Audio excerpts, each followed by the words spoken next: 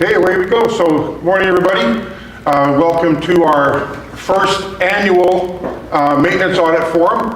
I'm Gib Perkin, I'm the Certification Program Manager here at Made Safe. Before we get started, the first thing I'd like to do is I would like to acknowledge that we are gathered here on Treaty 1 territory, traditional lands of the Anishinaabe, Cree, OJ Cree, Dakota, and Dene peoples, and the homeland of the Métis Nation. We respect the treaties that are made on these lands and recognize the enduring presence and contributions of the Indigenous people. We are grateful to be able to live, work, and gather here today. The first thing we'll do is some housekeeping. So we have emergency exits right over here behind the exit, right behind that door there. We can go out. There's another emergency exit on this side and the front door where you came in. So we can. All that. So the muster points, we have the main muster point over here at the south end of the parking lot, and we have a secondary muster point over by the garbage bins where the Made Safe vehicles are parked over there. So, thank you for being here, and of course the work that you all do as maintenance auditors for your companies. The work that you produce, it doesn't just check a box. What it does is it sets a standard for the certification program and strengthens the safety management systems of all your companies. So the reason that we're gathered here today in today's forum is about improving the quality and the consistency of the maintenance audits that you provide to us once your company has been certified. So the theme today will be first pass quality. How do we set you guys up to succeed when you are, I can see a lot of us here that have done the maintenance audits.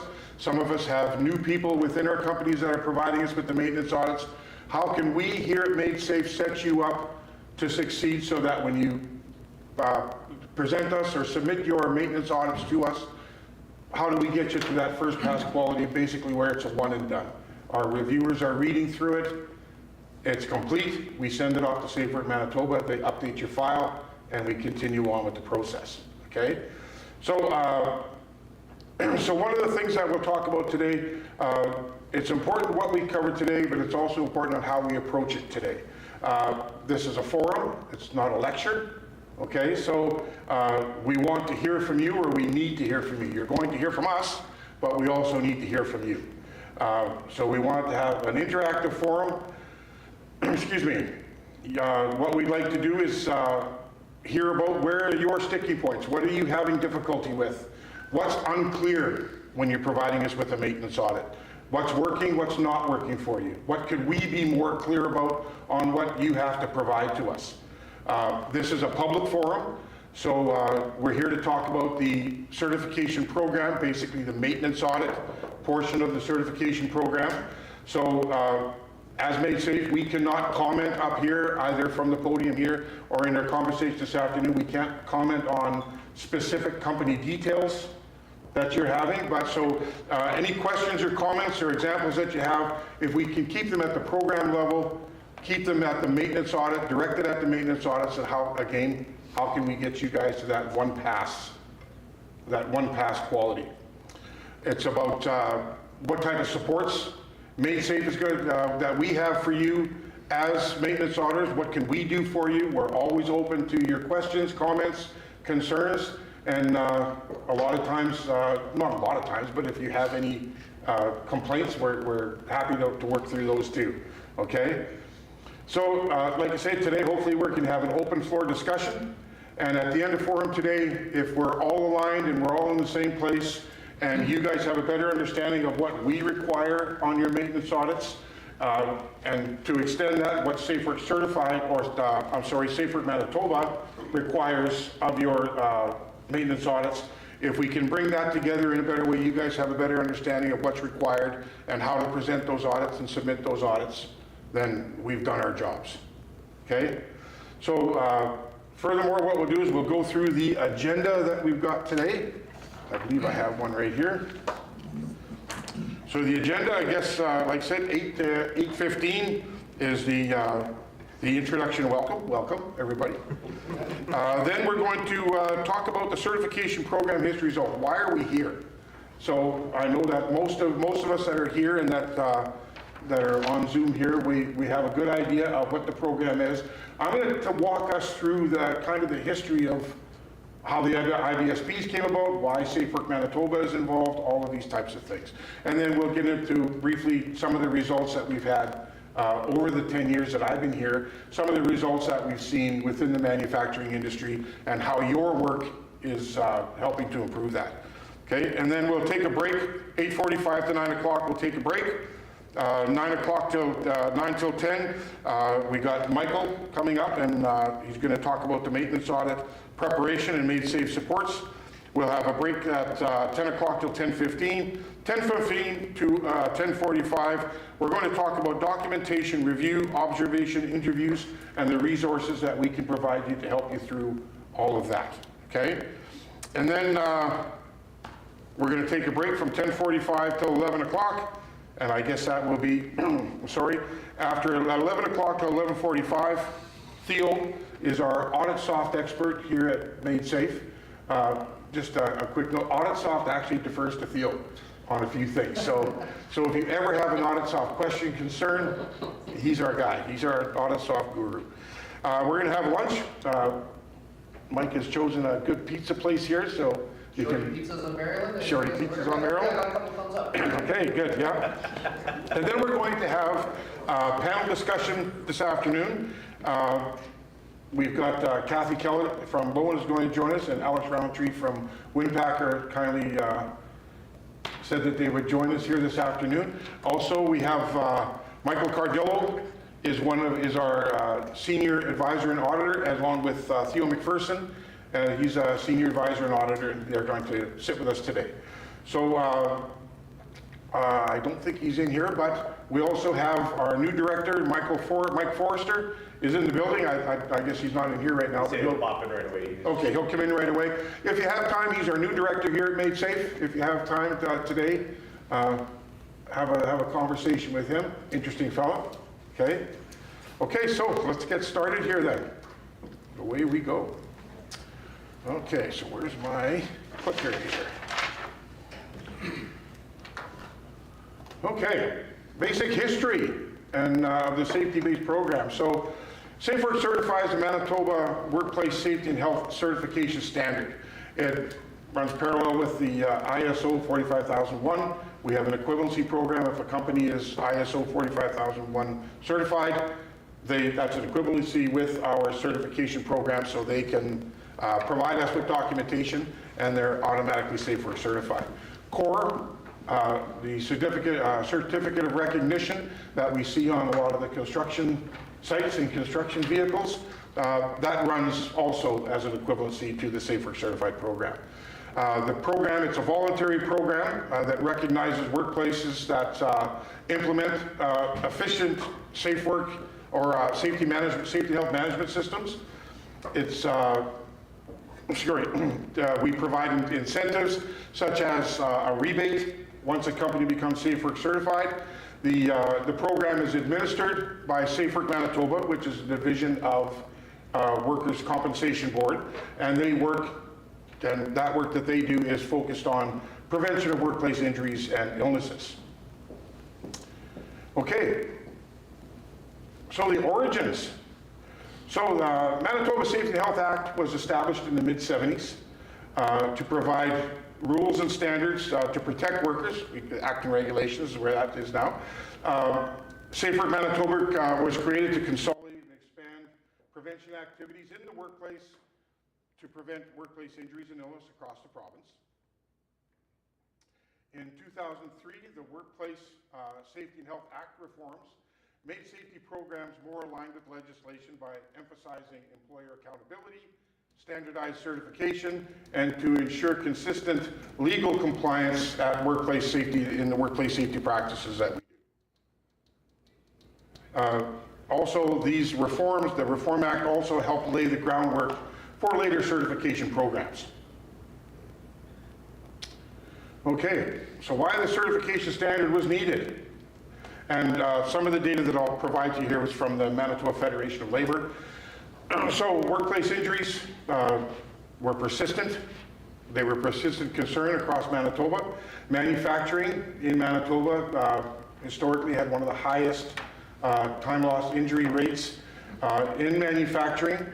1 in 6 was, if there was a lost time injury rate in Manitoba, 1 in 6 was from manufacturing. In recent years, that's been kind of, the statistics have kind of changed now, the stats have kind of changed. Manufacturing was usually at the top now, unfortunately healthcare has taken over that. So again, so healthcare is in there now at the highest, hopefully that we can change those. The common injuries that we're seeing, cuts, crushes, burns, repetitive strain, machine entanglement, and with all of you in the room, I'm sure that we could go around and we have a laundry list of things that we're dealing with, okay?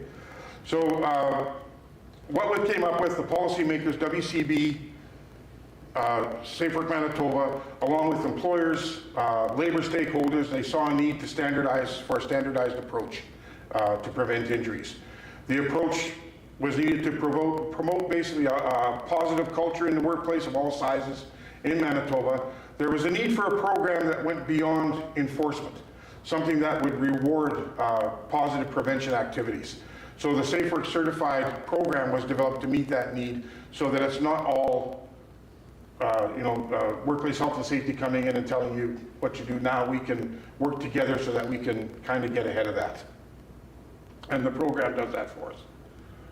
Okay, so then we have the industry-based safety programs was created.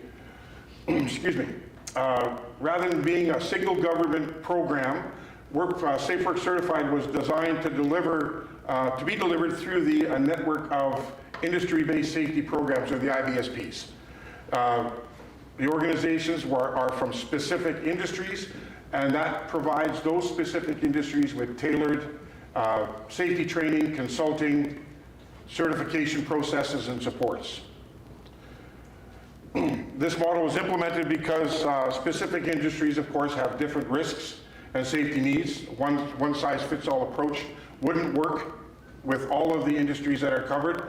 For instance, we've got construction versus healthcare versus manufacturing. Each and every one of those industries has different needs as far as what's involved, okay? So when industry groups themselves, when they lead these initiatives, training, certification are more aligned with the operational challenges that each of these industries face. So when they're formalizing the network, Safe Work Manitoba worked with advisory groups of employers, labor representatives and safety associations, and they designed the certification program. That group helped shape the standards and procedures that are now outlined in the former policy, Safe Work Certified Standards and Procedures. That's available online. If anybody ever wants to read that, there's the responsibilities of all parties. The IBSPs, Safe Work Manitoba, your responsibilities are in there too as the companies that are represented within the certification program. So each IBSP applies to Safe Work Manitoba to become a certifying partner, which means that the IBSPs can administer the Safe Work Certified program with the companies or with the employers within their respective industries. That is, we monitor compliance with the program and provide industry-specific supports, basically training, advisory and consultation, and the certification support when the company decides to get certified. So the IBSPs, of course, manufacturing is represented by Made Safe. We have sales, services, and retail represented by the Sales and Services Safety Association, lovingly known as S2SA. Construction has 2 IBSPs within Manitoba. We have the Manitoba Heavy Construction Association, which has this Work Safely program. The Construction Safety Association Manitoba, CSAM, is represented. We have healthcare is represented by the Manitoba Association of Safety and Health, referred to as MASH. And trucking is represented by RPM with their trucking industry safety. Okay.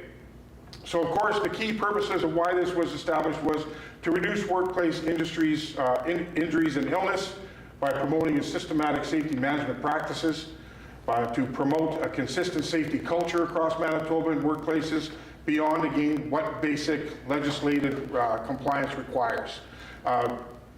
One of the things that with the Safe Work Certified program, if you're compliant with the legislation, does not necessarily mean that you're compliant with the Safe Work Certification program. Vice versa, if you're compliant with the Safe Work Certification program, you're not necessarily compliant with all legislation. They kind of work together to try to cover everything. The key purpose, again, they provide incentives such as rebates, who demonstrate a strong safety management systems. We have the rebate process there. They also leverage industry expertise. Every industry has their own experts within safety that can provide specific programs, making safety training and certification more relevant and effective than a one-size-fits-all process. Again, with each industry has their own risks and own hazards that they deal with. So the Safe Work Certified standards and the IBSP model fit into a larger provincial prevention strategy. An example of that is the Manitoba 5-year prevention plan, which emphasizes collaboration across employers, workers, government, and safety partners. They provide expanded access to safety resources. They also provide enhanced training standards and resources to build pervasive safety culture within our workplaces, meaning that safety is basically built into everything that we do. Okay, so how the certification program works. So Safe Work Manitoba sets the overall certification standards and the quality assurance framework.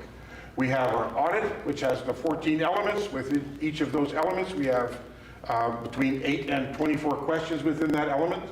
There's the evaluation criteria and the scoring standards that have been established by Safe Work Manitoba. The IBSP, or the certifying partners, deliver the industry-specific certified programs and support employers through the process. The company completes the required courses that we have. We have the Principles of Safety and Health Leadership. That course, one of your senior leaders, decision maker that is making the decisions or responsible for the safety and health, must attend that training on behalf of the company. We also have the Principles of Workplace Safety and Health Management System, or Safety and Health Management. That must be attended by anyone that is part of the development, the maintenance, or basically running your safety management systems within your company.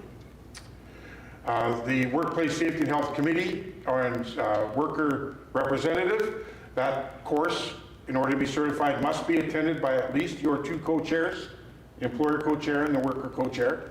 And if you're a smaller company, under 20, worker representative that you have within your company. The maintenance auditor course, where you would achieve your maintenance auditor number, would have to be conducted. Also, what we tell people with companies when they come in and they're getting Safe Work certified, that they complete those first 3 courses that I talked about, and then once they're certified, once we reach that 6-month window, that's when we'll notify you that your opportunity to submit your audit is there, and then we'll train an auditor that you decide, whoever's going to be making your submission with your maintenance audit. And those are basically the people that we want to address today and get them so that we're setting them up for success. It's a big job, and we want to make sure that they have everything that they need. I really enjoy doing this work, but one of the, even if you enjoy something, there's something that you enjoy the least. The part that I enjoy the least is when I do a quality assurance review and I have to send a report back to somebody that I know that's put a lot of work into this, and it's an extensive revisions. So what the purpose of today is to see about getting ahead of those revisions, okay? So the employer undergoes an audit that demonstrates that their safety and that their safety management system has been, number one, it's been developed, number two, it's been implemented, and number three, it's actually functioning. So the functioning portion is the completed documentation that you provide us. It's signed, it's completed by whichever, you know, if we're doing inspections, it's been signed by the inspector, it's been signed by supervisors. We're looking at the meetings are being conducted, all these kind of things, okay? So the audit verifies again that it's implemented, it's implemented, it's developed, and it's functioning. Okay, there we go. So why the certification program was created? It was created to reduce injuries and illness in the workplace, to strengthen prevention practices across the represented industries, and of course to leverage the industry-specific expertise and to build a broad participation throughout the whole province. We have a lot of companies still within the manufacturing industry that they're levied companies, they're paying the 5% levy that's required to access our resources, and they don't know that they're paying that. We're developing some an outreach that we can let these companies know that they're paying the 5%, so if the training resources that we have, things like that, they can tap into those resources. Okay, some of the facts about the manufacturing sector. Developing a positive safety culture in Manitoba, it's working and it's transforming the manufacturing industry. Injury rates, since the program started, injury rates in manufacturing have dropped from 50 to 70% because of a lot of the work that you're doing by being involved in this in the certification program. You're covering all the bases now, and it's been shown now over the 10 years that these things are actually going down. Programs like Safe Work Certified and Made Safe have helped companies cut lost time injuries by 70%, improving training and unlocking those rebates that are up to 15%, okay? So safety is now celebrated and backed by province-wide community manufacturers that are aiming for zero harm.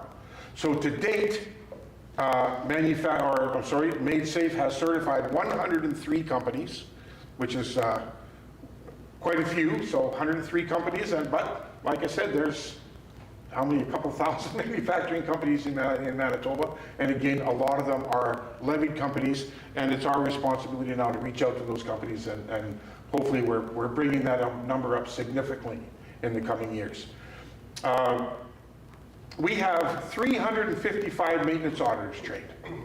So out of all you folks that have auditors numbers, there's 355 of you. So hopefully that after today that you all see some value in what we're doing here today, and we can, in the coming forums, we can fill this room and get all of our maintenance auditors involved. How many of those maintenance auditors are still active with their company? We don't have that statistic. But, and in 2025, the rebates paid out to manufacturing was north of $800,000. So it's a significant amount of money. So this brings us to your involvement. What is a maintenance audit? So maintenance audit is an internal audit. It's a verification audit that occurs after the company has become Safe Work Certified.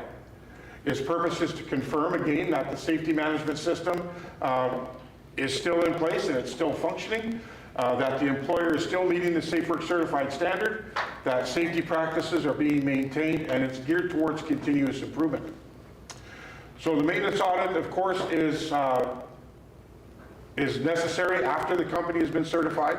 The company would go through their certification audit. That provides you with your date of your audit. That's basically your birthday. That doesn't change. After the first year, you would provide us with a maintenance audit. After you provide us with the maintenance audit, it goes through our quality assurance review. Then we provide it to Safe Work Manitoba. They update the file and the company receives their rebate. Same thing with the second year. Same process again. You provide us with the maintenance audit. Once it goes through all the process, then you get your 15% rebate. On the third year, that's when the process starts over again, where one of our auditors will come into the company and will conduct a recertification audit, and it basically starts the process all over again. So the basic process of the maintenance audits checks the same core components as the certification or the recertification audit. Again, there's the 14 elements, there's the documentation, observations, and review, and the auditor will verify through documentation that the policies and procedures are still in place, records are being kept, training, inspections, investigation, committee and management meetings are happening, and workers understand the system. Basically, it's about, when we're looking at the maintenance audit, it's about the practice of keeping the system going, keeping the system able to be verified. So basically, is your system functioning? So we're going to talk today about some of the things that are going to show us when one of our reviewers goes through the maintenance audit, what specifically shows us that it's functioning. Michael and Theo are going to go through a bunch of that today, and we'll be able to answer some questions with the panel today. So the maintenance audits, they ensure that the system doesn't decay over time, management stays accountable, and the workers stay informed.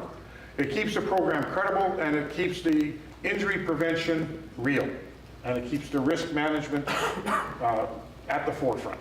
Okay, so in plain language, the maintenance audit asks one question: are you still doing what you say you're going to do to keep your people safe? And that's basically what the certification audit shows that here's what the company's going to do to keep the people safe, here's what they are doing. The maintenance audit will verify that as we go. Okay, one pass, or first pass quality. This is basically what we're really trying to achieve here today, is helping you and your maintenance auditors get that first pass quality. How many of you enjoyed getting that email from me saying that you've got revisions to do? I love it. You love it? I know, Shauna too, yeah. Well, like I said, that's you know, even if you like the work you do, there's something that you like the least, and that's the toughest part that I find, is that if I'm going through an audit and I'm seeing that the revisions that I'm asking the auditor to do, and I'm thinking to myself, we, as Made Safe, we could have got ahead of this. We could have set this person up better to provide us with the audit. And that's what we're working to achieve now.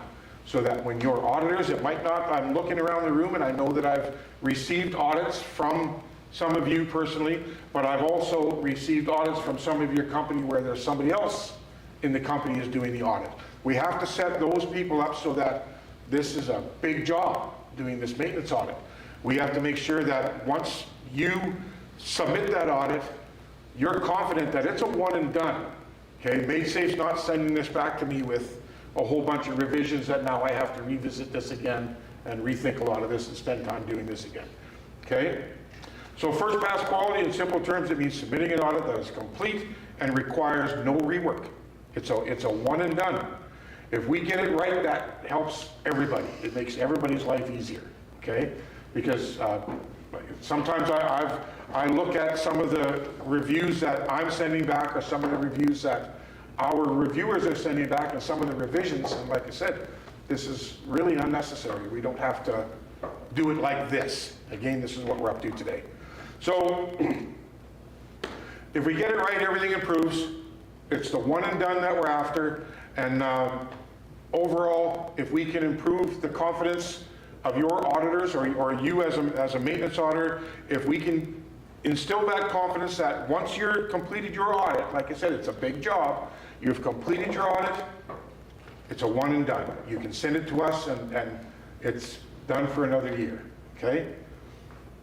Okay, so what that means, what does first pass quality means? It means that interviews, observations, documentation, everything aligns. Okay? It means that the evidence that you're providing us is clear and specific. It means that scoring is consistent and justifiable. Okay? So, in a simple way to look at this, if somebody else was to pick up your audit, and we do, we don't just look at the audit to see that everything is there and that it's complete. We read every word. Our auditors are trained that that's part of our process, is that when we go through your audit, we read every word. And every once in a while, you might get us to send it back. There's some spelling that you might not want to send to your executive branch. And if we try to make sure that we're not English teachers or anything, but if we see that it's confusing, we'll try to make a note of it, that you might want to tidy some of your sentence structure, things like that, just to make it clear, okay? So again, if somebody picks up your audit, they should be able to come and arrive at the same place in that audit as you did. They look at the score, it's 100%. They look at the comment supports the score, okay? So some of the common issues that we see. A big one that we see is in the documentation part of it, the documentation section. We know that you know your systems. Some of our maintenance auditors, what they do is they provide us with a detailed explanation of exactly what this document does. And we look at it and say, yeah, that's exactly what that document does. But they don't provide us with the title and the date of the document. Our reviewers, that's something that as a reviewer, that's one of the first things I look at. As an auditor, that's one of the first things I look at. If I'm auditing a company, the first thing I look at when they provide me the document, my eye first thing goes to the date. Is it current? Okay. We'll talk about when documents are considered to be current and when they're not. We'll talk about that later on. Okay. So again, we get great explanations of what the document does, and there's no title, there's no date that we can verify. That basically what we're doing with the data is we're verifying that that document is within a 3-year period. Okay, that's part of the legislation, and it's also part of the program that we're the Safe Work Certified program. Those documents all have to be within a 3-year period. Okay, so they have to be within a 3-year period to get a positive score.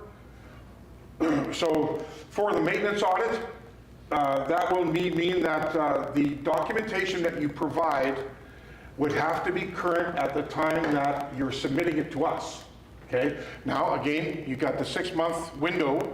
You may be providing us with the document within that 6-month window that you provided it to us in June, but if you look at the document, it's going to be, or not, you've entered that document into your audit in June. You may not be providing us that document until 3 or 4 months later, once it's all done, but when we read it, it has to be current at that time. Okay, so be cognizant of that this document is not going to be valid by the time we submit our audit. So these are the kind of things that we're seeing. Okay, or we get vague or incomplete comments. An example of that is with observations saying that that the observer viewed a worker following a safe work procedure. You know, auditor observed the worker following a safe work procedure. Everything was being followed correctly. That's very vague. Okay. With our auditors, what we ask our auditors to do, and what we ask your auditors to do, is pick a safe work procedure, observe that safe work procedure on your floor. Tell us which safe work procedure that you viewed. Okay? Title, date, and it's all there. Okay? So exactly what did you see? What safe work procedure did you observe? Title and date. Another issue that we see is a disconnect between the sections. The documentation says one thing and the interviews and the observations say another. Or sometimes they even contradict each other. We may see in your documentation that you've given yourself a 0 because your harassment and violence policy is outdated. And then the observation says that you observed a current document on your safety bulletin board. These are things that contradict each other. That has to go back and it has to be clarified. Okay? So it's just these little things that can catch us. Now it doesn't, for us it's a little bit different. Ours is in a very short time frame that we do these documentation review and observations. With the 6-month window that you have, you may do your documentation review and then a month later you're doing your observations. So all of these kind of things that we have to make sure that they connect. Or where we have, another place where we have difficulties or what might have to come back to the maintenance auditor is where the score doesn't clearly match the evidence that's provided. So that happens a lot in the interview section, where it says the auditor has given the score as 100% and then said, The question might be, what is your role in emergency response?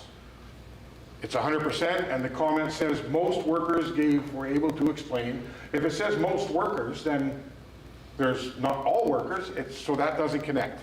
Or it might say all workers were able to give a detailed explanation of what they do. They go to the muster point, they wait for the all clear, and it's it's 85 or something on the, but it says that all workers, so they have to connect.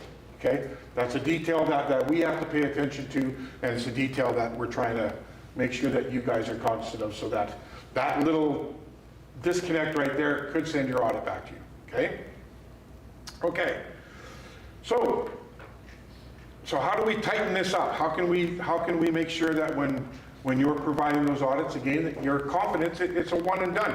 I'm going to send this to Make Safe, and I'm not going to. I can move on to all the other things that I need to deal with. So the first thing is we want our auditors to be evidence-driven. Stick to what you saw, what you heard, and what you can verify. Okay. Second is connect the dots. Your documentation, interviews, and observation should all tell the same story. If they don't, that's a red flag at our end, and then we would have to send that back to the maintenance auditor for clarification. Be specific. The details matter. Now, like I said, we have a lot of companies or a lot of auditors that give us really good explanations of what they saw, what they, in their documentation especially, what they saw, what this document means, but we don't get that final piece of information that verifies that. We should be able to go to your company, and if you provide us with a document, I should be able to say, could I see the safe work procedure for the table saw SWC-1 dated January 1st, 2025. That's what I should be able to do as an auditor. Okay. So when you're looking at your comments, can a third party that's looking at this audit, can they do that? Can they come and ask for a specific document? Not the document that does all this stuff. I want that document. Okay. Now a lot of times that what we see too is, and what you'll see on our audits, we have a lot of bullet points on the evaluation criteria. So if you're providing us with a document that covers all of those bullet points, if you tell us that here's the title of the document, here's the date of the document meets the evaluation criteria, that means that you're telling us to look back at the evaluation criteria, and your document that you've identified covers all of those bullet points. Okay? So you can make it kind of easier on yourself that way. We don't dig any further than that because the information is there that we need if we want to see that document. Okay? So again, think like a reviewer. Ask yourself, if somebody else was to look at this, is my scoring and my comments and everything supported in a way that they would arrive at the same end that I did? Use the tools that are provided for you. Maintenance auditors have a lot of tools that as reviewers we see, well, they're not understanding the spirit of the question, or they did not read the evaluation criteria, or they haven't looked at the SOP that we've provided to all of our maintenance auditors that we train. They're provided with an SOP. Okay? So the tools that are provided to you, if we use them as they're intended, we have the question that's asked within the audit. We have the evaluation criteria that is associated with that question on what we're looking for within that question. We also have the SOP that we provided, and a lot of you are familiar with that SOP. On the red text on the SOP, that is the way that you can structure your comment, basically. We use that to train our auditors and to train our auditors and our reviewers that is what we're looking for, okay? If there's a date in that red text, there's a date required in your comment. So that's where we can see, well, they're not using the SOP because they've gone through their whole documentation section and explained everything really clearly and with a lot of detail, but they didn't provide us with any dates. They didn't provide us with any documentation identification, okay? So consistency in your audit is actually more important than individual style. All of us have a different style of writing. All of us have a different style of presenting, and that's okay. But the consistency, what we mean by that is staying within the parameters of the program, making sure that we're answering the question to the spirit of the question, what the question's intent is, and what the evaluation criteria is, okay?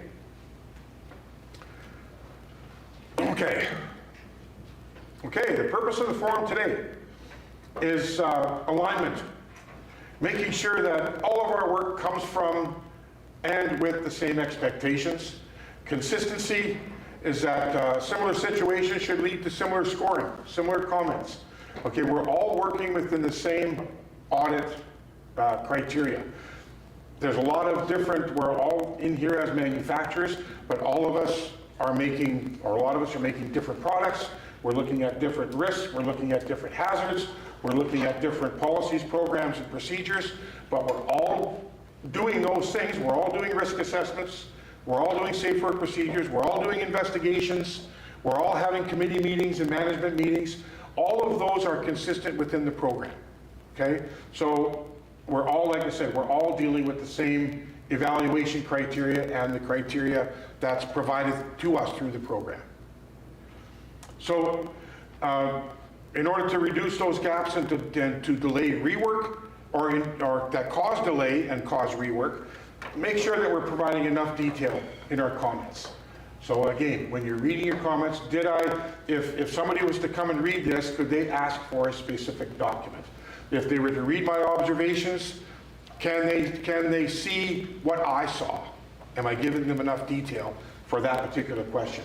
If I'm doing the interviews, am I providing them with enough interviews or enough information within that comment that they can take the 25 interviews that I did with all of our workers? We ask them all the same questions.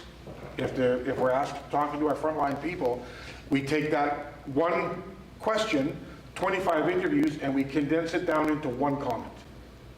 Now that one comment should provide the reviewer or your executive, or when they're reading the executive summary, they should be able to look at that and say, okay, yeah, this is what they said.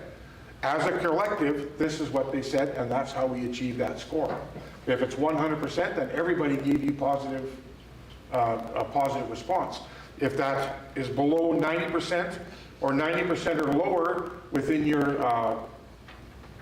interviews, then that requires a corrective action. Anything that requires a corrective action when you open up the AuditSoft process or the AuditSoft app, if that corrective action window lights up, it lights up red when a corrective action is required, or a corrective action is required. It'll give you a green check if you put a period in there. So we've actually had auditors that send that to us. Well, there's no corrective action for that, or no corrective action required is something else that has to come back. If the AuditSoft tool says that it needs a corrective action, that's set up to align with the program, and that will come back, and we'll tell you that a corrective action is required. Okay. So today, like I said, this is a chance for us to talk about all this. It's a chance for us to you'll hear from Theo and Michael. We'll go through more of the process, and everybody in this room I know is basically familiar with that process. But we'll go through that process. Basically, the reason that we'll do that is jog everybody's memory and say, yeah, that's the part I want to ask about. So we're hoping that everybody, all of us basically know each other here today. So everybody's comfortable enough to ask questions when we have our discussion this afternoon, that it's a good discussion, and that at the end of the day today, everybody understands what that first pass quality is. Okay, and I think I'm done. Okay. Break time. Break time. So we'll take 15 minutes and, okay, and then we'll get going. Just after 9, folks, we'll get started again. Just after 9 we'll get started. Did I go over? Yes, I did. That's okay, you're good. You can do whatever you need to.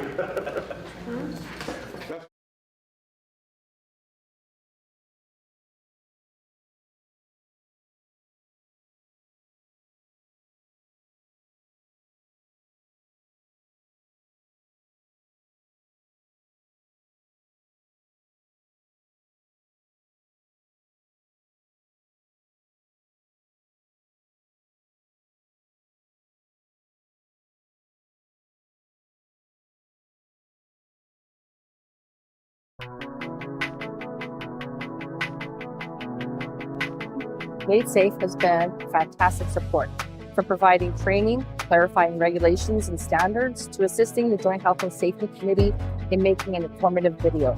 They're always available for support and have a wealth of knowledge. We sometimes ask for things we struggle with that we don't really expect MadeSafe to know the answer to, but we're hoping that they have an idea of directing us on how to get the answer. They always have that direction and usually know the answers.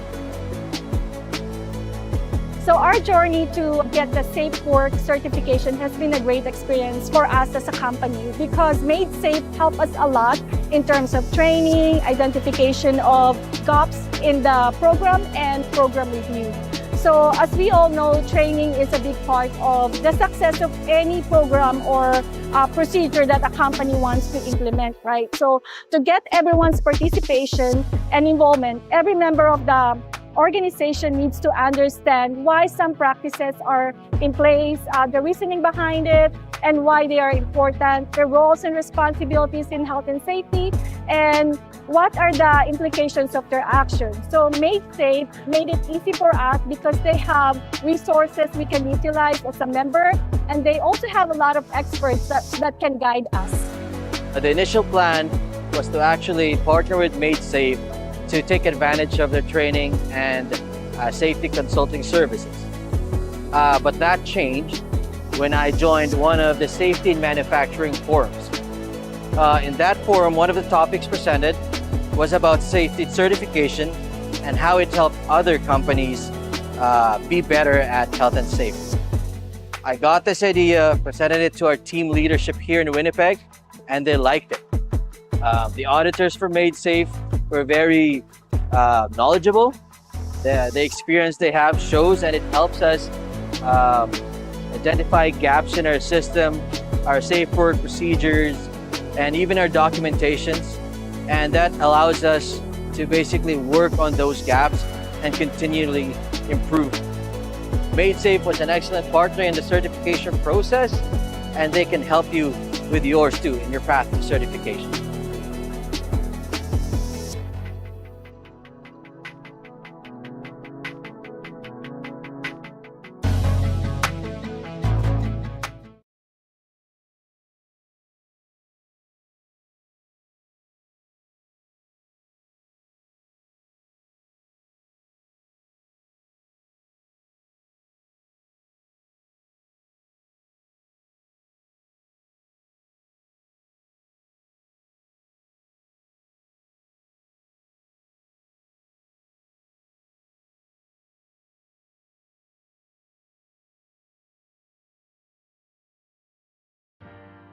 Welcome to Advanced Signs and Warnings. Our company has been part of the Winnipeg community for over 50 years, and we're proud to be a Canadian manufacturer. Over time, we've grown into Manitoba's leading specialist of awnings, canopies, CSA certified electrical signs like storefront signage, and recently we opened up a new branch called Winnipeg Shutters. We serve both residential and commercial clients, from small local shops to large national brands. Hi, my name is Marcos, and I'm the General Manager here at Advanced Signs and Warnings. Here at Advanced, we have a team of dedicated people who love taking on challenging projects and bringing our clients' ideas to life. And because our team means everything to us, we make safety our top priority, so everyone goes home safe at the end of the day. Hi, I'm Terry, the President of Advance. As our company expands, keeping our employees safe has become our top priority. Working towards safety certification is our way of building a healthier and more productive workplace, while creating a stronger and safer future for everyone on our team. My name is George. I'm the safety coordinator for Advanced Tentanani. The challenge in our certification journey was figuring out which programs and training we required to comply with the standard set by Safe Work. MadeSafe guided us with professionalism, pointing us to the right courses and resources, and they were always there when we had questions. The final audit highlighted areas where we required improvement, and with their support, we strengthened our safety culture and built a better workplace for our team. I'm Jamie, the foreman at Advance, and I've been with the company for over 35 years. What I've seen is that safety has become part of our everyday routine. The team looks out for each other, and that made our jobs easier and safer. My name is Yuri, and I'm the safety rep at Advance. The biggest benefit of certification is that it helped our team keep safety in mind and stop incidents even before they happen. It also made our workspace safer, and everyone gets credit for that. Now we are all on the same page, we work safe, and we know our worker rights. When it comes to certification, don't feel overwhelmed. The beginning is always the hardest part. One thing that really helped us was keeping everything electronic. We set up a cloud database and an internal portal so our employees can search and find safety information anytime. Having it all in one place makes things much easier and keeps everyone on track. You're able to access things like WMIS, reports, incident investigations, and even do courses. This made it very easy when it came to working with the Made Safe on the audit, as it allowed us to upload what we've already had in our online database.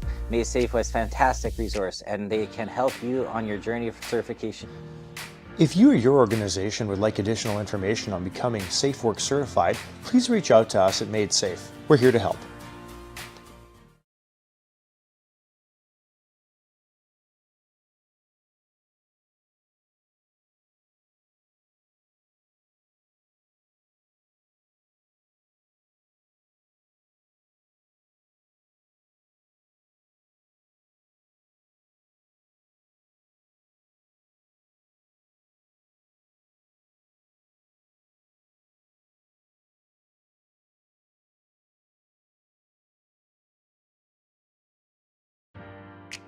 Curated Earth Movers was started in the year 2000 by Ken Rempel.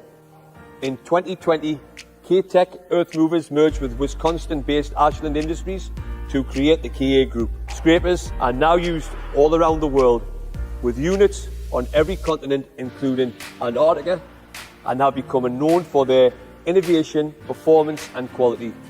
This has allowed the company to grow quickly over the last 25 years, employing 104 people at our facility in Rosenau. Hello, I am Anthony Wilson, the Director of Operations here at K-Tech, with 31 years experience in the manufacturing industry. I had the privilege of working at K-Tech for the past year. I am excited to be part of this incredible team as we continue our journey of excellence. At K-Tech, safety is not just priority, it is a core value. We are committed to improving our safety culture every single day. K-Tech's safety culture has undergone significant transformation. In the past, it has noticeable gaps, but the journey towards SafeWork certification has initiated by the vision and dedication of our safety professional, JP, recognising the importance of fostering a safer workplace. JP championed this direction, aligning it with the company's broader goal of setting industry standards. As a leader in scraper manufacturing, K-Tech aims not only to excel in its market, but also establish itself as a safety leader in the industry and the local community. This commitment to safety has since become a core value, guided continuous improvements, and fostered a culture where safety is prioritised at all levels. The journey to achieving SafeWork certification came with its share of hurdles, the most significant being the cultural shift within the organisation. Changing the mindset and gaining buy-in from employees was challenging and essential. Once the team embraced the importance of safety and its role in daily operations, everything else began to align naturally. Made Safe played a critical role in supporting our certification journey. They provided invaluable resources, including industry-specific training, courses, expert consultation, and ongoing assistance. Their guidance was instrumental in navigating the certification process, ensuring we had the tools and knowledge needed to build a sustainable safety program.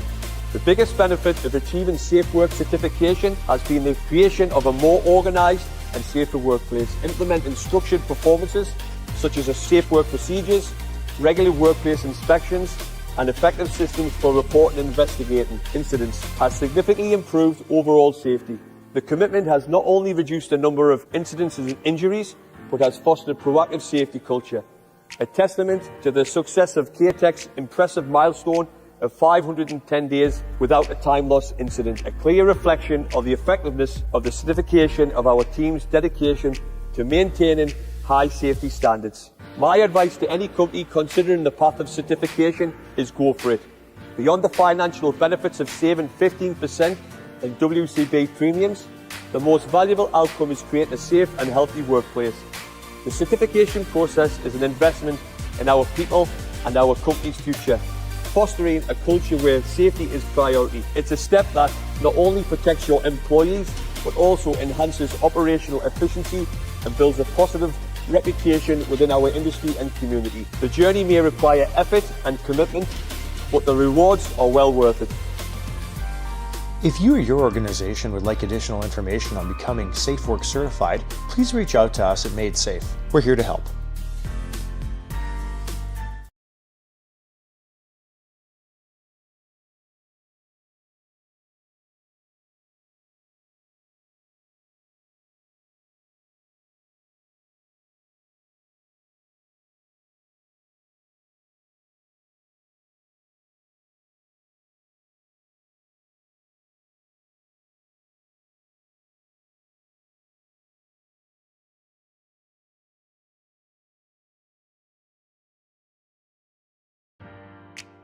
At Emergent, our mission is to protect and enhance life. Emergent provides solutions for complex and urgent public health threats through a portfolio of vaccines and therapeutics developed and manufactured for governments and consumers. Our Manitoba site here in Winnipeg is just over 170,000 square feet. It houses several labs, administrative areas, supply chain operations and production suites for the manufacture, aseptic filling, packaging and inspection of drug products. Emergent's mission to protect and enhance life extends to the safety of our employees, contractors and visitors. That's why in 2021, Emergent Winnipeg launched a new risk reduction program, putting hazard identification and corrective action fundamentals at the forefront of our environment, health and safety efforts. This program engages staff at all levels to drive continuous risk reduction. The results have been transformational toward building a strong safety culture, contributing to the achievement of SafeWorks certification 2024. In the last 5 years, the safety culture of Emergent has changed significantly. Today, safety is mentioned at every daily meeting, and supervisors are always reminding us that indeed, safety is first.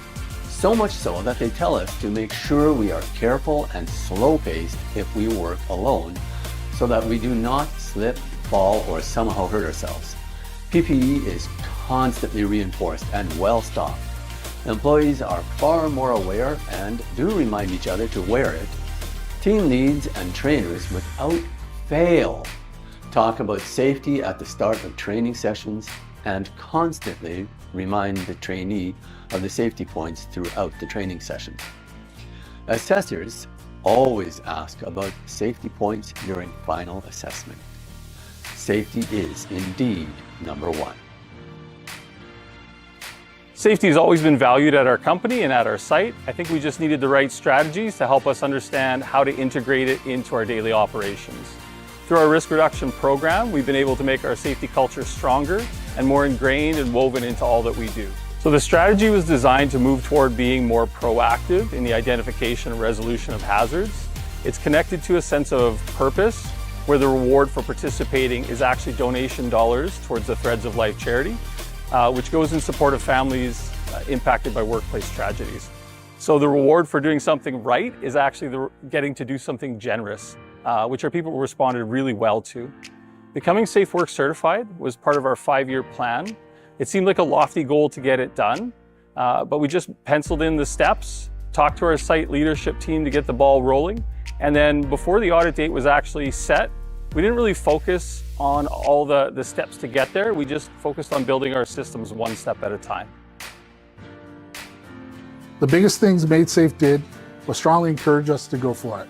We were on the fence and weren't sure our documentation was up to par. Our internal risk reduction program focused on culture and development. They offered us a current state analysis and after that time helped us feel confident that we would make a strong run towards certification. Best advice I can give you, don't wait for perfection to go for it. If you work on your culture, the rest will follow. Do what you say you're going to do, build trust, listen to your employees, and be non-judgmental. If you or your organization would like additional information on becoming SafeWork certified, please reach out to us at Made Safe. We're here to help.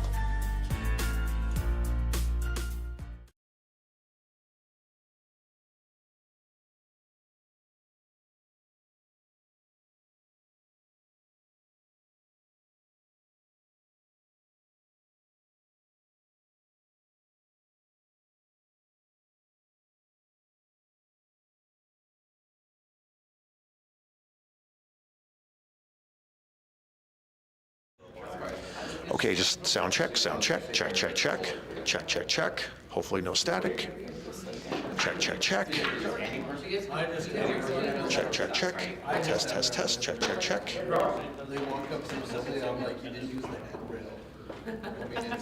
Check, check, check. Test, test, test. Check, check, test, test. Chicken and chips, chicken and chips. I've never done it before. Test, test, test. Check, check, check. Check, check, check. Test, test, test. Check, check, check. Test, test, test. Check, check, check. Test, test, test. Check, check, check. Test, test, test.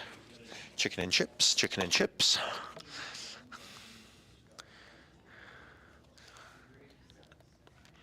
Testing 1, 2. Testing 1, 2. Check, check, check. Test, test, test. Check, check, check. Test, test, test. Check, check. Test, test.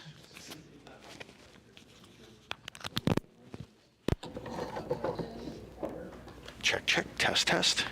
Check, check. Test, test. Check, check. Test, test. Check, check, test, test.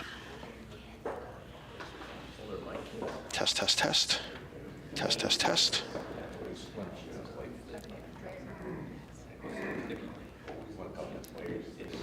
Test, test, test. Test, test, test. Test, test, test.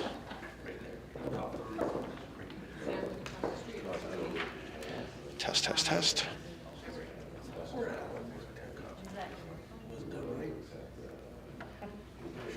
Test, test, test. Hopefully better.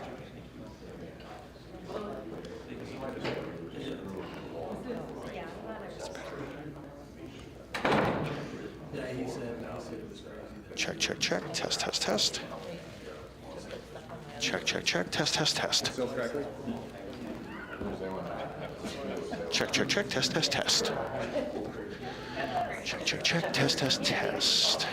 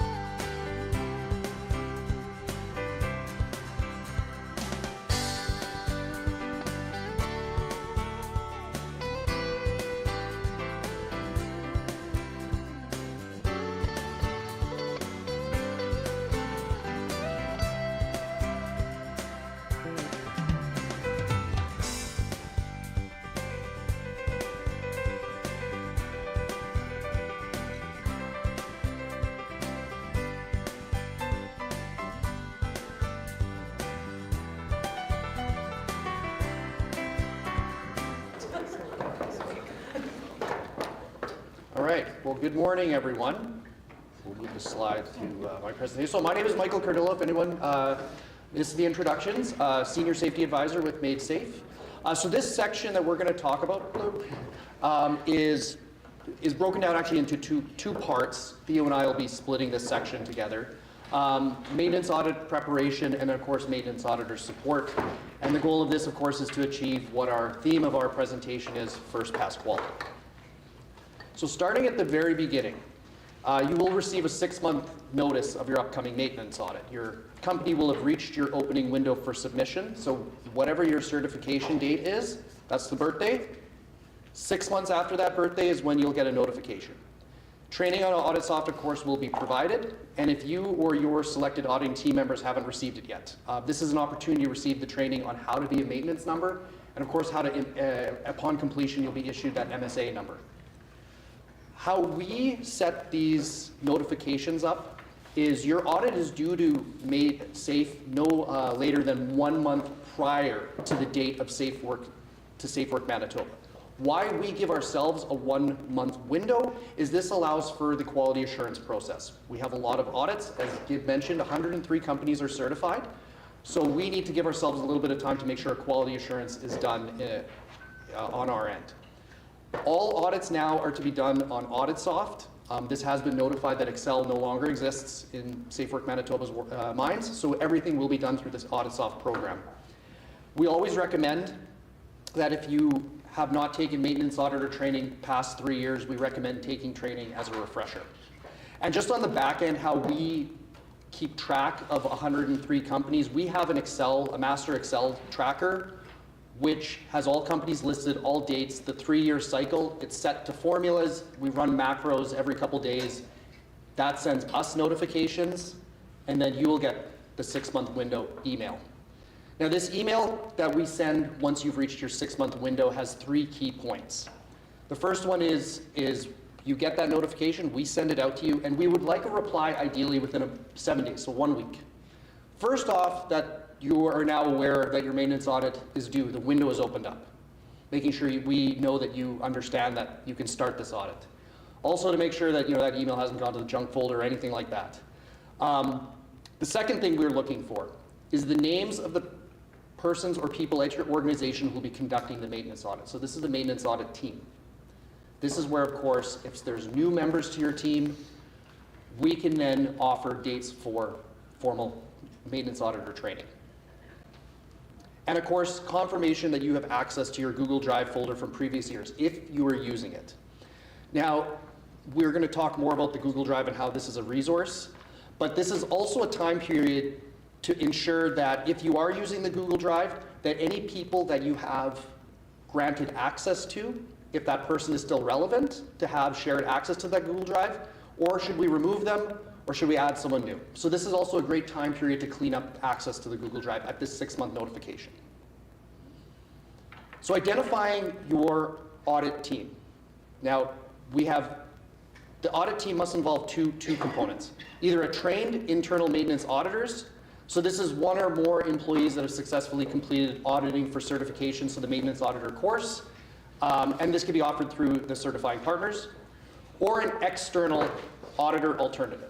Now, if the organization doesn't have someone trained, an internal staff member, and the company is unable to have someone appropriate to take the training, you must engage in advance with an external SafeWorks certified auditor to arrange to conduct the maintenance audit on the company's behalf. So you do have the option under circumstances to reach out to somebody that might be doing this as a side business or has a consulting business. They have an MSA number to do an external audit.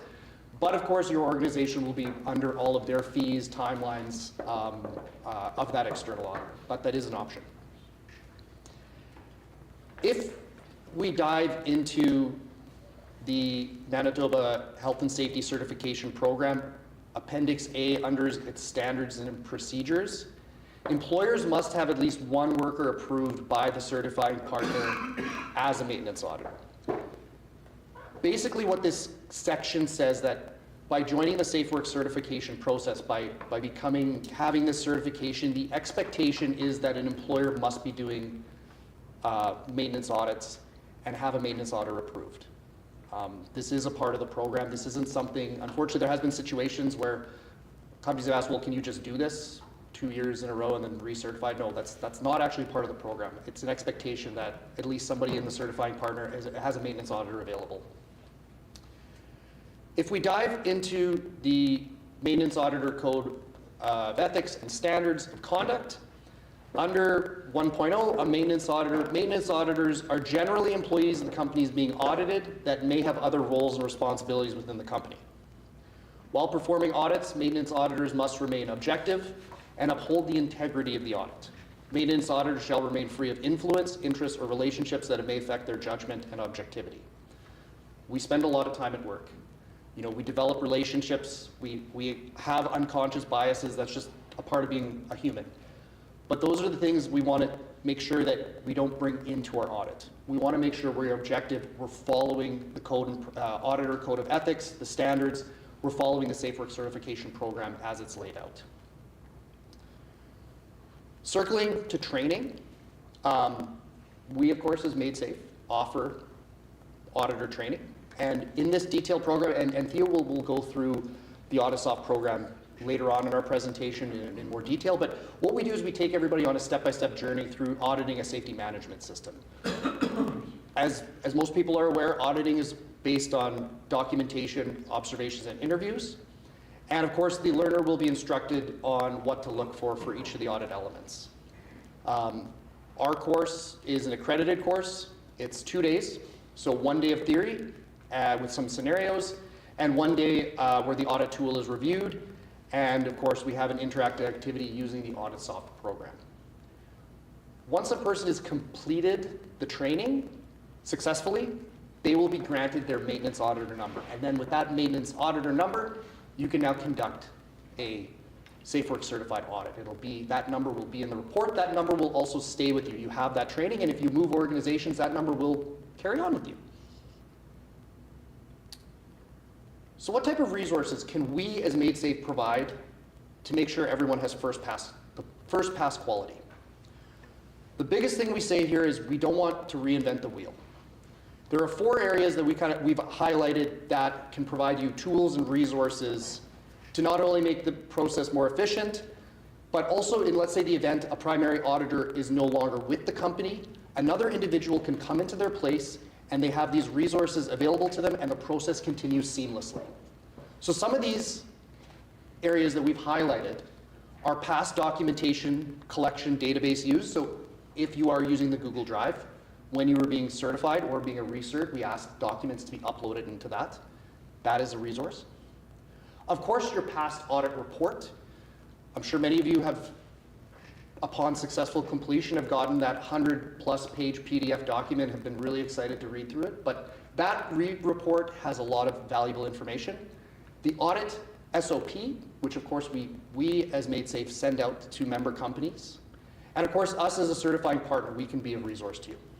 So I'll dive into each one of those in a little bit more detail. Starting with the Google Drive, if your company is allowed to utilize it.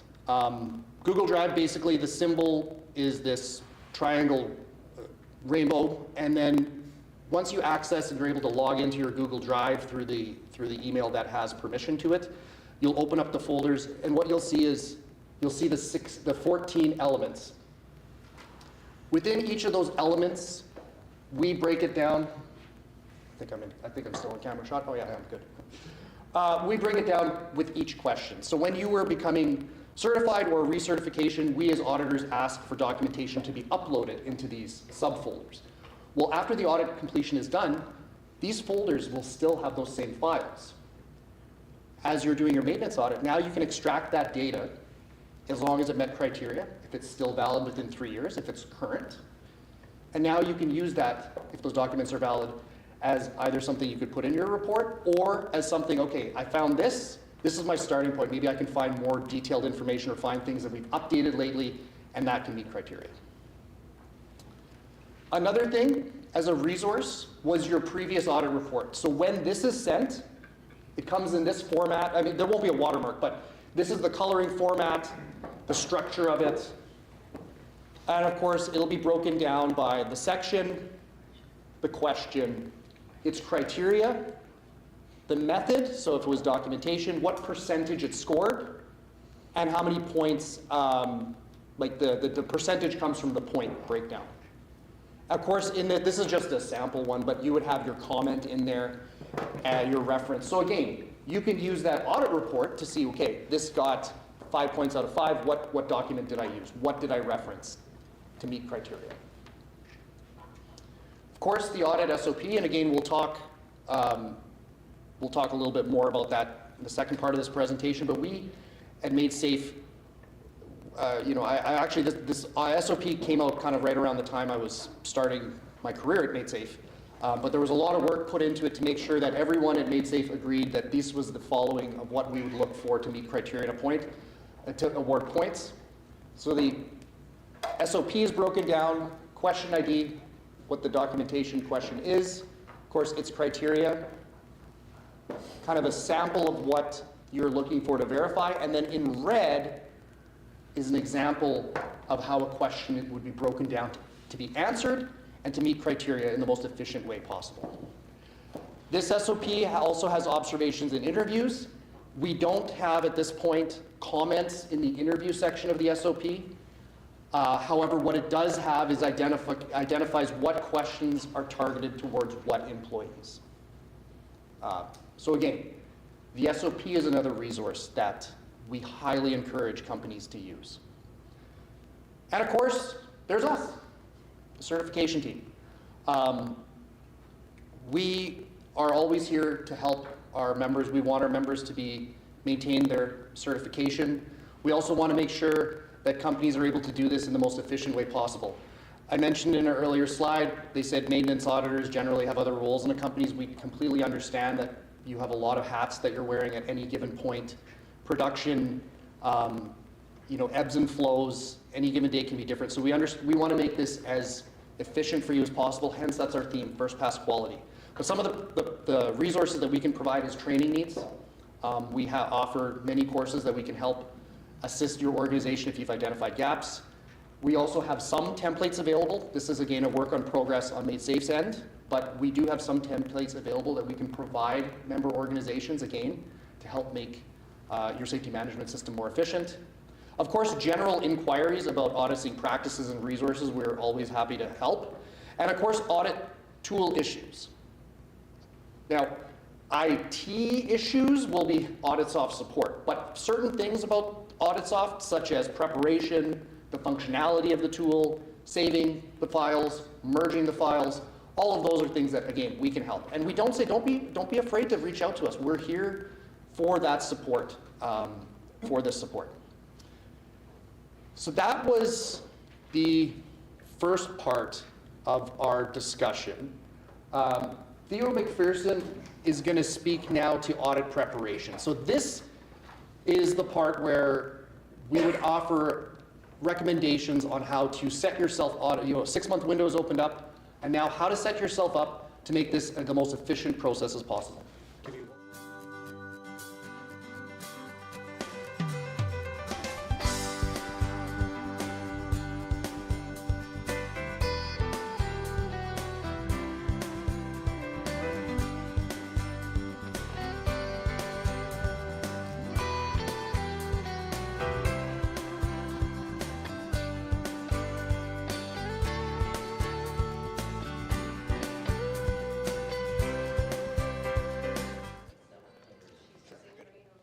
All right, hello everybody. I'm Theo McPherson, and I will be taking over for this part here.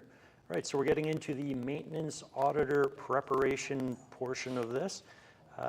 Some of the preparation that a maintenance auditor has to prepare for before actually conducting any on-site activities is, well, basically preparing for everything, starting with your opening pre-audit meeting. What are you going to discuss at this meeting with your employer or your senior employee that's going to be attending that? First off, we have to prepare again for what you're going to cover in that meeting, which includes the interview schedule for interviews of that audit process. The audit plan, which will outline everything you're going to be doing, on what day, at what time, who needs to be involved, and for what reason. And as well, observations, interviews, the documentation, which is not only locating all of that documentation, but also reviewing that documentation, scoring based on your findings of that documentation, and of course ensuring the proper structure of your comments in relation to your findings. With all that, we also want to include the closeout meeting preparation at the opening meeting. Everyone at this meeting needs to understand when that is approximately going to occur and what that will entail. So for the opening pre-audit meeting preparation, first off, you're of course going to need to arrange when is it going to occur. Any audit activities cannot be conducted until the opening meeting has occurred. Once you have that, then you start your activities. This is the natural way in which this is supposed to occur. The location of the meeting to be held, you want to arrange that to make sure you don't, multiple location type of business. You have everyone waiting for you in building A, meanwhile you're 5 minutes down the road at building B. You want to make sure everybody's in sync with where it's actually going to occur. The names and their titles. We want first name, last name, and their specific title of employment. This is actually something that will go in the designated section of your audit report under opening meeting. You have to identify everyone who was there and what their position and title was. That way the quality assurance reviewer, when they take a look, they can see and confirm everyone who must have been there was actually there. Some people who I am referring to, one, your employer representative. This can be a representative of the employer, such as a senior leader or a management member. The worker representative or worker co-chair, depending on what size of company you are. If you are 20 or more, we're looking at the worker co-chair of your Workplace Safety and Health Committee that's been established. If it's 19 or less, we're looking for a worker representative. That's usually the names of that person. If your worker is unavailable for the time of your opening meeting, this does not mean you have to reschedule the meeting. It's simply finding a appropriate designate for that person will also work. So the best candidate, I would say, would be another worker member of your Workplace Safety and Health Committee, someone else who can take that person's place in their absence. And finally, yourself, the maintenance auditor, maintenance audit team, that would be good as well. So whoever's going to be conducting audit activities, they should be at the meeting just to ensure they're actually in sync with what's going to be going on for the next few days.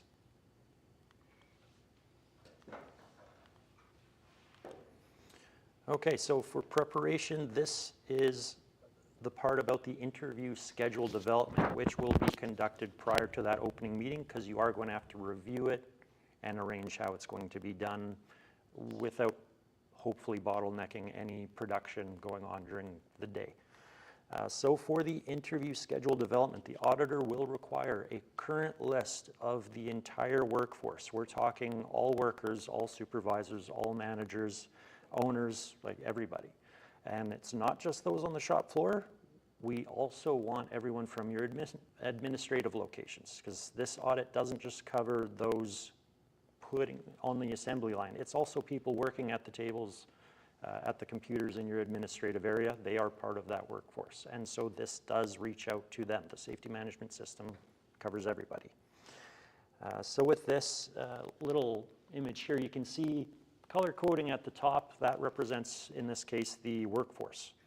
On the bottom of that, on the left, you'll see a representative sample. This is an idea of what we're actually looking for, bless you. So with this one, you can see every color has been represented in there. That represents every department or maybe building.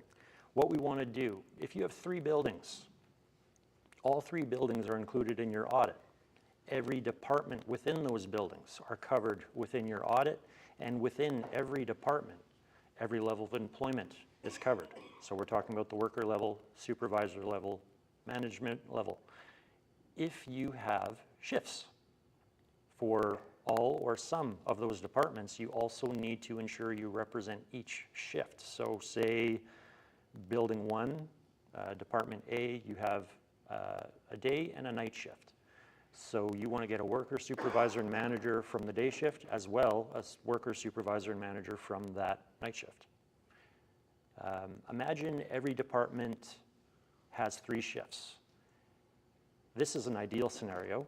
Those 3 shifts rotate. So whoever's on days, 2 weeks later is on evenings, 2 weeks later is on nights, and they rotate through every shift. Well, guess what? Now you only have to interview 1 shift because technically you're covering all of them. That's ideal situation. Not always the case though. I find myself usually doing interviews that could last a 12-hour day because I want to get everyone before 5 a.m. of night shift before they go home. During the day, get a lot of the giant departments, say production lines and such, and then at the tail end of the day, try to get some people who are just coming on shift for the end. That way you can get a lot and then maybe get the remainder on the next day. So interviews, depending on how your workforce is set up with shifts and locations and departments, it may take a decent amount of time and you want to prepare for that ahead of time. Okay, so another note about this, this list can likely be obtained through your payroll department, your financial department, or maybe through human resources if you're wondering where to get the most current and polished version of your entire workforce list. That's your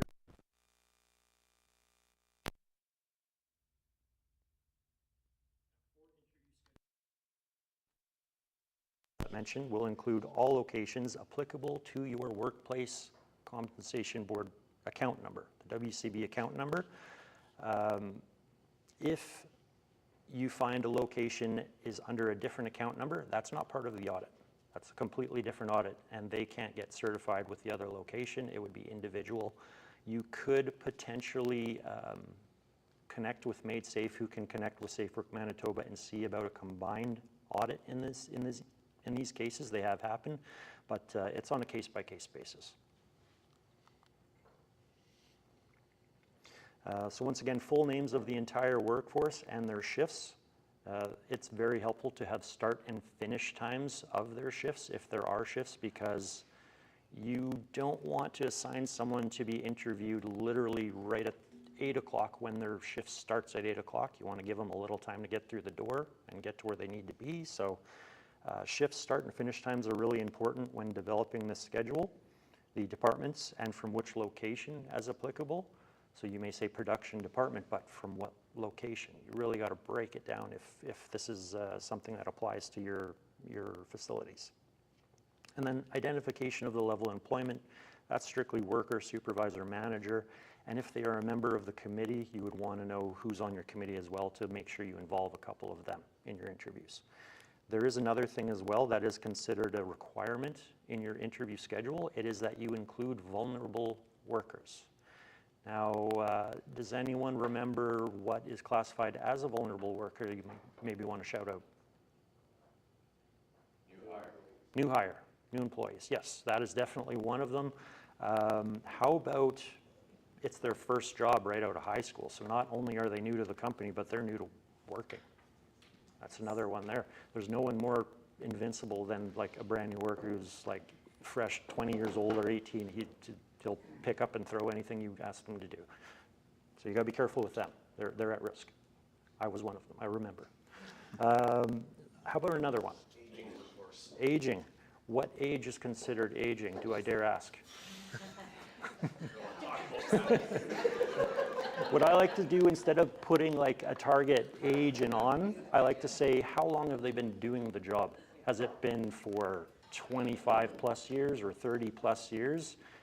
This is what I like to consider an aging worker, or better yet, maybe they became complacent. Maybe they've been so good at the job, they're starting to cut corners just because they know it's faster and they know what they're doing, then they know what the next steps and what can happen are. So in this case, yeah, that could be considered vulnerable simply because they just, if you make a change, they might hurt themselves, kind of thing. So we got to keep an eye on that. There's also workers that may include physical limitation, mental limitation. There's also culture barriers. So maybe they're new to the country. Maybe English is not their primary language and they may have struggled either speaking it, understanding it, or reading it. All of these you have to take into account. And Just because someone speaks a different language primarily, or maybe they use sign language, that doesn't mean you exclude them from your interviews. You've got to accommodate them, get a translator in or somebody appropriate. That way you can have that. Just ensure that additional person that comes into the room to help them out during the interview is aware of the confidentiality that must be kept. It must remain anonymous so nothing leaves that room. Okay. So an experienced auditor can usually complete approximately 16 to 18 interviews in about an 8-hour period. So what you want to do in relation to that is arrange your time slots appropriately per interviewee, as some may take longer than others. The first interview of your day is always going to be one of the longest interviews because you haven't done any yet. You don't have any notes related to responses. You don't have any scores. These always take the longest if it's your first worker, if it's your first supervisor, your first manager, or maybe it's one of those plus they're also a committee member. That actually will extend the list of questions you're going to ask them. Maybe they're considered a vulnerable worker. That will extend the list of questions that you're going to be asking them. So this can easily make an interview that could have taken 20 minutes, 50 minutes. It can get quite big quite quick. So always give your time slots more time in the morning, and then depending on if you know they're a committee member or a vulnerable worker, also give those time slots a little more time. That way you don't end up with a bottleneck of people outside your door waiting for an interview and they're not on the shop floor where they could be more useful at the time. Now, between the company and maintenance auditor, a conflict-free interview schedule should be confirmed. So you don't just create this schedule, you think it's all good, and you just start the audit day. You definitely want someone of upper management to review it with you to make sure, oh no, that person's on vacation, or that person cannot come off that line this day. And you can work on getting alternates, same position, same level of employment, and you can just replace them if you need to. It's not set in stone as soon as you make it. Things sometimes need to change. It's a little fluid that way. Now, everyone here is a maintenance auditor. You all probably have conducted an interview or two for this type of audit. Have you ever had experience with what we would call a storyteller? Yeah.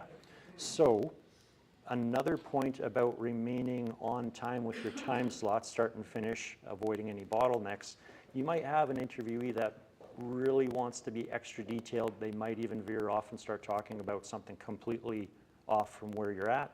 You have to, while being respectful, realign the situation, what they're there for, what question you're asking at that time, and how you need to keep going.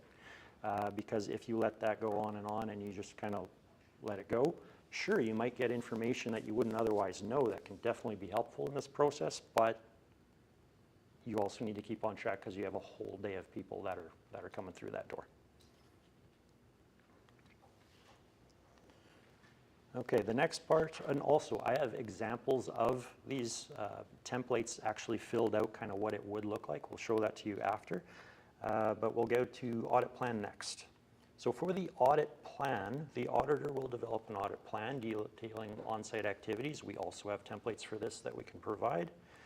And the audit plan will include the opening pre-audit meeting date and time, the observation tour of the location or locations, however you may have, all the offices, all the yards, production areas, and of course you'll be conducting the interviews, which will cover all the shifts, locations, and levels of employment, however it's needed in order to ensure a good representative sample of your entire workforce. The date for review of any remaining documentation.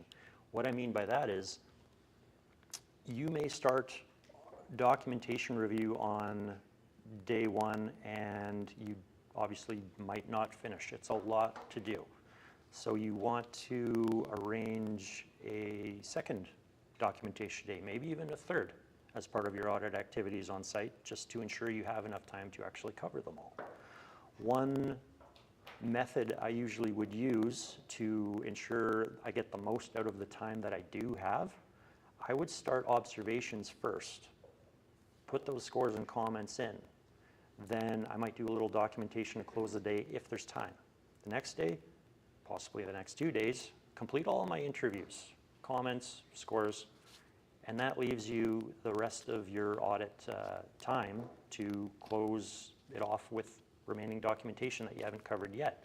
Why I would do it in this order, if you do all those other activities first and you're left with remaining documentation, well, where do you start first with what time you have left, because maybe you're limited? You can check the score section and see where you're at currently with all scores entered so far, and you can actually focus on lowest scored element to highest with what remaining time you have instead of top down. That way you utilize your time as best as possible, and you can actually avoid failing a specific element by doing this. You target the lowest and work your way up. It's always worked quite well with the way I do my audits that way. Finally, the closeout meeting. It's always fluid and subject to change. You never know what's going to happen after all the activities that are conducted. If you finish everything prior to the time frame that's been set out, great. Otherwise, you may have to notify people that it's getting pushed a little bit. There's nothing wrong with that, so long as we don't fall past your official submission date. Okay, so how to conduct the opening meeting. First off, when everyone's arriving for the opening meeting, you want to record attendance, their first and their last name, their position of employment, and of course make sure the worker co-chair has been identified. This is just so you can remember who was there, and it does need to go into the audit report. Cover the purpose of the audit. So we actually do have a script available if anyone ever wanted something like that. Simply request it and I can send it down. That's easy. This script basically will cover the entirety of an opening meeting to make sure you don't miss out on anything important that needs to be covered. So the purpose of the audit. What is the purpose of the audit? It's maintenance audit. So with the maintenance audit, you're going to conduct an independent and objective review of the safety management system, make sure it's working proper in terms of impact, effectiveness, and also to provide recommendations moving forward after the audit's over. That's the ideal thing about audit reports. It looks over your whole system, and then it shows you what gaps were found at that time that you can work on going forward. It's a great tool in that sense. Let's see, the scope of the audit. What does it include? Everything. Observations of every facility under that WCB account number. It's going to include your administrative locations, so you're walking through the office, you're checking out workstations, usually for ergonomic practices, being in good place and you don't have dangerous loaded shelving over people or something like that. Lighting conditions and everything. We're looking at the shop floor. We're going outside to the back 40 if you have one. Check out those unmarked chemical barrels. Is there anything in them? Is it labeled if there is, or is it just scrap? Like, take a look everywhere. It's one of the rare times where someone actually gets to see every deep, dark corner of your entire facility or multiple facilities. Not a lot of people get to do that at companies where they get to see everything. And then review the audit plan at the opening meeting, so it'll be set. You go top down, kind of review it. And then, of course, discuss the processes. Documentation review. Is anyone going to be working with you to obtain certain types of documents? Usually, the safety personnel of a company might be part of this, but you would also have to get maintenance involved once in a while for things like the preventative maintenance schedule. That commonly lives only on their computers. So that's someone that you might have to get in touch with eventually. Shipping, receiving supervisor might be the only one where you can get pre-use inspections of all the equipment in that area. And it doesn't otherwise live on a computer at the time. So getting current things like that. You might have to reach out to these people, have them available. Interviews. This would be ideal because you're the auditor performing the interviews. You can't also be the person finding the people that are supposed to be there for the interview. You need a schedule keeper, someone who owns that, who makes sure the next person is in line outside that door ready to go. Ideally, the situation, there's always the next person ready, and it's a continuous flow. If even one person is late by 10 minutes, the whole day gets pushed. Like, it's very important. I've seen where sometimes they'll arranged to have supervisors of every interviewee responsible to ensure their person comes at the right time slot. I've never seen it successfully happen though. So having one person designated to do this has always been the best method that I've found out of all the audits I've done. So keep that in mind. Observations, again, talking about how this is your opportunity to see every area inside and outside of all of your facilities. Do you normally get to do that? Or are you unfamiliar with any of these areas? Some of these areas could have hazards you are not officially trained on properly to be around. You might need an appropriate guide for some cases. Maybe going into electrical rooms, you're wary of arc flash situations, or you want to go into a scrapyard where there's overhead hazards going on from machinery. Have someone who's aware of the hazards of the areas guide you if needed. Making sure you got the right PPE on, make sure you stay out of the wrong areas, just keep everybody safe. And of course, the closeout meeting, you'll explain when it'll happen, what it'll entail, that it's going to be findings of the audit, who must be there. Ideally, it's the same people who are in attendance for your opening meeting. And then finally, covering the Auditor Code of Ethics and Standards of Conduct. So we actually just had the little quote from the maintenance auditor section of that up on the board. That basically, if you read that out, everyone at the opening meeting knows what you're held liable to for these processes, and you can't go outside of that. You can't explain to them, well, who said that in their interview? No, can't tell you. That's anonymous, confidential. If they did, they're risking their ability to perform an audit ever again. You could lose your auditor number for going outside of the Code of Ethics and Standard of Conduct. So it is an important document to follow. For the closeout meeting, the auditor will prepare for that closeout meeting covering findings of the audit, of course. This is going to include the overall score achieved. Now keep in mind, quality assurance review hasn't happened yet. So also mention that it is not a final overall score and it may fluctuate a little bit. Depending on how well you did, it may not change at all, or it may change by 1 or 2% max. Areas of strength is an important one that you cover. What we are referencing of areas of strength are the 3 strongest scored elements or highest scored elements. So if you have 100% anywhere, that's definitely going to be one of them. And then we just kind of work our way down from there, top 3. And then for opportunities for improvement, same idea. The only difference with this is it's the 3 lowest scored elements. And with this one, we don't simply state what are your 3 lowest scored elements. We also will explain within each of those elements what were the gaps that were identified that got it there. And we always like to separate them. So based out of observations of this element, these are the gaps. Based on the observation section of the gaps, these were those. Based on interviews, these were the ones that fell below that 90% threshold. And maybe some recommendations on how they can be improved. Finally, the processes to follow. So this is to follow after the closeout meeting. We're talking about it's going to be polished up for the report before submission to Made Safe. Made Safe always performs a quality assurance review on the report, and then it goes to Safe Work Manitoba for the same situation before they provide a status update. This whole process usually is anywhere from 2 weeks to about 4 or even 6 weeks, depending on the time of the year. Some people go on vacation, some people have heavy years at this time with other audits. We give a max of 6 months or weeks. I don't remember it ever taking that long, but give a little cushion just in case. So before we go on that, we have a couple templates to show. Let's give a moment. Tech guy, the social media guy, everything guy. Yeah, so based on some of the documents that I was talking about, we're going to show you what those templates look like that are free for any of you to use, as well how they would be set up if you completed filling them out.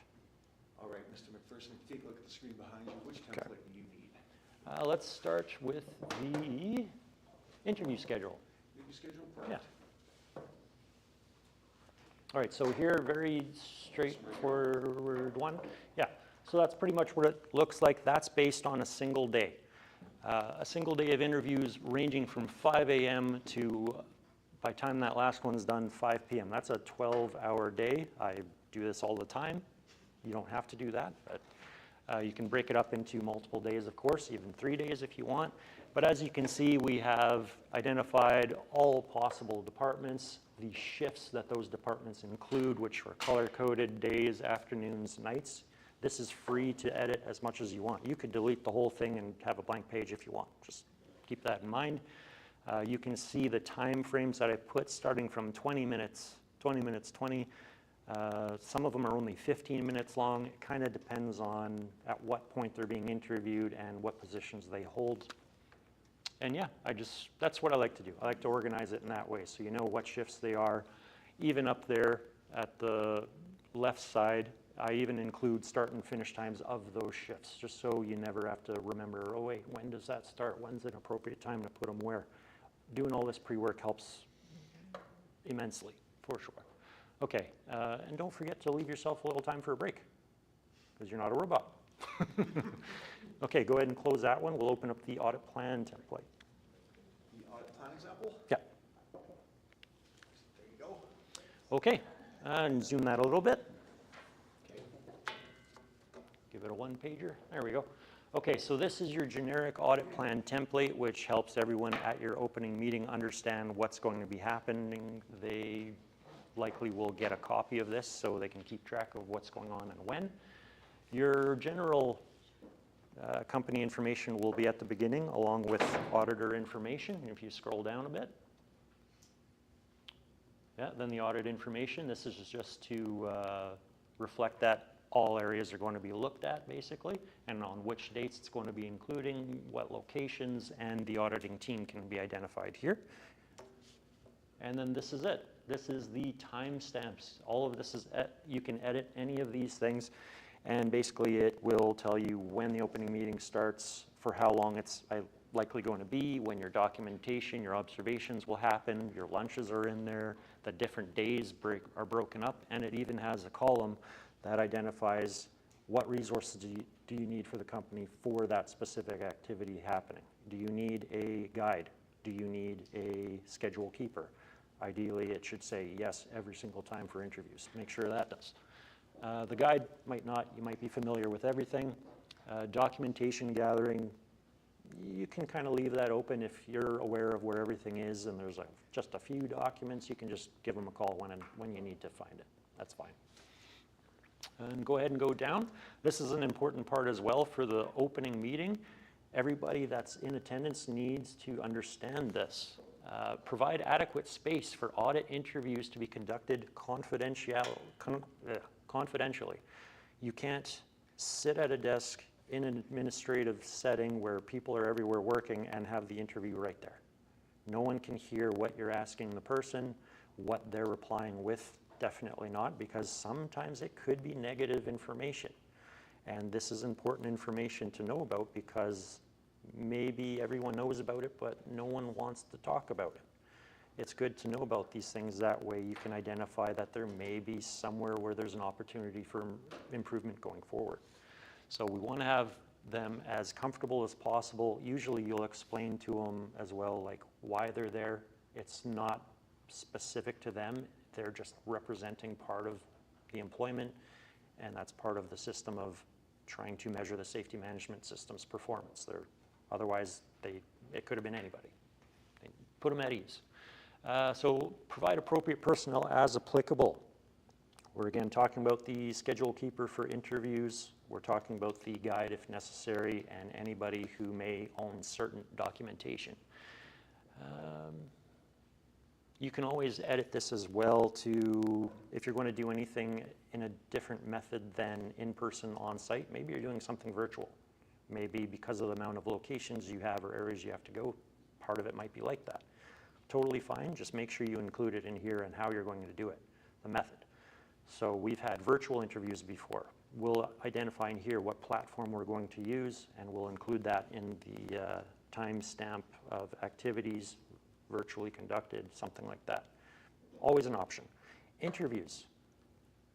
You could do them virtually. You can do them in person. You could even do them over the phone. Not ideal, but always an option if needed. Okay, you can go ahead and close that one, and a little bit at a time. I kind of want to look at the SOP. Open it up. There it is. So hopefully everybody here is familiar with this. So once again, Mike was going on this a little bit in his slide. This is the AuditSoft SOP. The question IDs actually represent the current questions within the AuditSoft software.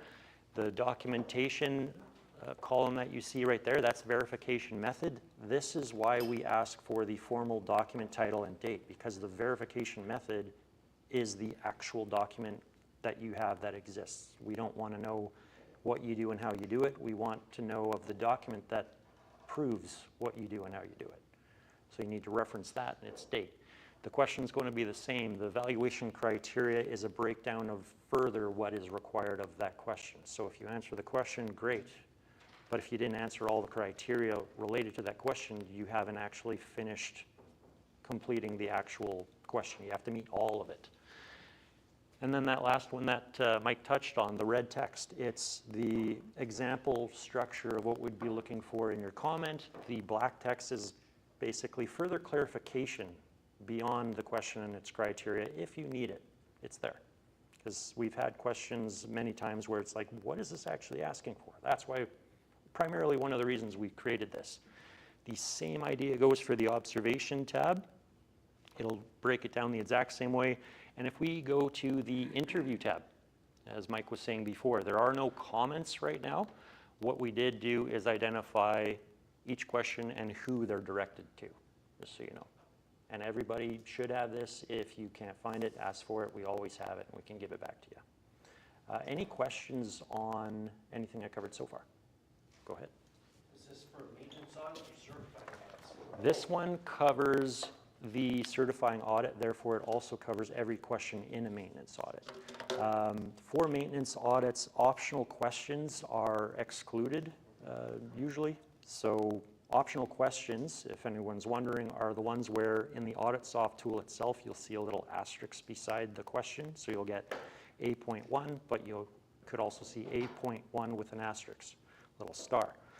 Those are the optional questions. They do not affect the overall score of your audit, whether you get them all negative or positive. It will not do anything to your overall score, but this is about best practice. So if you feel like you've perfected your safety system and you can't really get points anywhere else, hey, that optional one's still there. Try those out. Or you could do them right from the beginning. There's nothing wrong with that at all. Yeah, so we also have this same version, but it's meant for small employers. Small employer tool versus the large employer tool. The small employer tool actually has less questions, but we have basically this same version for both. Yeah. Any other questions? Okay. I think that's it. Yeah. All right, thank you. Okay, so we'll take a 15-minute break, I think it is, and then we'll see you back here quarter after. Perfect. Deal. You say 5 minutes, huh?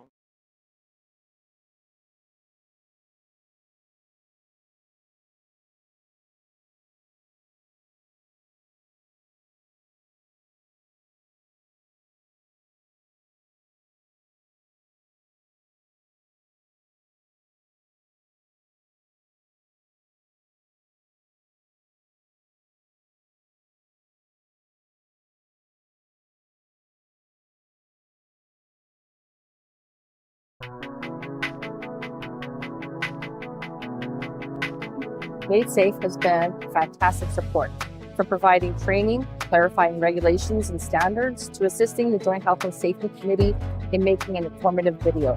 They're always available for support and have a wealth of knowledge. We sometimes ask for things we struggle with that we don't really expect Made Safe to know the answer to, but we're hoping that they have an idea of directing us on how to get the answer. They always have that direction and usually know the answers.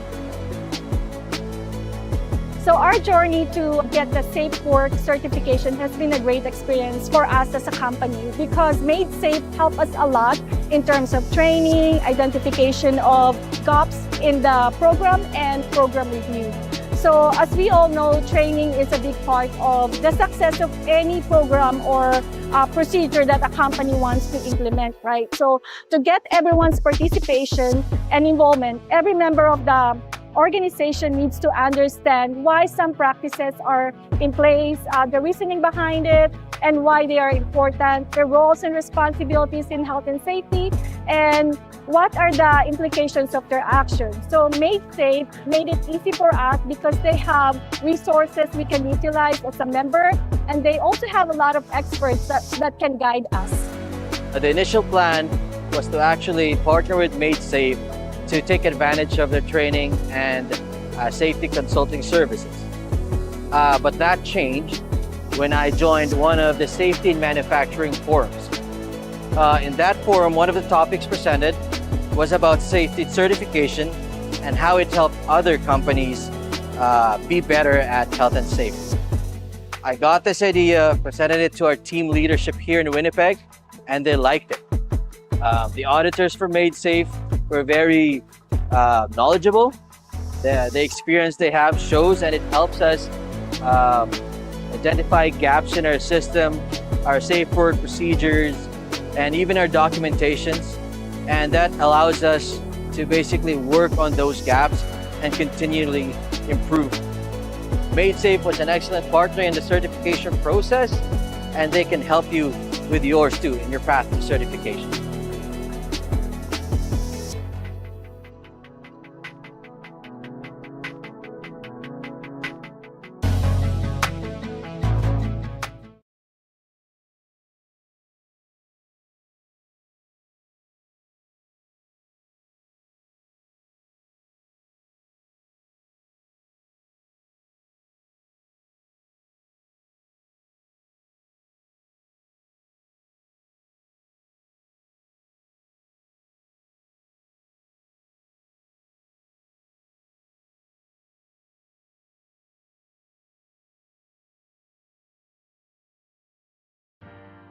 Welcome to Advanced Signs and Warnings.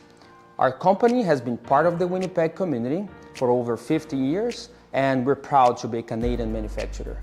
Over time, we've grown into Manitoba's leading specialist of awnings, canopies, CSA certified electrical signs like storefront signage, and recently we opened up a new branch called Winnipeg Shutters. We serve both residential and commercial clients, from small local shops to large national brands. Hi, my name is Marcos, and I'm the General Manager here at Advanced Signs and Warnings. Here at Advanced, we have a team of dedicated people who love taking on challenging projects and bringing our clients' ideas to life. And because our team means everything to us, we make safety our top priority, so everyone goes home safe at the end of the day. Hi, I'm Terry, the President of Advance. As our company expands, keeping our employees safe has become our top priority. Working towards safety certification is our way of building a healthier and more productive workplace while creating a stronger and safer future for everyone on our team. My name is George. I'm the safety coordinator for Advanced Tentanani. The challenge in our certification journey was figuring out which programs and training we required to comply with the standard set by Safe Work. Made Safe guided us with professionalism, pointing us to the right courses and resources, and they were always there when we had questions. The final audit highlighted areas where we required improvement, and with their support, we strengthened our safety culture and built a better workplace for our team. I'm Jamie, the foreman at Advance, and I've been with the company for over 35 years. What I've seen is that safety has become part of our everyday routine. The team looks out for each other, and that made our jobs easier and safer. My name is Yuri, and I'm the safety rep at Advance. The biggest benefit of certification is that it helps our team keep safety in mind and stop incidents even before they happen. It also made our workspace safer, and everyone gets credit for that. Now we are all on the same page, we work safe, and we know our worker rights. When it comes to certification, don't feel overwhelmed. The beginning is always the hardest part. One thing that really helped us was keeping everything electronic. We set up a cloud database and an internal portal so our employees can search and find safety information anytime. Having it all in one place makes things much easier and keeps everyone on track. You're able to access things like WMIS, reports, incident investigations, and even do courses. This made it very easy when it came to working with Made Safe on the audit, as it allowed us to upload what we've already had in our online database. Made Safe was a fantastic resource, and they can help you on your journey of certification. If you or your organization would like additional information on becoming SafeWorks certified, please reach out to us at Made Safe. We're here to help.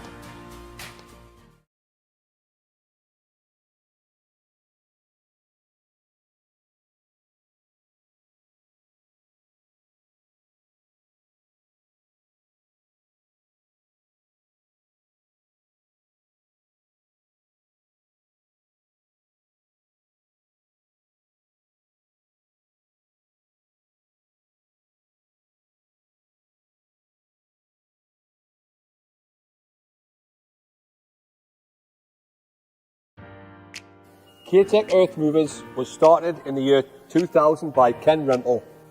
In 2020, K-Tech Earth Movers merged with Wisconsin-based Ashland Industries to create the KA Group. Scrapers are now used all around the world, with units on every continent, including Antarctica, and have become known for their innovation, performance, and quality. This has allowed the company to grow quickly over the last 25 years, employing 104 people at our facility in Rosenau. Hello, I am Anthony Wilson, the Director of Operations here at K-Tech, with 31 years experience in the manufacturing industry. I had the privilege of working at K-Tech for the past year. I am excited to be part of this incredible team as we continue our journey of excellence. At K-Tech, safety is not just priority, it is a core value. We are committed to improving our safety culture every single day. K-Tech safety culture has undergone significant transformation. In the past, it has noticeable gaps, but the journey towards SafeWorks certification has initiated by the vision and dedication of our safety professional, JP, recognising the importance of fostering a safer workplace. JP championed this direction, aligning it with the company's broader goal of setting industry standards.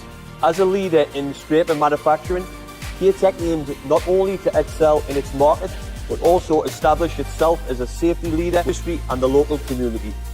This commitment to safety has since become a core value, guided continuous improvements and fostered a culture where safety is prioritised at all levels. The journey to achieving SafeWorks certification came with its share of hurdles, the most significant being the cultural shift within the organisation. Changing the mindset and gaining buy-in from employees was challenging and essential. Once the team embraced the importance of safety and its role in daily operations, everything else began to align naturally.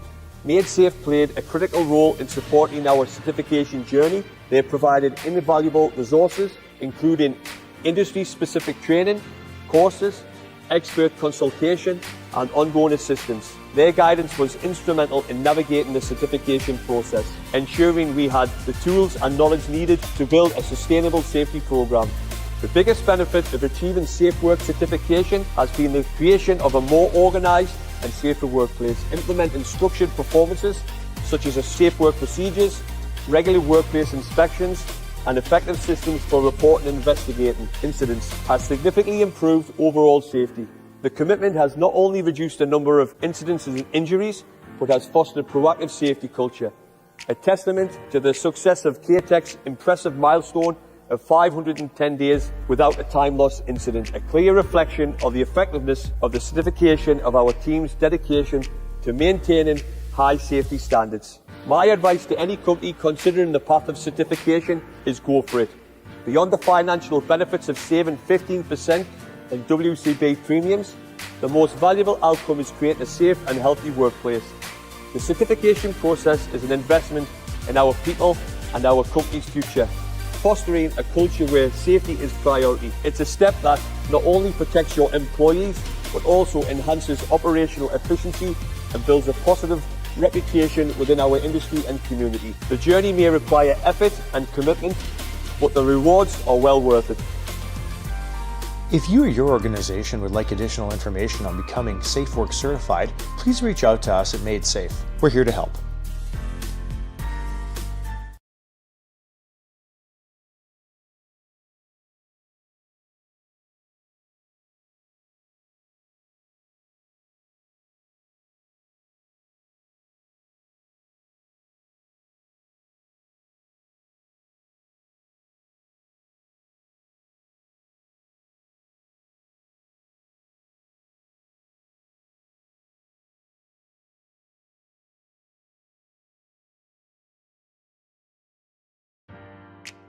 At Emergent, our mission is to protect and enhance life. Emergent provides solutions for complex and urgent public health threats through a portfolio of vaccines and therapeutics developed and manufactured for governments and consumers. Our Manitoba site here in Winnipeg is just over 170,000 square feet. It houses several labs, administrative areas, supply chain operations and production suites for the manufacture, aseptic filling, packaging and inspection of drug products. Emergent's mission to protect and enhance life extends to the safety of our employees, contractors and visitors. That's why in 2021, Emergent Winnipeg launched a new risk reduction program, putting hazard identification and corrective action fundamentals at the forefront of our environment, health and safety efforts. This program engages staff at all levels to drive continuous risk reduction. The results have been transformational toward building a strong safety culture, contributing to the achievement of Safe Work Certification 2024. In the last 5 years, the safety culture of Emergent has changed significantly. Today, safety is mentioned at every daily meeting, and supervisors are always reminding us that indeed, safety is first. So much so that they tell us to make sure we are careful and slow-paced if we work alone, so that we do not slip, fall, or somehow hurt ourselves. PPE is constantly reinforced and well-stocked. Employees are far more aware and do remind each other to wear it. Team leads and trainers without fail talk about safety at the start of training sessions and constantly remind the trainee of the safety points throughout the training sessions. Assessors always ask about safety points during final assessment. Safety is indeed number one. Safety has always been valued at our company and at our site. I think we just needed the right strategies to help us understand how to integrate it into our daily operations.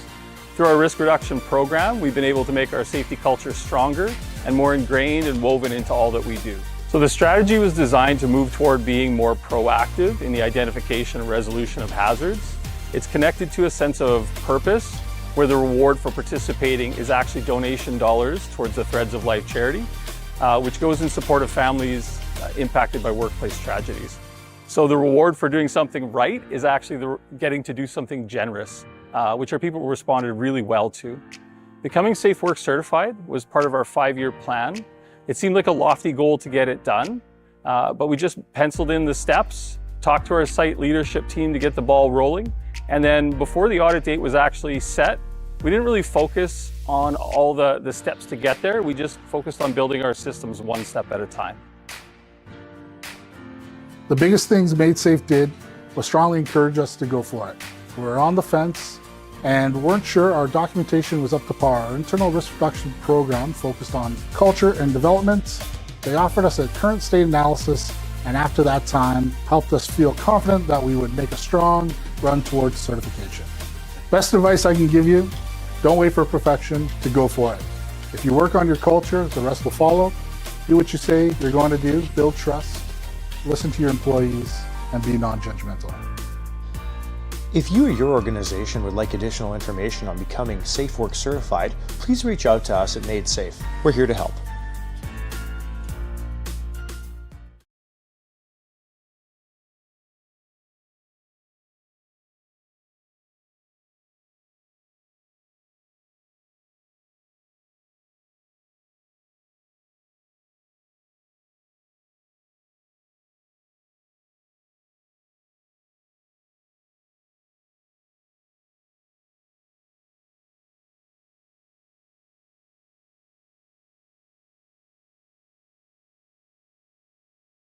Old Dutch was established in Canada in 1954. Since then, our windmill has stood for quality and trust and a desire to create a long-lasting chip and snack tradition.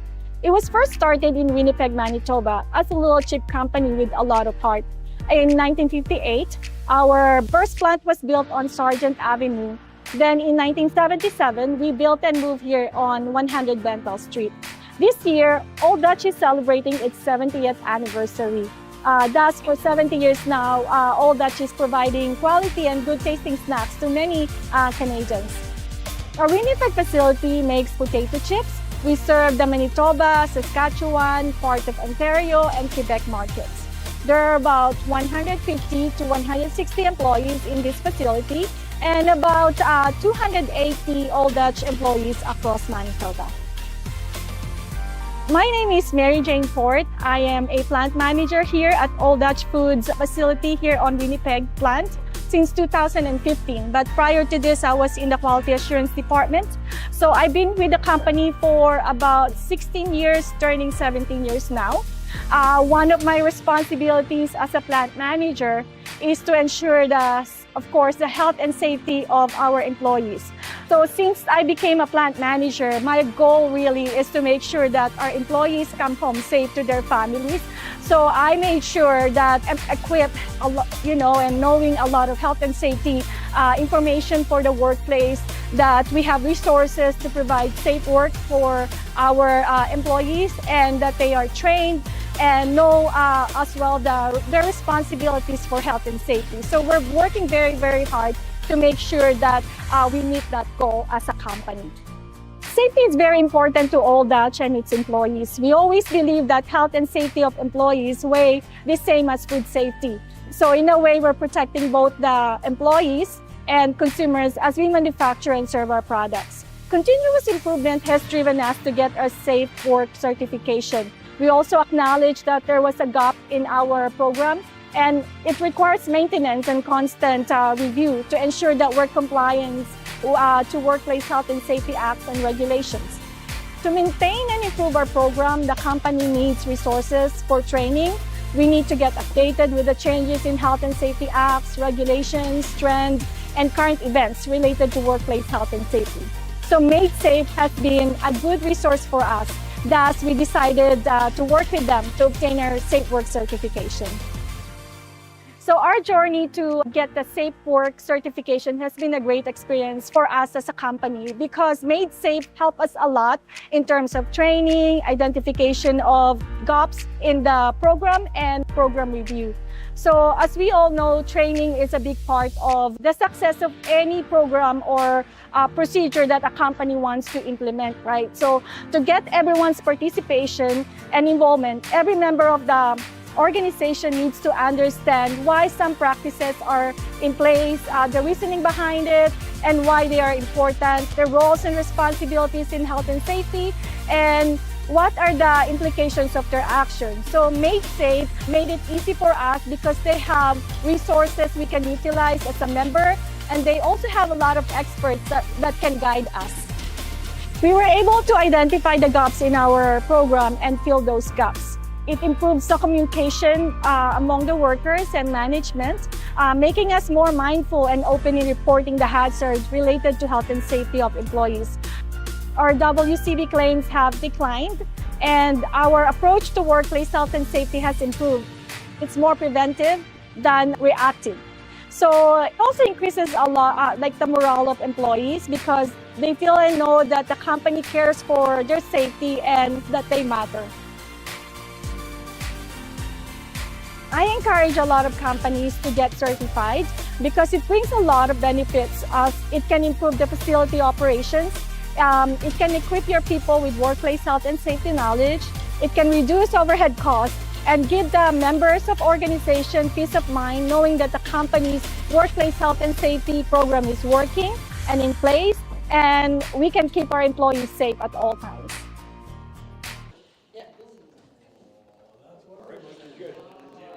Okay. Work? Okay. All right. Hi, I'm back. The next part of our presentation here is going to be maintenance audit processes, where I'm going to And again, as Gib mentioned at the beginning, this is not a lecture, but this is giving what we want you to succeed in first past the post quality. So I'm going to talk about documentation, observations and interviews, what the purpose of each of those are, as well as do's and don'ts within each of them to make sure that your audit achieves that first pass quality. There we go. All right, so the first part, documentation review. In a nutshell, what should this cover? Well, in practice, the documentation review should cover two things. That the safety system elements exist in writing, first off, that what you say you're doing, you have some type of document or some type of form that shows that it exists within your company's network, within its system, and that recent records demonstrate those elements are being implemented and maintained. We say in safety and health, if it's not documented, it didn't happen. And then with the exception of the most recent available records, documents to be accepted are to be dated indicating a review and a revision within 3 years. Now, if we dive into the Workplace Safety and Health Act, contents of a program, so this is under 7.4, bracket 5, subsection K. Contents of a program, the Workplace Safety and Health Program must include procedures for reviewing and revising the Workplace Safety and Health Program every 3 years, or more often if the circumstances of the workplace change in a way that pose a risk to safety and health of the workers in the workplace. So if there is conditions at your work site that require you to change your documents each year, then please feel free to change your documents each year. But if we go to this Workplace Safety and Health Acts and Regulations, that's the part where it says a program is to be reviewed every 3 years. And when you're doing your maintenance audit, so if you have a document that you just reviewed, yeah, it's likely we could see a policy be repeated over the 2 years of your conducting your internal maintenance audit because that document was just reviewed, it's current. But when you're doing your 2026, let's say, maintenance audit, ideally we would be on MadeSafe's end looking for current safety and health minutes, inspection records, orientation records, and investigation reports, if they exist. Those should be referenced. So your inspection records for this quarter, your safety and health minutes for the 2026 quarter. As well as what should a documentation review cover? And again, if we go back to that SOP, what we're looking for is the reference to the document's formal title, the document's date, which is within the actual document, and any comments which summarize why points are or not awarded. So some of the do's and don'ts of a documentation review. Some of the do's. Reference the items within the document that meet audit criteria. And this is where we highly encourage using that SOP. That SOP is your friend. It's been designed to make this the most efficient way possible to answer questions. There's over 200 documentation questions. So again, use that SOP to your advantage. Don't provide one-word answers such as yes, no, or NA.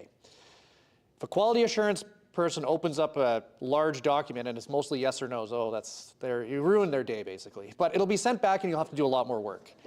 And also with NA, sometimes this does come up. Well, that's not applicable to my organization. That doesn't fall under what we do. Even if you put NA, you still need a one sentence, something to say why it's not NA. So again, and this yes or no, NAs don't provide one-word answers. This is the same with observations and interviews. So this is a theme that runs through all 3 sections. And again, do. Identify the document titles, dates, and briefly explain why or why not it met criteria. Again, we want to save you time on this. We understand the documentation review arguably could be the largest amount of work for you to do, as you could be tracking down documents, updating documents, reaching out to different departments. Theo mentioned some maintenance we see a lot of has those types of records, waiting on them to give it to you. Now, another thing to don't over-explain a document without identification. The safety and health policy states it's committed to the employer's health and safety. The employer's responsibility is to do what is right. It also includes the responsibilities of different parties involved that they will work together for continuous improvement. It's signed by the current vice president and general managers of the facility. There's another document that clearly outlines the responsibilities of the workplace parties in more detail. That was a great explanation, but it didn't actually reference a thing. The problem is there's no referencing the document that you're actually talking about. There's no identification of that second document.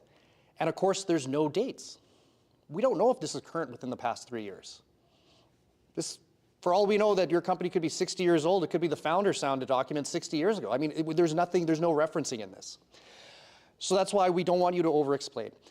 And also, if you've added 3, 4, 5 extra sentences, and there's over 230 questions, the amount of work that you've added on this report is quite immense.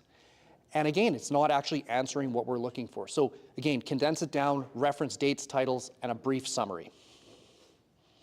So now we'll go to observations. What is the purpose of an observation? The purpose is to verify policies and procedures are being followed within the workplace and not just being written down. The primary purpose of the observation is to verify an organization's written safety policies, procedures, and training are being implemented, understood, and followed in the workplace. That paper that you read, now you're seeing it in action. An observation stage confirms the availability of the document's application, and the auditor directly observes the workplace, work activities, and conditions to determine whether safety practices are applied. If you have multiple sites across the province, you're not sure if these satellite sites, if they fall under it, all locations that fall under a WCB account must be included in the observation activities. And if you're not sure how many sites you have in Manitoba, of course, go to Human Resources, Payroll, Finance. They can aid in identifying all applicable locations in Manitoba. If a bill, a property tax bill, a lease is being billed to your organization, those departments will know about it.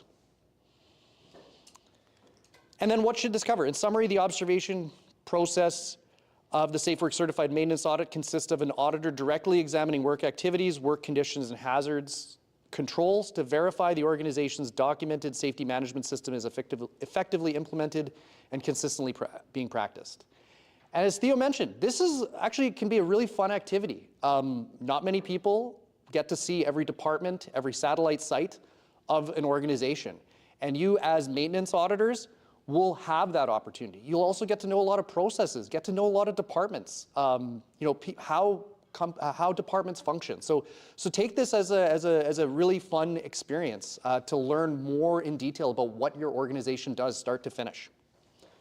So some of the do's and don'ts.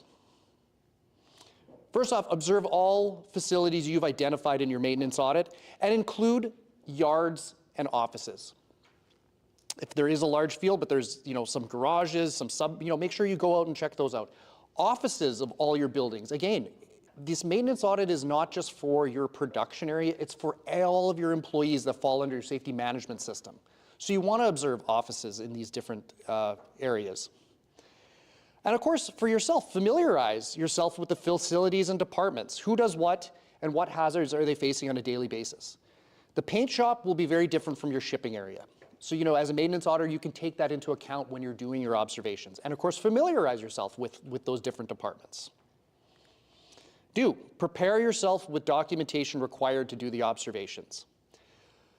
So this is where, if maybe you've been involved in the creation of some safe work procedures, verse yourself or bring some safe work procedures with you. You know that you're going to be going to this assembly area. You know that this is the safe work procedure to operate this machinery, or piece of equipment. Let's see if this is being done. Investigation reports. There was a guarding gap in this area and it caused a near miss. Now we've put in new guarding. Use that investigation report to see if a corrective action has been done. Inspection records as well. That's another wealth of information to make sure that corrective actions are being implemented.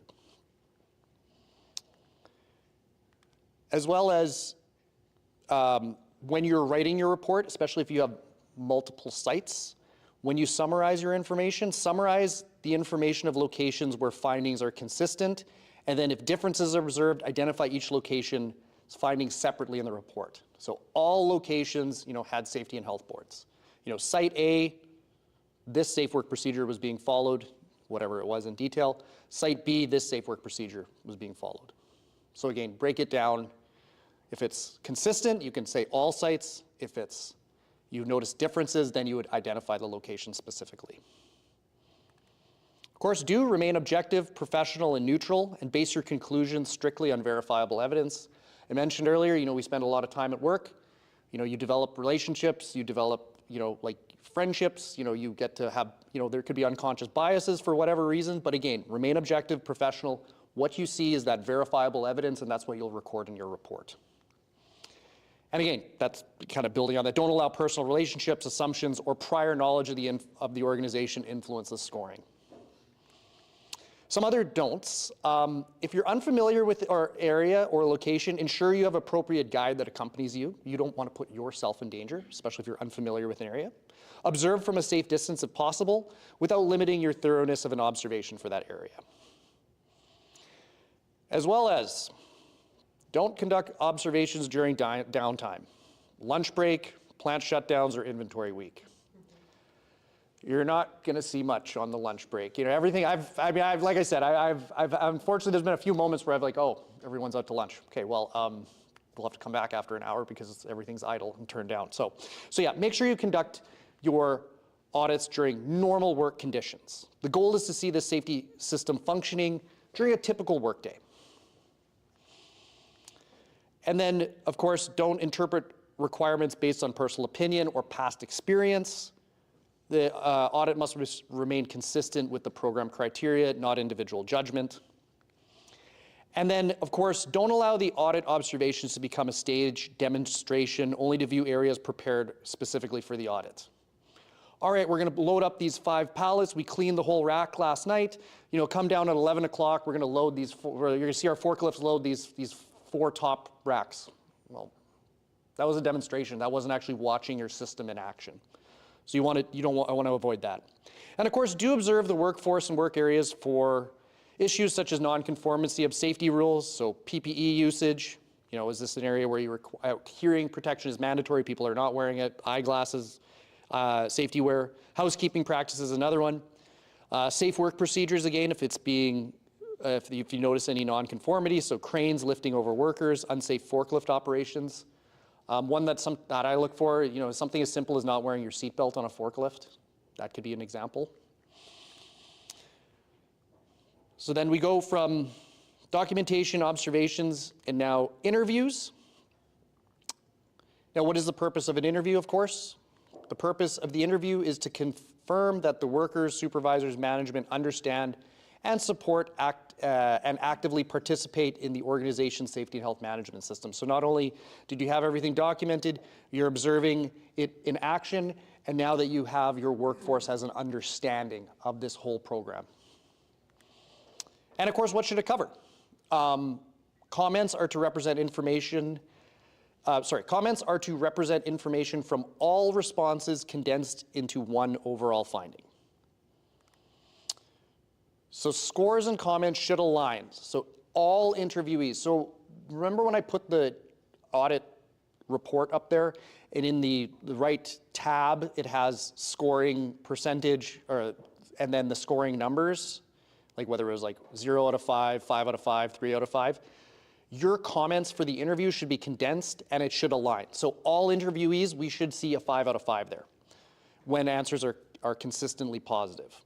If positive answers are over half, then we would see, let's say it's a 4 out of 5, majority of interviewees.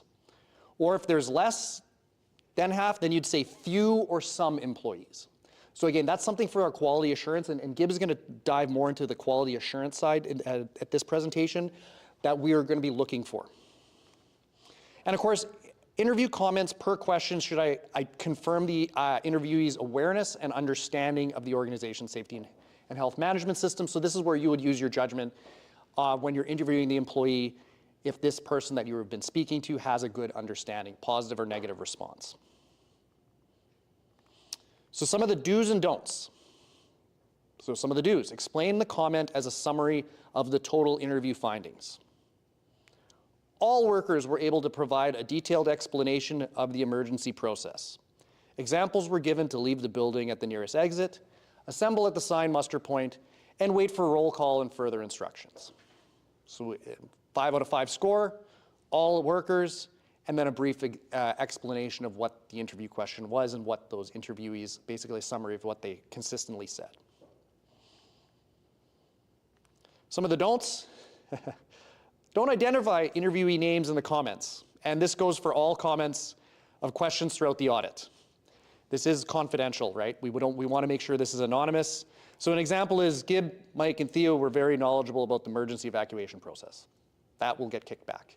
The only, oh yes? Does that include titles? Titles we want. Oh, hang on, no, it would be, sorry.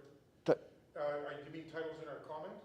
In the interview comments, the interviews are specific. They would be managers and supervisors, frontline workers, and committee members. So they would be identified just by the questions. Yes.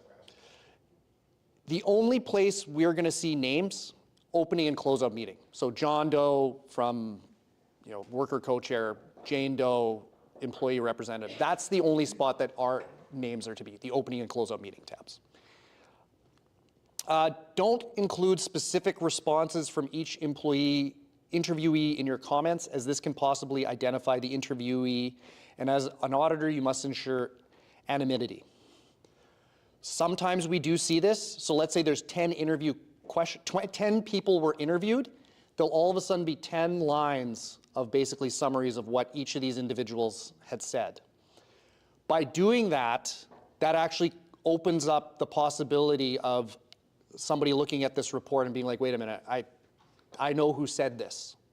Hence, that's why we want to go and do a summary of all of our interviews. And of course, interview scoring. The auditor must indicate whether a positive, negative response for each question or explain why a question may not be applicable. So again, NA, please put the extra line on why that was NA. And when you open up your AuditSoft, and when Theo is here, when Theo is doing the AuditSoft part of the presentation after our next break, you'll be able to see this ribbon, but at the top of each interview questionnaire, the auditor must check off any applicable identifications for the person being interviewed. So this is if they're a vulnerable worker, and there's that criteria, aging worker, new worker, new to Canada, if they have unstable immigration status. There's a whole category of about 8 different parts that could potentially be a vulnerable worker. English as an alternative language is another one. If they're a committee member, whether they're an employer or a worker committee member, or if they're a contractor.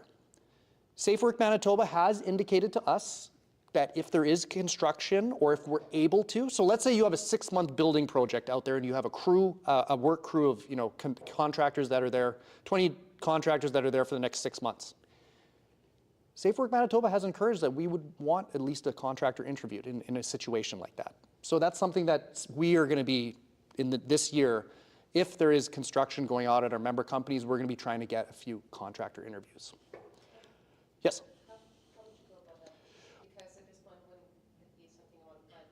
We would have to plan it, of course, with the site foreman, it's going to take a little bit more planning, but yes, let's say there's a crew of 10 people, the site foreman, they have their work schedule. We would try and find through our member company who this construction company is, or maybe we have a direct contact, and then we would arrange it with them within our interview schedule. Again, I know that construction maybe is not often at some sites, but that's something that that Safe Work has indicated to us to start to identify. It sure bumps up your score. That would be something beforehand too, we would ask. Yeah. If there's going to be a contractor on site, if there's a possibility to get interviewed. Yeah, and then that's where we could, the contract will be here for this 2-hour window, and then we could build that into our interview schedule. So. And now we're going to move to quality assurance, and this is where Gib is going to speak to the first pass the post. Oh, sorry, yeah. I have another question. Yes. Regarding documentation. Yes. Technically, the description that you had put did answer the question that was in AuditSoft. Now, sometimes, like you said, maintenance audits is something that you do on top of the task that you already have. So time is very crucial, right, for us. So we don't sometimes, I'm going to speak for myself. When I did our maintenance audit, having to navigate between the SOP, the AuditSoft, and my documentation sometimes was time consuming. So what I would do is just go off the guidelines that AuditSoft is giving me. And in AuditSoft, it's not very precise that you have to put a date. So if I could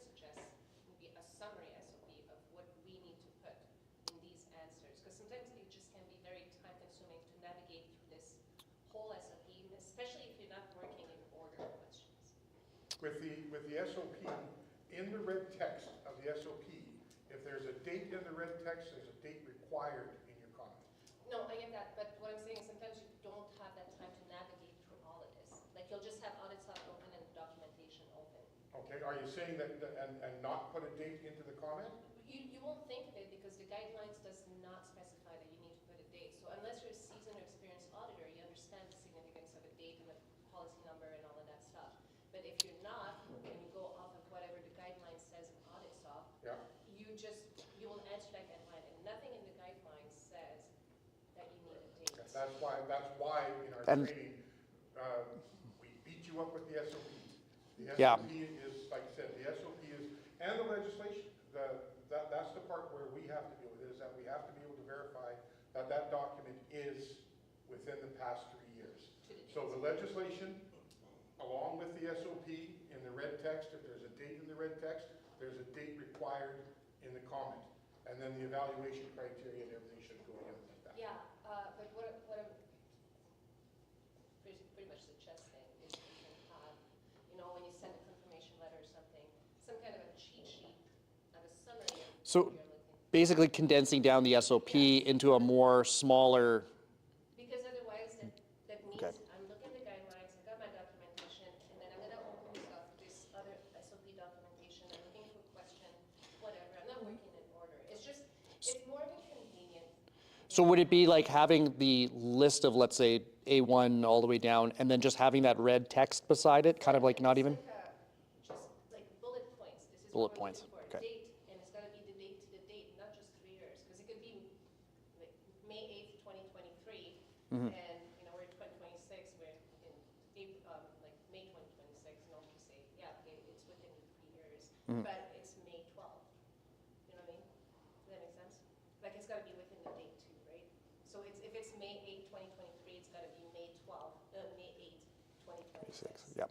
It's got to be within that time. I know I'm bouncing behind you, but anyway. Well, but that's something we can look into to summarize our SOP even further into more of a cheat sheet instead of a like, okay. The bullet points just remind of what exactly you're looking for, so then we don't come back with like a quality assurance that's, you know, 5 pages long of, oh, we thought we answered this, but we didn't because there's that one detail that's missing and all that. And the reason is just because I didn't have time to navigate all the documents. So something that I can just literally keep open. Oh, okay, yeah. Like 10 points I need to hit. Okay, I did hit it. Oh, that's something definitely we can look into. We are going to be working, unrelated to this, we are going to be working on adding potentially comments to the interview part of the SOP. It's time for us to review. Yeah, and it is. We're in line right now, according to the dates. It's time for us to review that SOP.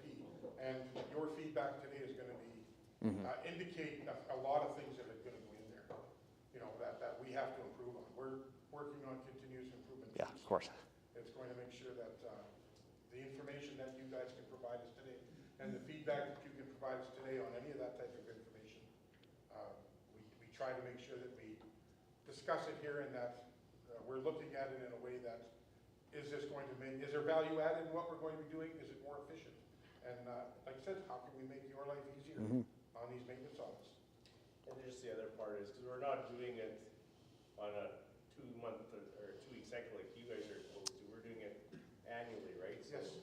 We have to jog our memories too. Our memories aren't as good as they were 20 years ago for some of us. I'll speak for myself. But that's what we're saying, even if you can put those little reminders in there, if you reference a document, make sure you say what the title is, the date, revision number, add that in your response, right?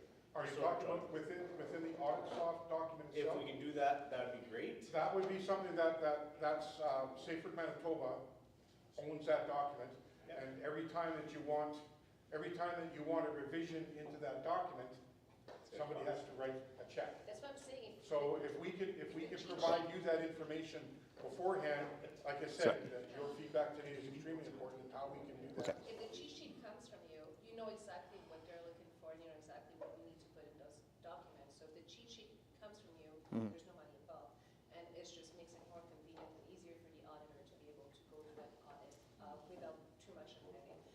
Having been on both sides of this, I thought it was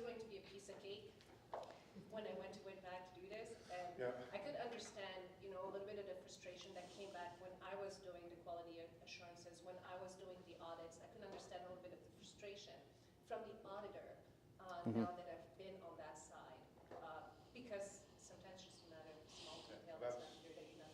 That's what the whole purpose of this is to get that, bring that frustration level down and understanding up. So we've also had a question from one of our online companies about how many documents are required for each question.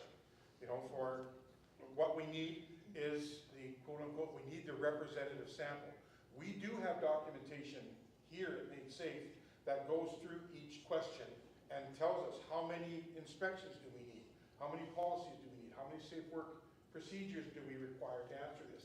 Now what we're talking about here at Made Safe is making sure that that document that includes that, of course we need some updated, we have to take it from the Excel numbers to the AuditSoft question identification, so we have to make that change on it. But that's something that we're looking at too because of a question that we got from one of the people online today, is that how many documents are required. So that's something that we're going to be looking at right away and making sure that you're provided with that too. That when you look at it for question A7, how many documents do you need to provide us? Of course, it's the quote unquote the representative sample. So if you've got multiple locations, the number will go up. If you've got one location, then here's what we're looking for. They'll save me money on bottles of wine. There you go, yes. Another question in the back, yes.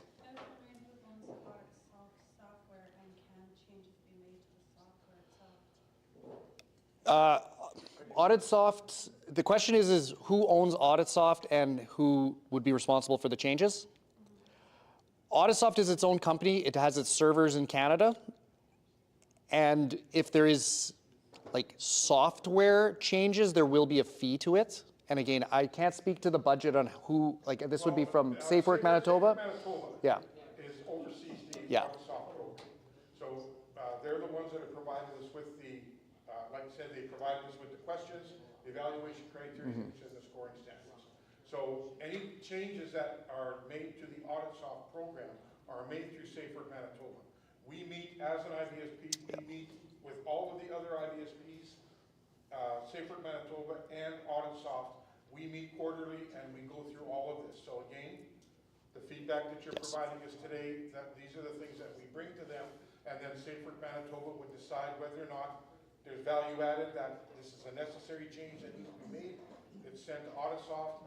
They work out the details on any kind of compensation that AuditSoft would require to make the changes, and then those changes would come back down. When I say that, they have been very cooperative. Any changes that the IBSPs have asked them to make, they're making. Yeah, like one change, for example, that AuditSoft was able to provide was, at first it was 100% for all interview questions. So even if you had 95 out of 100 employees, you still had to put a corrective action. We negotiate, as the IBSPs spoke to AuditSoft about this through SafeWork Manitoba, it was agreed upon, okay, we're going to lower that to 90%. And within the behind the scenes, AuditSoft was able to adjust their software to, okay, 90% now will trigger a corrective action. I was kind of thinking maybe it could be streamlined a little bit because it is so time consuming with everything else and it's tedious. Like it's to have to do this every year. I know it's a requirement and we have to do it, but I kind of thought it could be streamlined a little more. And the way I think of it is sort of like the Made Safe website for the training. So when you can look at all your workers, what certifications they have. And there's ones that are going to be expiring, you get an email notification. So what if the audit software had where you have your policy that you submit and you submit the policy, documentation, everything that you need, and in there it states it's good for 3 years. Is there something where you don't have to submit it for the next following year unless there's changes or something like it? So you're saying some type of, 2026, you're doing your audit. This document is valid for the next 3 years. That AuditSoft almost remembers that in now 2027, there's some mechanism that this document can carry on. Okay, that's. Yeah, it's sort of like an email thing. Yeah. That you can also get notification as well. Like this is going to be due up on your next audit. Sort of like the training for all the employees, how you get the notification, right? So you don't have to keep sending and going and digging for the same documentation every single year. something we could discuss. I mean, we're always open to feedback. That would be safer Manitoba and Auditsoft decision to do that. But just listening to the question, like the way you're asking it now, is that we want you to look at your documentation in real time. We want to make sure that you're aware of these changes and that you are aware of when things need to be updated, not necessarily being reminded by the maintenance audit itself. Oh, no, you can still have it in there, whatever, but it's not a requirement to submit it or whatever, so you can still see it and, you know, or has it been reviewed or something where you streamline it, you don't have to keep submitting the document every year. I don't think that would be something that, like I said, the documentation, if you look at your documentation and your audit is, and your policy is still current on your maintenance audit, then basically it's the same documentation that was provided, that you provided us for the certification or the recertification. So it's just to carry it over. It's just basically a copy and paste. But it would be something that you have to look at in real time. I think we're at the break now, right? Well, you have quality assurance. Well, let's take the break. Let's take. Because the quality assurance one will take a couple minutes. Okay. Is there more questions? Any more questions? This is great. We've opened up discussions. This is what we want, to be honest. Like. But we also have the panel up here this afternoon. Yes. So make your notes. Yes. And we're looking forward to a lot of questions this afternoon. Yeah. We'll take a 15-minute break. Gib will do the quality assurance, and then Theo will do the audit soft. Yeah.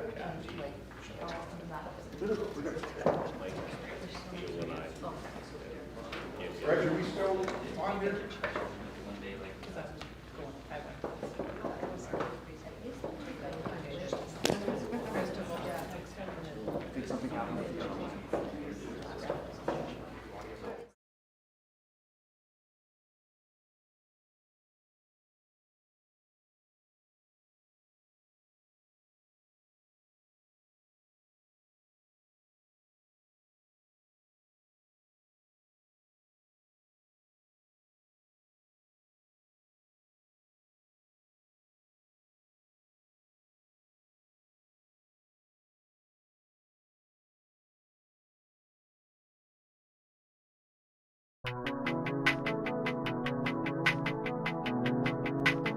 Made Safe has been fantastic support, from providing training, clarifying regulations and standards, to assisting the Joint Health and Safety Committee in making an informative video.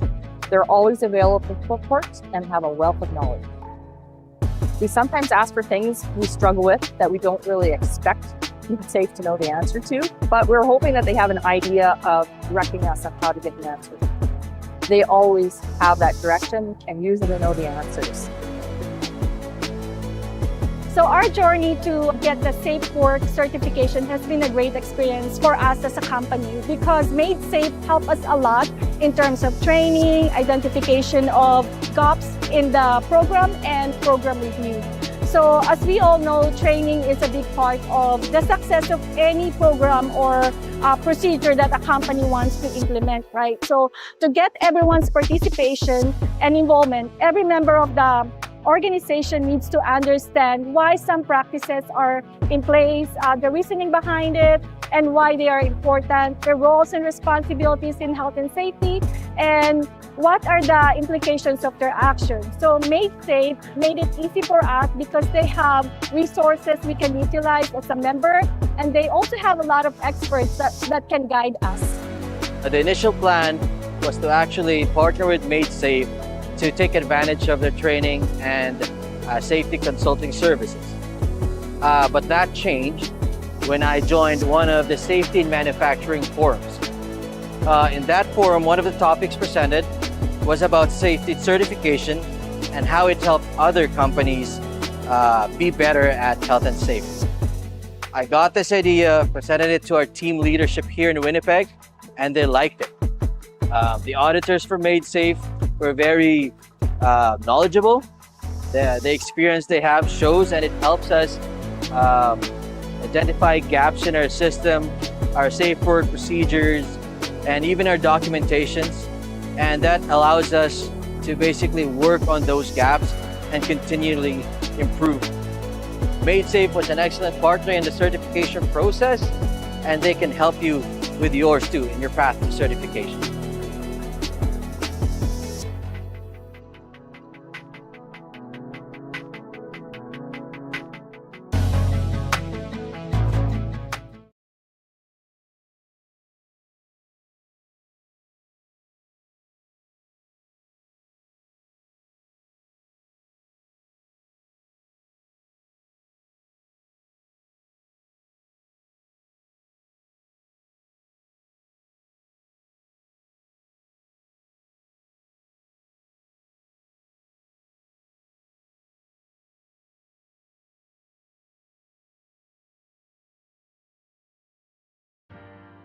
Welcome to Advanced Signs and Warnings.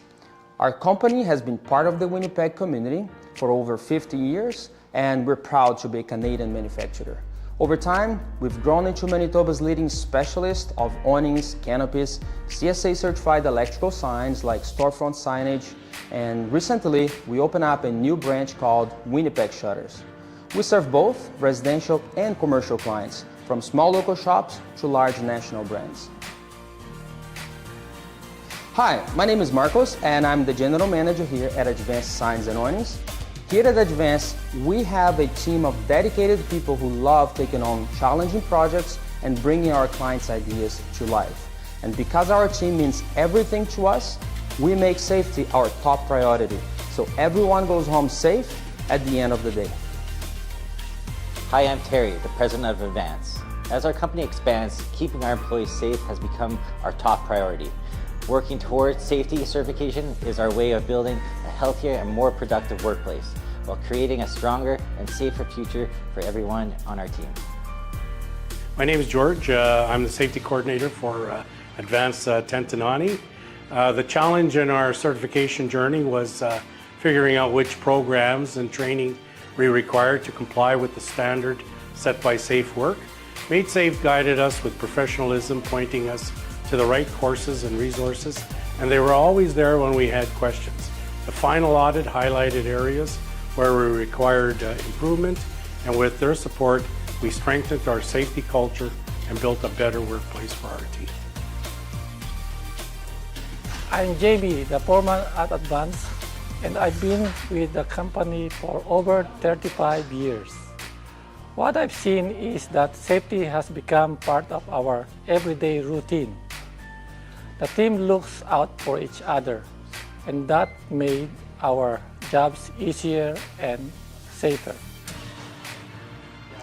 My name is Yuri, and I'm the safety rep at Advance.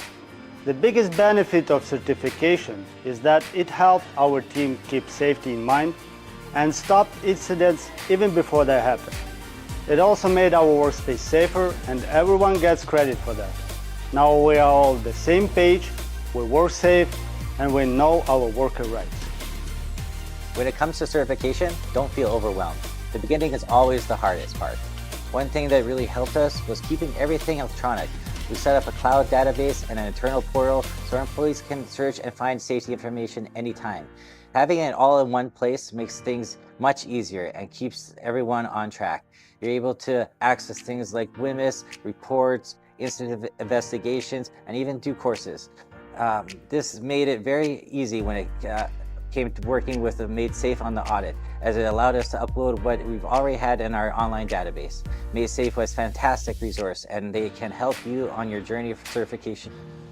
If you or your organization would like additional information on becoming Safe Work certified, please reach out to us at Made Safe. We're here to help.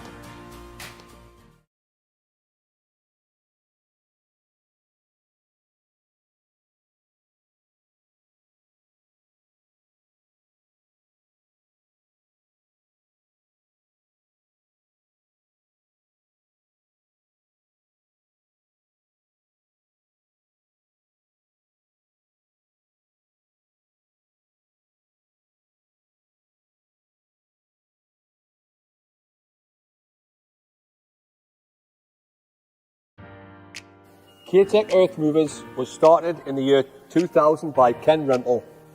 In 2020, K-Tech Earth Movers merged with Wisconsin-based Ashland Industries to create the KA Group. Scrapers are now used all around the world, with units on every continent, including Antarctica, and have become known for their innovation, performance and quality. This has allowed the company to grow quickly over the last 25 years, employing 104 people at our facility in Rosenau. Hello, I am Anthony Wilson, the Director of Operations here at K-Tech, with 31 years experience in the manufacturing industry. I had the privilege of working at K-Tech for the past year. I am excited to be part of this incredible team as we continue our journey of excellence. At K-Tech, safety is not just priority, it is a core value. We are committed to improving our safety culture every single day. K-Tech's safety culture has undergone significant transformation. In the past, it has noticeable gaps, but the journey towards Safe Work certification has initiated by the vision and dedication of our safety professional JP, recognising the importance of fostering a safer workplace. JP championed this direction, aligning it with the company's broader goal of setting industry standards.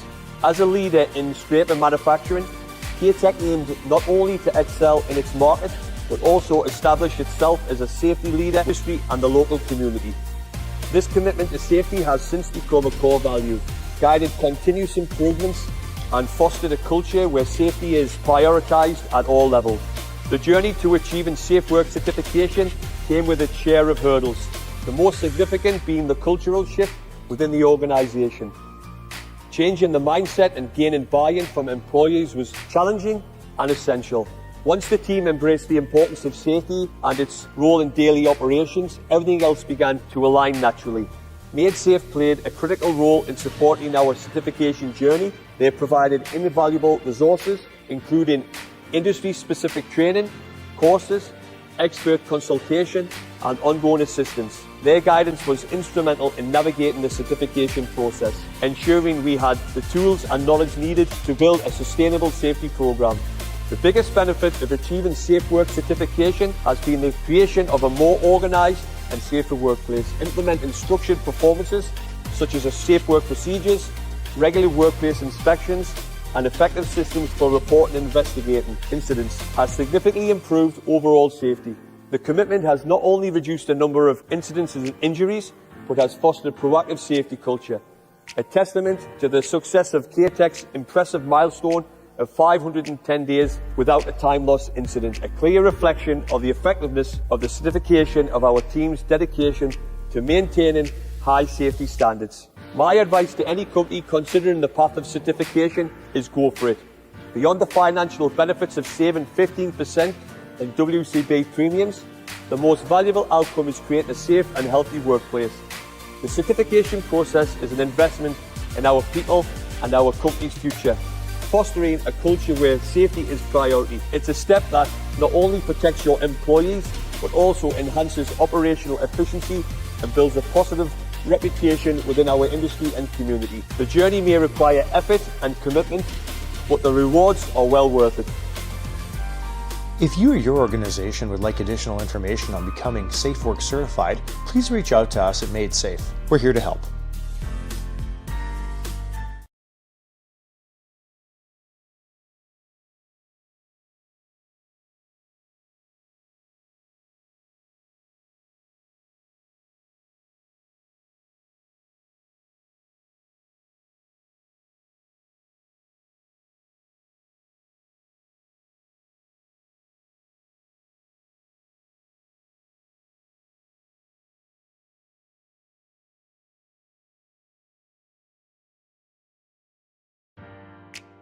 At Emergent, our mission is to protect and enhance life. Emergent provides solutions for complex and urgent public health threats through a portfolio of vaccines and therapeutics developed and manufactured for governments and consumers. Our Manitoba site here in Winnipeg is just over 170,000 square feet. It houses several labs, administrative areas, supply chain operations and production suites for the manufacture, aseptic filling, packaging and inspection of drug products. Emergent's mission to protect and enhance life extends to the safety of our employees, contractors and visitors. That's why in 2021, Emergent Winnipeg launched a new risk reduction program, putting hazard identification and corrective action fundamentals at the forefront of our environment, health and safety efforts. This program engages staff at all levels to drive continuous risk reduction. The results have been transformational toward building a strong safety culture, contributing to the achievement of Safe Work Certification 2024. In the last 5 years, the safety culture of Emergent has changed significantly. Today, safety is mentioned at every daily meeting, and supervisors are always reminding us that indeed, safety is first. So much so that they tell us to make sure we are careful and slow-paced if we work alone, so that we do not slip, fall, or somehow hurt ourselves. PPE is constantly reinforced and well-stocked. Employees are far more aware and do remind each other to wear it. Team leads and trainers without fail talk about safety at the start of training sessions and constantly remind the trainee of the safety points throughout the training session. Assessors always ask about safety points during final assessment. Safety is indeed number one. Safety has always been valued at our company and at our site. I think we just needed the right strategies to help us understand how to integrate it into our daily operations. Through our risk reduction program, we've been able to make our safety culture stronger and more ingrained and woven into all that we do. So the strategy was designed to move toward being more proactive in the identification and resolution of hazards. It's connected to a sense of purpose, where the reward for participating is actually donation dollars towards the Threads of Life charity, which goes in support of families impacted by workplace tragedies. So the reward for doing something right is actually getting to do something generous, which our people responded really well to. Becoming Safe Work Certified was part of our 5-year plan.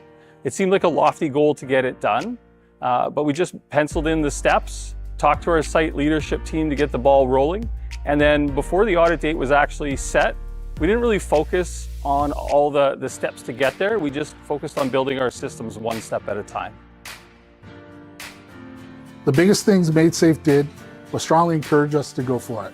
We were on the fence and weren't sure our documentation was up to par. Our internal risk reduction program focused on culture and development. They offered us a current state analysis, and after that time, helped us feel confident that we would make a strong run towards certification. Best advice I can give you, don't wait for perfection to go for it. If you work on your culture, the rest will follow. Do what you say you're going to do, build trust, listen to your employees, and be non-judgmental. If you or your organization would like additional information on becoming Safe Work Certified, please reach out to us at Made Safe. We're here to help.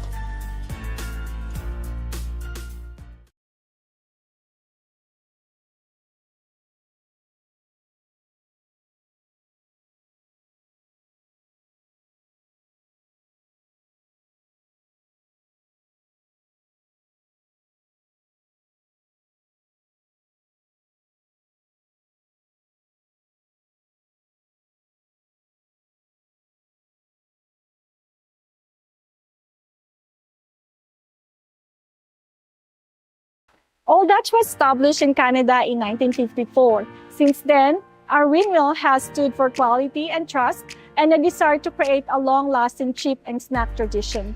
It was first started in Winnipeg, Manitoba as a little chip company with a lot of heart. In 1958, our first plant was built on Sargent Avenue. Then in 1977, we built and moved here on 100 Bentel Street. This year, Old Dutch is celebrating its 70th anniversary. Thus, for 70 years now, Old Dutch is providing quality and good tasting snacks to many Canadians. Our Winnipeg facility makes potato chips. We serve the Manitoba, Saskatchewan, part of Ontario, and Quebec markets. There are about 150 to 160 employees in this facility and about 280 Old Dutch employees across Manitoba. My name is Mary Jane Fort. I am a plant manager here at Old Dutch Foods facility here on Winnipeg plant since 2015. But prior to this, I was in the quality assurance department. All right, class, everybody back, ready to go? Okay, you're good. So we're going to talk about here, we're going to talk about the quality assurance and first pass quality. Okay, so what we're going to go do now is we've talked about the resource documentation that you can use. You can use your previous audits. You've got the SOP, all of these different things. You've got the Google Drive, all of these different things are resources for you to collect up all the information you need for your maintenance audit. Another one that we can use is the quality assurance review. When you took the maintenance auditor training, we provided you with the quality assurance review that our reviewers are using to review your audits, okay? So basically what that is it's just, you can become a reviewer. Use that documentation. Once you've finished your audit, what you can do is you can go through this quality assurance review report. This is, like I said, it's the same report that we use. So you can go through that to make sure that you've touched all the bases and that you feel that you're ready to submit your audit for a one pass quality, one and done, okay? So you'll see on here, the first part of it here, we've got the audit information. The audit information is your company information. Where you get that information is at the audit application that you provided us when you joined the IBSP. You gave us a certification application. When you applied to do your certification audit, you provided us with an audit application. If you're doing a certification audit, we ask you to reapply for an audit application. All of that information is current information. We double check it on the Compass site. So if you provide us with your account number, we check it, make sure that the account numbers are the same, your WCB number, your rate code, we make sure that all of those align, okay? On the Compass will be the legal name of your company. So on your audit, that's what we want to see, is we want to see the legal name of your company, okay? So all of that information.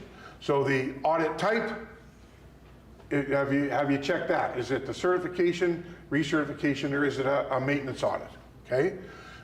Excuse me. So we go through all that, and then you'll see with the company information, the legal name of the company is what we're requiring on there. Because some companies, they have a legal name of the company, or maybe an umbrella company that the company is under. That's the name that we want there. That's one that we look at. If it's not on the audit, and it should be on the audit application or the certification application, that's where you get that information. When you're filling out your audit information, you can reach out to us and we can walk you right through that process so that it's not any rework for you. This information, the first part of the audit review here, this information all must be accurate to your company details. Anything is wrong, one number is out on the rate code, one number is out on the WCB number, it has to go back to you and it has to be changed, okay, or it has to be adjusted. So the company information, the primary contact, phone numbers, account numbers, classification codes, the nature of the work that you're doing. We also have the auditor information on there that's in the applicant or the audit that you're filling out. Your auditor information, your name spelled correctly, address, or not, I'm sorry, not the address, the email address is on there, your maintenance auditor number. If you're not sure of your maintenance auditor number, reach out to us, we have it on file, okay? Make it very simple, we can give it to you in 5 minutes, all right? So on here, this part of the audit application is, the audit review is what we do as reviewers. We click on this after we've said that everything is all completed. We will click on here. Whoops, where's my light here? We'll click on here. All of this is dark, and then this tells us whether or not each element has been satisfied, okay? So again, with this part here, our reviewer will check this. If it's, we don't usually send it, or we don't send it back for review, okay? What we'll do is we'll either return it for revisions or we approve it, all right? So this is the reviewer information, so the reviewer that's doing the work. And here is where this is the criteria that we're reviewing your audit with, okay? So we're making sure that the legal name is there, the employer trade name if there is one, making sure that the certification number is there and the certification expiry date is there. That's information if you're not sure about, if you don't have that on your file, we have that all that information. You reach out to one of us and click, and we've got that for you and we can send all that information to you right away so it's accurate. Okay? Company address, company phone number, fax. We don't see too much. We do have one company that uses a lot of fax, and they provide that for us.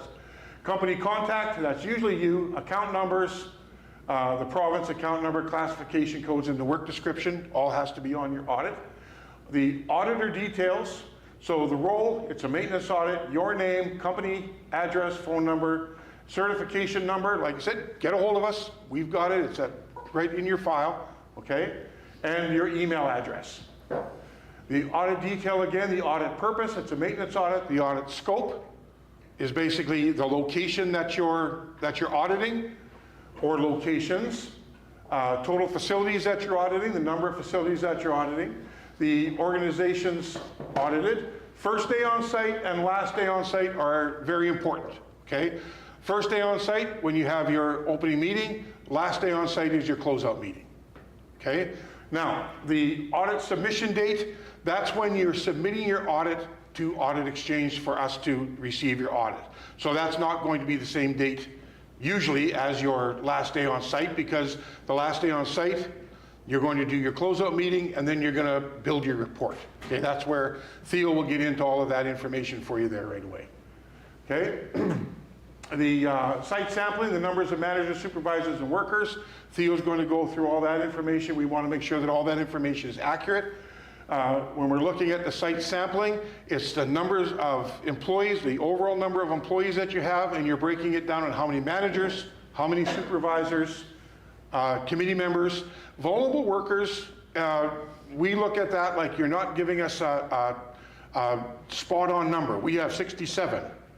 We're looking for you that you're looking at it and that you're understanding that you're making basically a guesstimate of how many vulnerable workers you have on site. If you have 100 workers on your site, and you tell us that you only have one vulnerable worker out of that 100, we might send that back and ask you to re-estimate that. Because if you look at your vulnerable workers that we talked about before, young workers, new workers to the job, aged workers, new to Canada, so there's so many criteria that we can cover there. We want to make sure that you're looking at it and you're understanding that, yes, we do have vulnerable workers on site, and this is what our estimate is on there, okay? So we do look at that. So the contracted workers, again, the Safe Work Manitoba has asked us to ensure that if there's contractors on site, that we're making our best attempt to get contracted worker interviews, okay? We've done that with a couple of companies, but what was happening was we were asking them to do it on the fly. When we're on site, oh, by the way, you've got contracted workers here, can we get an interview? Now that kind of throws a wrench into their system. They're prepared to follow the schedule. Now we're asking for a contracted worker. We don't want to do that process again and muddy the waters that way. What we'll do now is that beforehand in the preamble work, if there's going to be contractors on site, we'll set up those interviews beforehand so that we're not starting from a standing start to get these, because the people who are doing the interview scheduling for us, making sure that people are there, all of a sudden if we're asking them to run off and get a contractor, that didn't work. Okay, it didn't work for us and it didn't work for them. We're going to streamline that process now. Okay, now having said that, if you do get contractor interviews, it's very beneficial to your points, okay, for element G. So the interview schedule, number of managers, supervisors, workers, vulnerable workers, and committee members. Make sure that the 4 boxes are checked. You'll see those 4 boxes. Are there multiple shifts? Is everybody being represented? All those kind of things are on there. And then the SafeWork Certified Score Summary. This is important. The SafeWork Certified Score Summary, what we look at there is we looked at all of the elements are scored. None of them are below 50%, which is a failing mark for the element, okay? And that all the percentages and everything are populated on there. That final score, say if you get an 87, that final score, whoops, click, there we are. That final score is where? So here, the final score, when we get to the summary of audit findings, if your score is, say, 86% on the summary, on the score sheet on here, and you're going to put it into the audit findings, it's a requirement that you put your score in there, that we've scored 86%, those two have to match. okay? If your score summary says that you scored 86 and in your summary of audit findings says that you scored 84, we have to send that back, okay? All this information is what we pass on to Safe Work Manitoba. This is the information that they evaluate first. If this information is not correct, they send it right back to us to send back to you. So we try to avoid that. We make sure that hopefully we can get ahead of all that, okay? So again, your pre-audit meeting or the introduction to the company, summary of the company's nature of operations, structure, and physical locations. Addresses is what we're looking for there. If you've got multiple locations, we're looking for the addresses of those locations, okay? The executive summary, we've got the date of the audit, the name of the company and the auditor's name, the pre-audit meeting, the date the meeting occurred and the locations of the meeting, addresses, okay? Name the employer and the employer representative. The employee representative, it's compulsory that they attend these meetings, okay? Having labor represented at these meetings is a very strong part of the program. So we require the employee representative or the co-chair to be at the opening meeting and the closeout meeting. They're going to sign off on the audit, okay? So the pre-audit meeting, we want to make sure that the date of the meeting occurred, locations, we have those representative of the workers there, and any other attendance, we need their full name and their title, okay? If you just tell us that, you know, Brian Johnson was there with no title, then we send it back to you and we ask for his title. So these are the kind of things that really slow things down. So if we can get ahead of these things, that's what this is all about. So the closeout meeting, it's the same type of, whoops. That's not you, that's just the projector. Yeah, it'll come back. Well, I got it here too. There you go. So the closeout meeting, the date of the meeting occurred, the location of the meeting, address, okay? The employer and worker representative and any other attendees, titles, okay? The audit process, that's where you're going to tell us that the audit process was. We did a documentation review, we did observations, and we did interviews, okay? So the number of locations audited and the numbers of workers interviewed, that's an important one. So when you're doing this part of the audit, it's all windows that you're going to see here. So the audit process, if it doesn't have the numbers of, if it doesn't have the number of workers interviewed, we have to send it back. I know that it's back up here in your site sampling and your interview sampling, but it's required to be in all of these windows, okay? Summary of auditor findings, the overall score, again, has to match that score sheet. The elements that did not meet the minimum standard, if anything fell below 50%, they have to be identified. In your maintenance audit, it's not necessarily a pass or fail. What you're going to be doing is you're going to be providing us with the audit. If the audit passes through the quality assurance, it's updated, you get your rebate. But you have to identify anything that's below 50% in order for us to see on your action plan that you're going to address those, okay?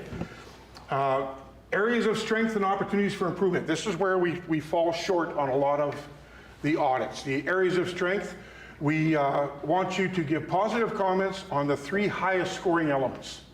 And our reviewers will check that. If you tell us that it's A, B, and C, we're going to check A, B, and C to make sure that those are the highest scoring elements. If they don't match it, it's got to go back to you, and we have to identify those that way. So what we want to do there is to comment on the safety culture, if positive, so you can make a comment on there. Opportunities for improvement, you're identifying the 3 lowest. Okay, the 3 lowest scoring elements, and commenting on those on how you got there. Okay, what we do is we look at as when we're doing our reports, our executive summaries.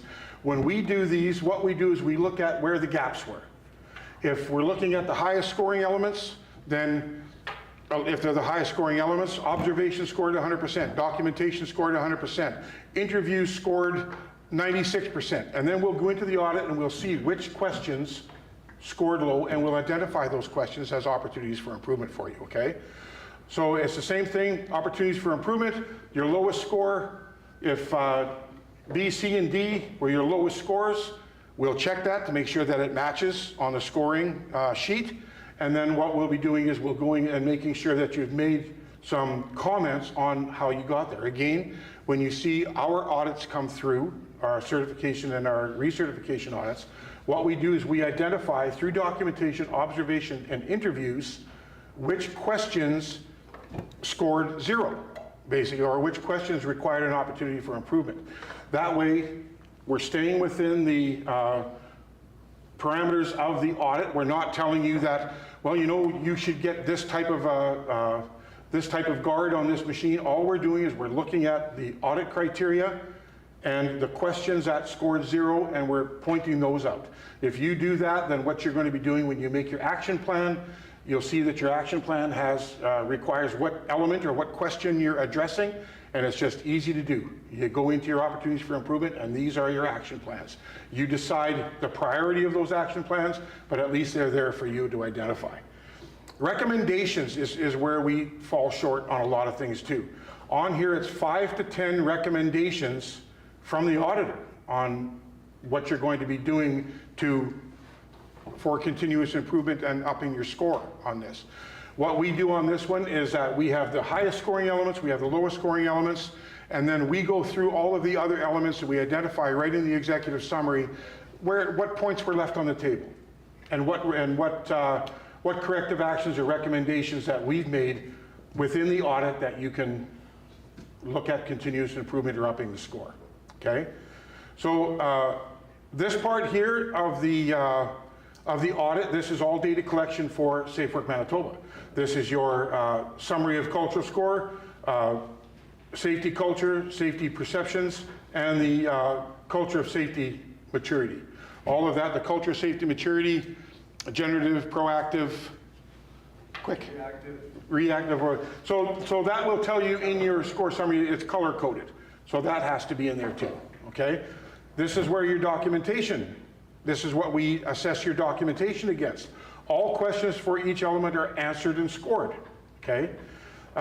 We make sure that the comments are written for every question, including those that are marked NA, like Michael had mentioned earlier.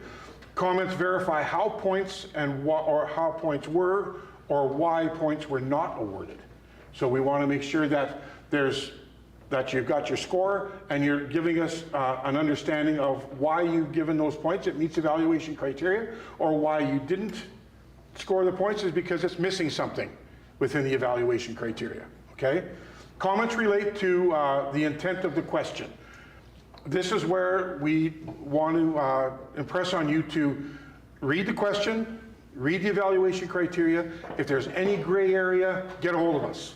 Ask us and we'll help you along that way. We can make sure that everything is understood and that you have a clear understanding of exactly what the quality assurance reviewer is looking for.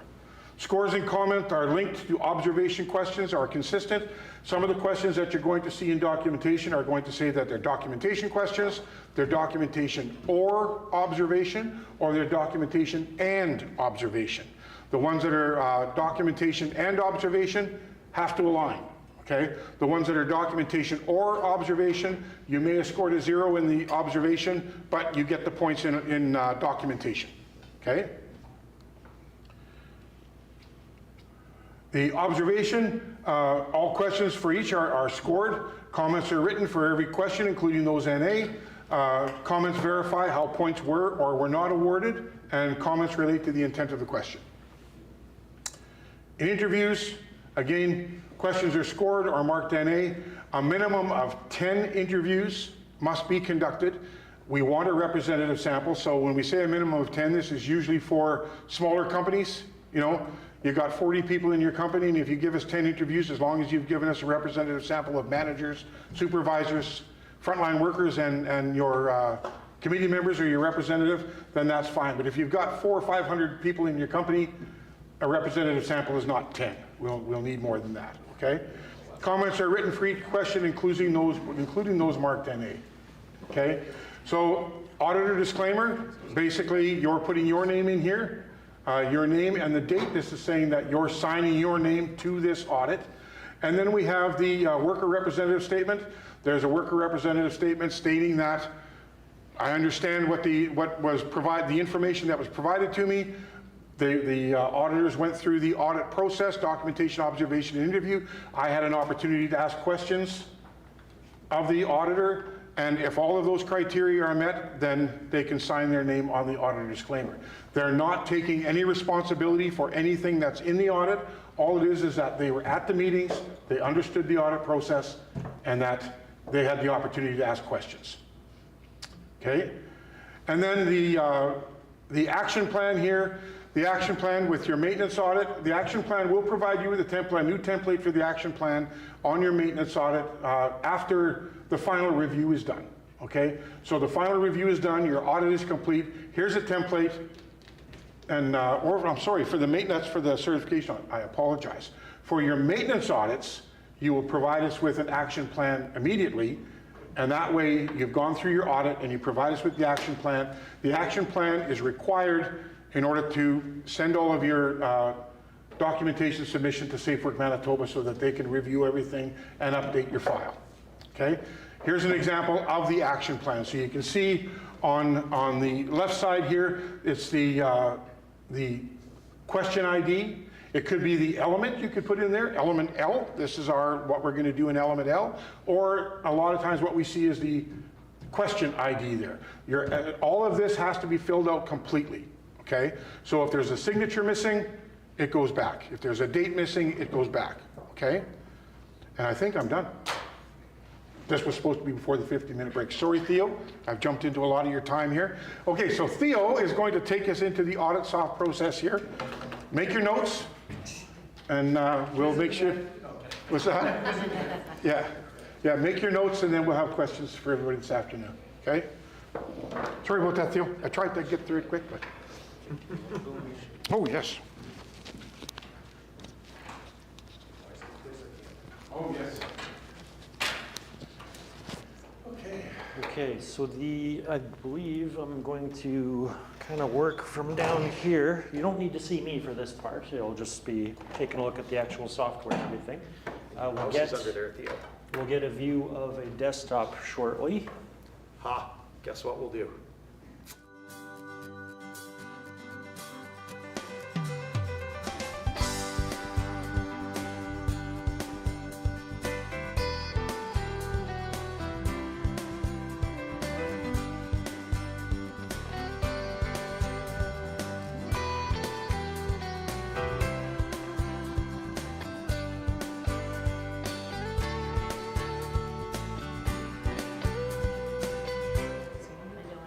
Yeah, and then I'll just do all the stuff right there. Okay. And if my file doesn't show up there, I'll need you.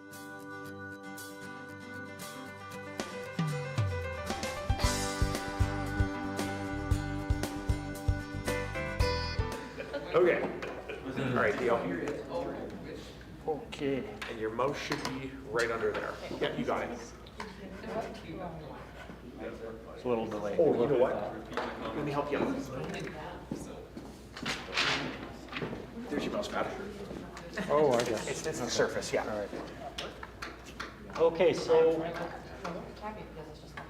so what I'm going to attempt to do here is show you how you obtain the software in the first place for a brand new workstation, installing it, opening it, saving files, getting ready for an actual audit, obtaining a license, the whole deal, but as quickly and as efficiently as I can. So, the very first step everyone will do, you navigate to your computer's search bar, and what you first want to do is find the Microsoft Store. So I'm just going to type in store, and there it is. You would open it up as simple as that. The PowerPoint can go down now. It'll, as soon as you minimize it, okay. Yeah. I don't want to kill it completely. And then what we're going to do, search. And I already have it in there. You just type in AuditSoft. That brings you over to where you'll find that within the store. Here it is. You would select it and install it. And just like that, it gets installed on your system. That's it. The only barrier between this and that would be if you have implemented security systems that you have to work with. Talk to your IT people, buy them a donut, get them a coffee, whatever you have to do, and get that onto your system. Theo, are you guys completely done with the PowerPoint? Yeah. Okay, so I'll close the PowerPoint for you. Sorry, guys. Let's do this. There we go. There Okay, you go. so You're driving. where's my mouse? Where's my mouse? Can you I'll get you put my back, mouse- yes. Yeah, there you go. Oh.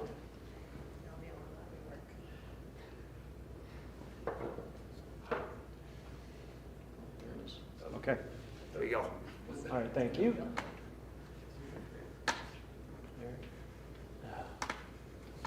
Where do you need to go, Theo? I need to have a mouse.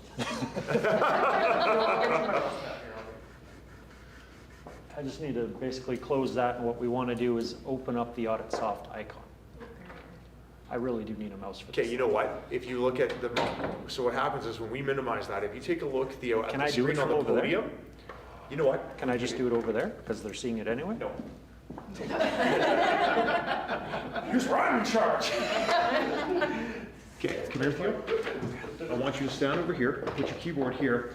There's your desktop. Oh, yeah, that'll do it. This is your second display. That's actually better. Here we go. There you go. Thank you. So just remember, you're gonna have to look here, but also glance behind you from time to time. Okay. These guys come up with all these technical scenarios, and I just get to magically figure out how to make them work. Just delightful. I still have no mouse. Okay, here we go. Thank you. Let's try that.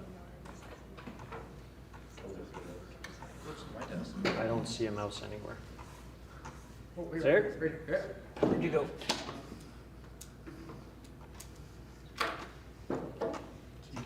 Matt, you just shake your mouse. Dude. No, I got nothing. Okay, I got it. It's behind. Okay, whoa. Here's what we're gonna do. Just. Nope, I need display settings. Give me a second here.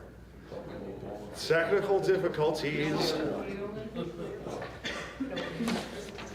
Yeah, here we go. Duplicate on. We're gonna do that. Changes.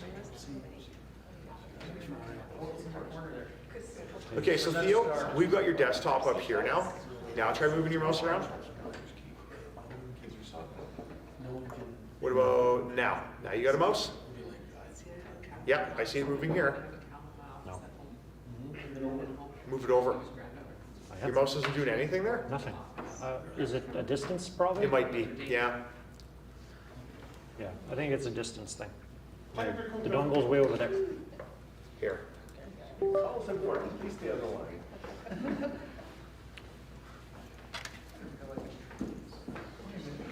Because I mean, everything you're doing over there, I can't do it over. Give me that. Take that. So This is the first time he's had to tell you. okay, there's one.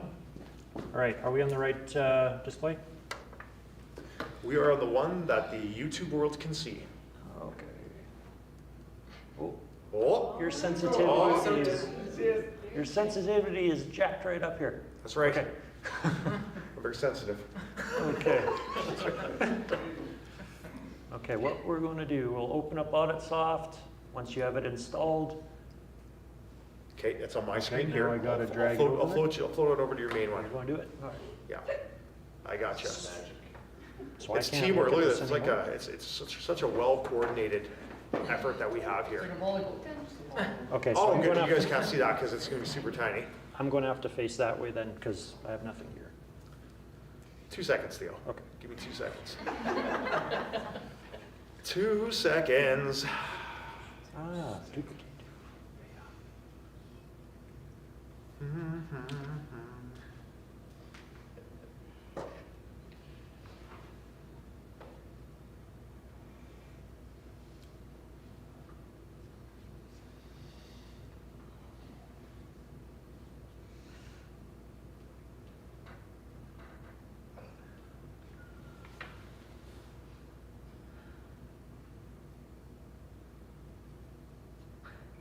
Your silence is very intimidating. I had to go with the elevator music on. I got this. Gives just a big like a black. Hey, now we can see it, guys? Yeah. Hey, there we go. You guys don't mind technical. Beautiful. All right, Mr. McPherson, you're up again. I still only have this. That's okay. I don't have anything in front What of else do you need to see in front of you? that. Right there. Unless I just turn around. Hey, there you go. Let's go with that. I want to turn around. Okay. Yeah. There we go. Hey, there we go. Appreciate your patience. That guys. works. Okay, so getting a new license, that is the next step. Once you've installed, you get a new license. And because you are of the manufacturing sector of Manitoba, you're going to navigate to Made Safe Manufacturing Safety. It likely won't be up here if you're a new maintenance auditor, in which case you'll have to navigate through this list to find it. It'll be right there. And so we go ahead and click that. Now I'm going to type a secret word that allows me to have this. That is what you type in for every training course we offer, because then it's not an official license and you can have it. It is a little small still, I guess. It's very tiny. It smells wild. Okay, so I'm typing the word evaluator. That's just for this scenario. It's also what you do in a training session. You always got to make sure this is the province of Manitoba. Otherwise, nothing else needs to be checked except at the bottom, I accept the Auditsoft Inc. terms and conditions. You should see a price tag of $0. That's very important. And you would submit request.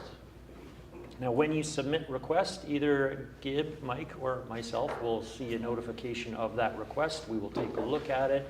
We will see who requested it, what the license name it's under to make sure it's correct. It does have to be the legal company name.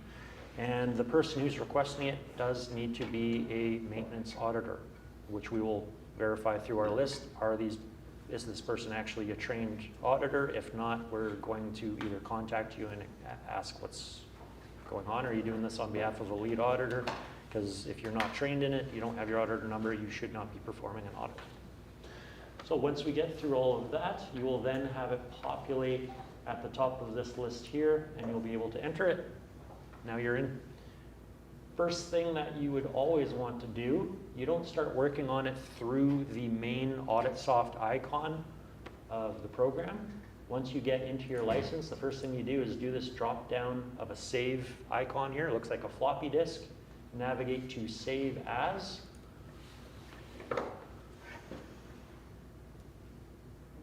Oh, it's over there. Oh, you need it over. Yeah, you got her. Look at that. He's got it. There it is. Okay. And where will I put it that I don't lose it? The desktop. That's a good spot. And this gives you the option to title that document as well.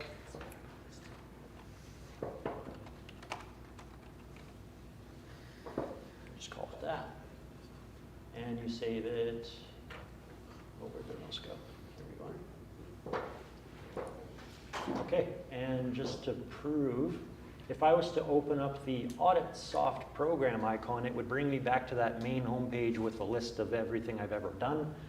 But what you want to do now is go to the icon that you just saved on your desktop, which is probably, there it is over there.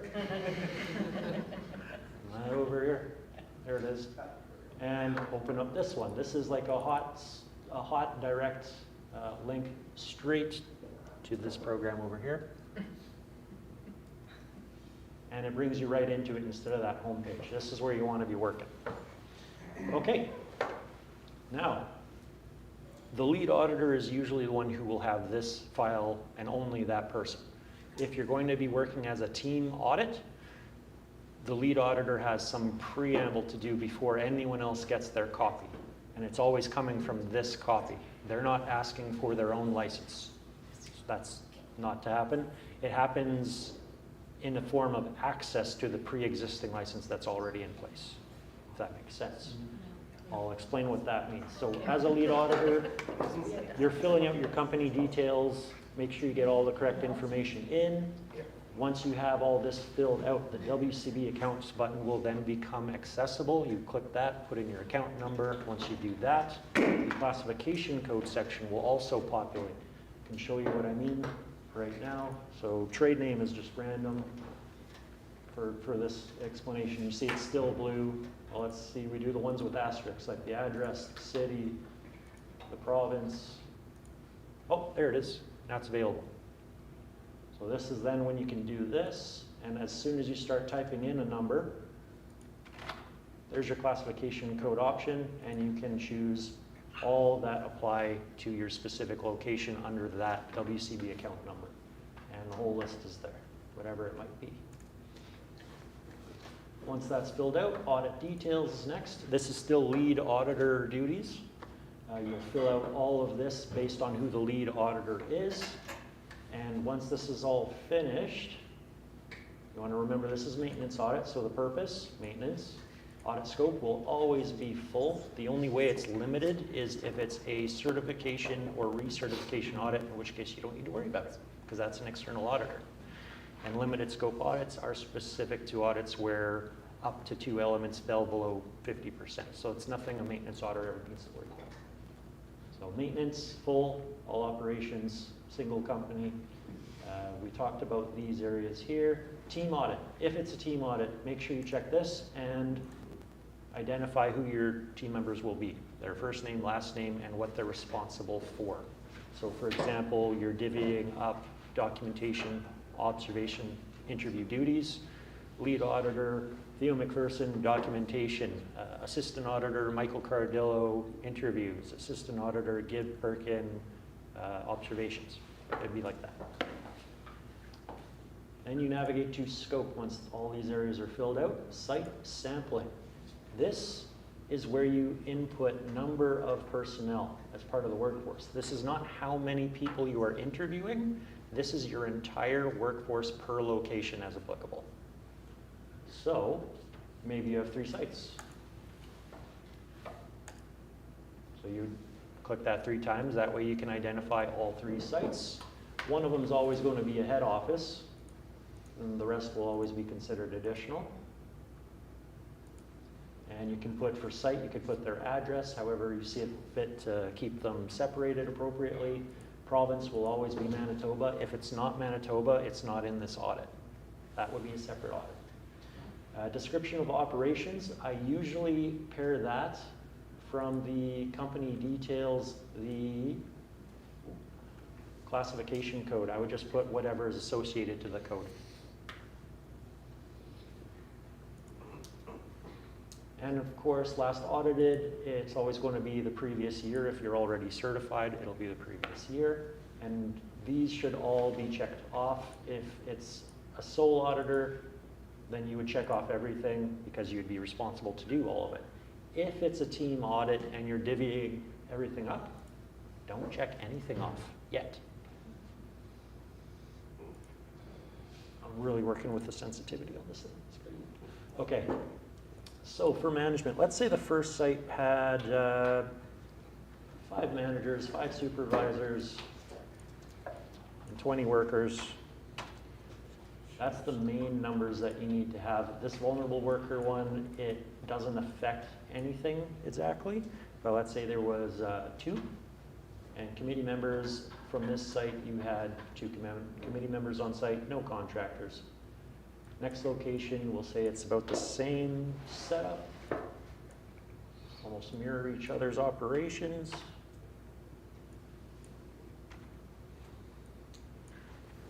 We'll say there's even like 4 of them.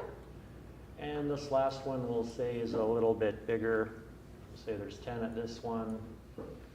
There's 15 supervisors and there's 150 workers, we'll say. Vulnerable, we'll say there's, let's say there's 35. And committee members, you have the other 8 here. Let's say I had a full committee list. No contractors anywhere. At this point, one thing we noticed, interview planning, you want to set that up before handing out to your assistant auditors if you're going to have a team audit. You want to set this up just to avoid any weird conflicts between the files and merging issues. It's kind of a technical secret thing that you wouldn't know otherwise about. Now, if I click on this, you won't see anything yet. Reason for that, does anyone know? Didn't hit save. Save is your friend. I think you should hit save all the time, but that's not the one. That's not why. And select any of the audit things. Yeah. the check boxes. We didn't select any interview boxes yet. So as soon as we check even one, it'll work. This is, remember, just for the planning part. So I'm lead auditor in this scenario. Now we go here. Oh, look, now we can manually enter how many interviews we're going to do per location and per level of employment. This will be according to your already developed interview schedule. So you go ahead and pretty much transfer those numbers to here.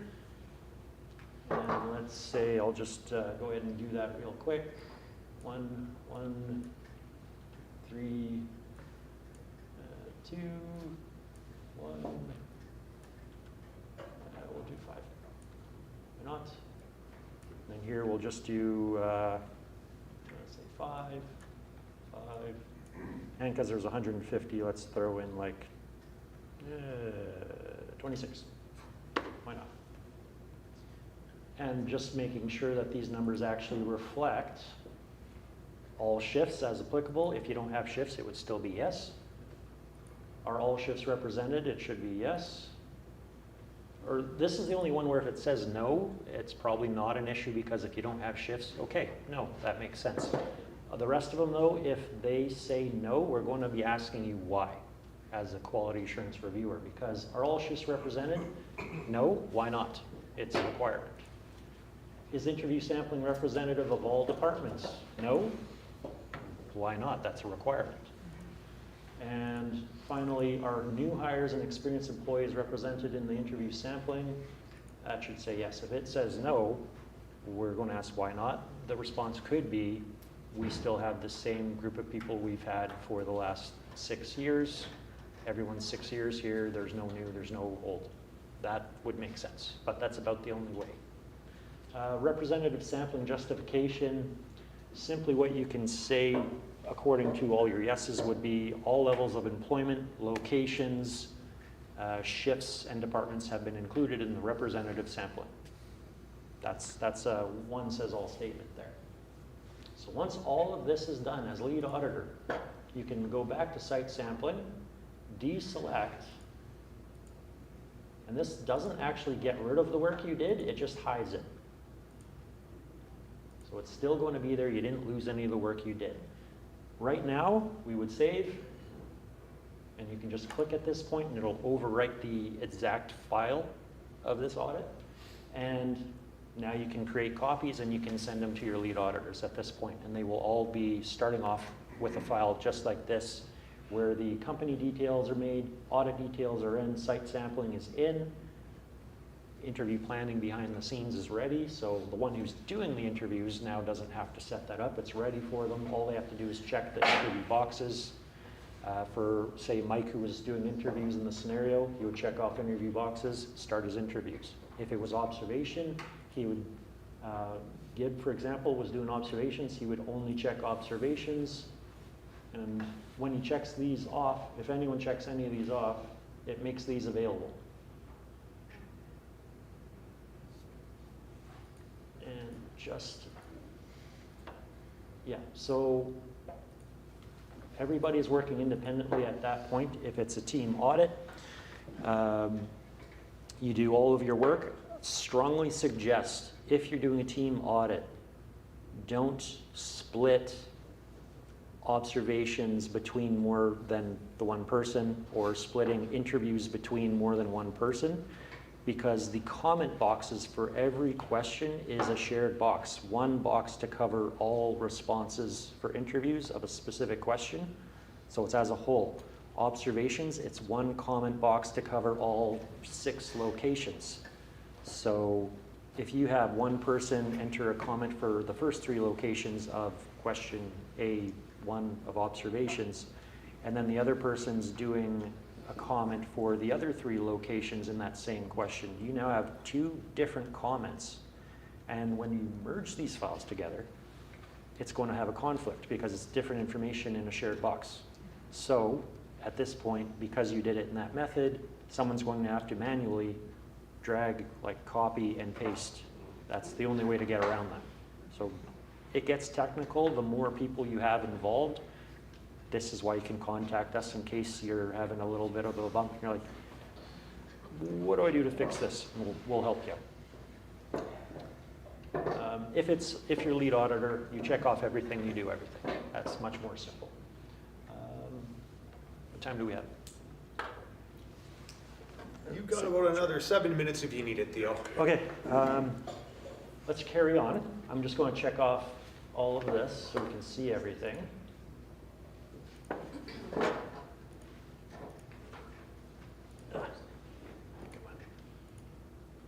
Oh yeah, okay. So interview planning, it'll still be there. We can move on to gather evidence. Because you check those boxes, these become accessible.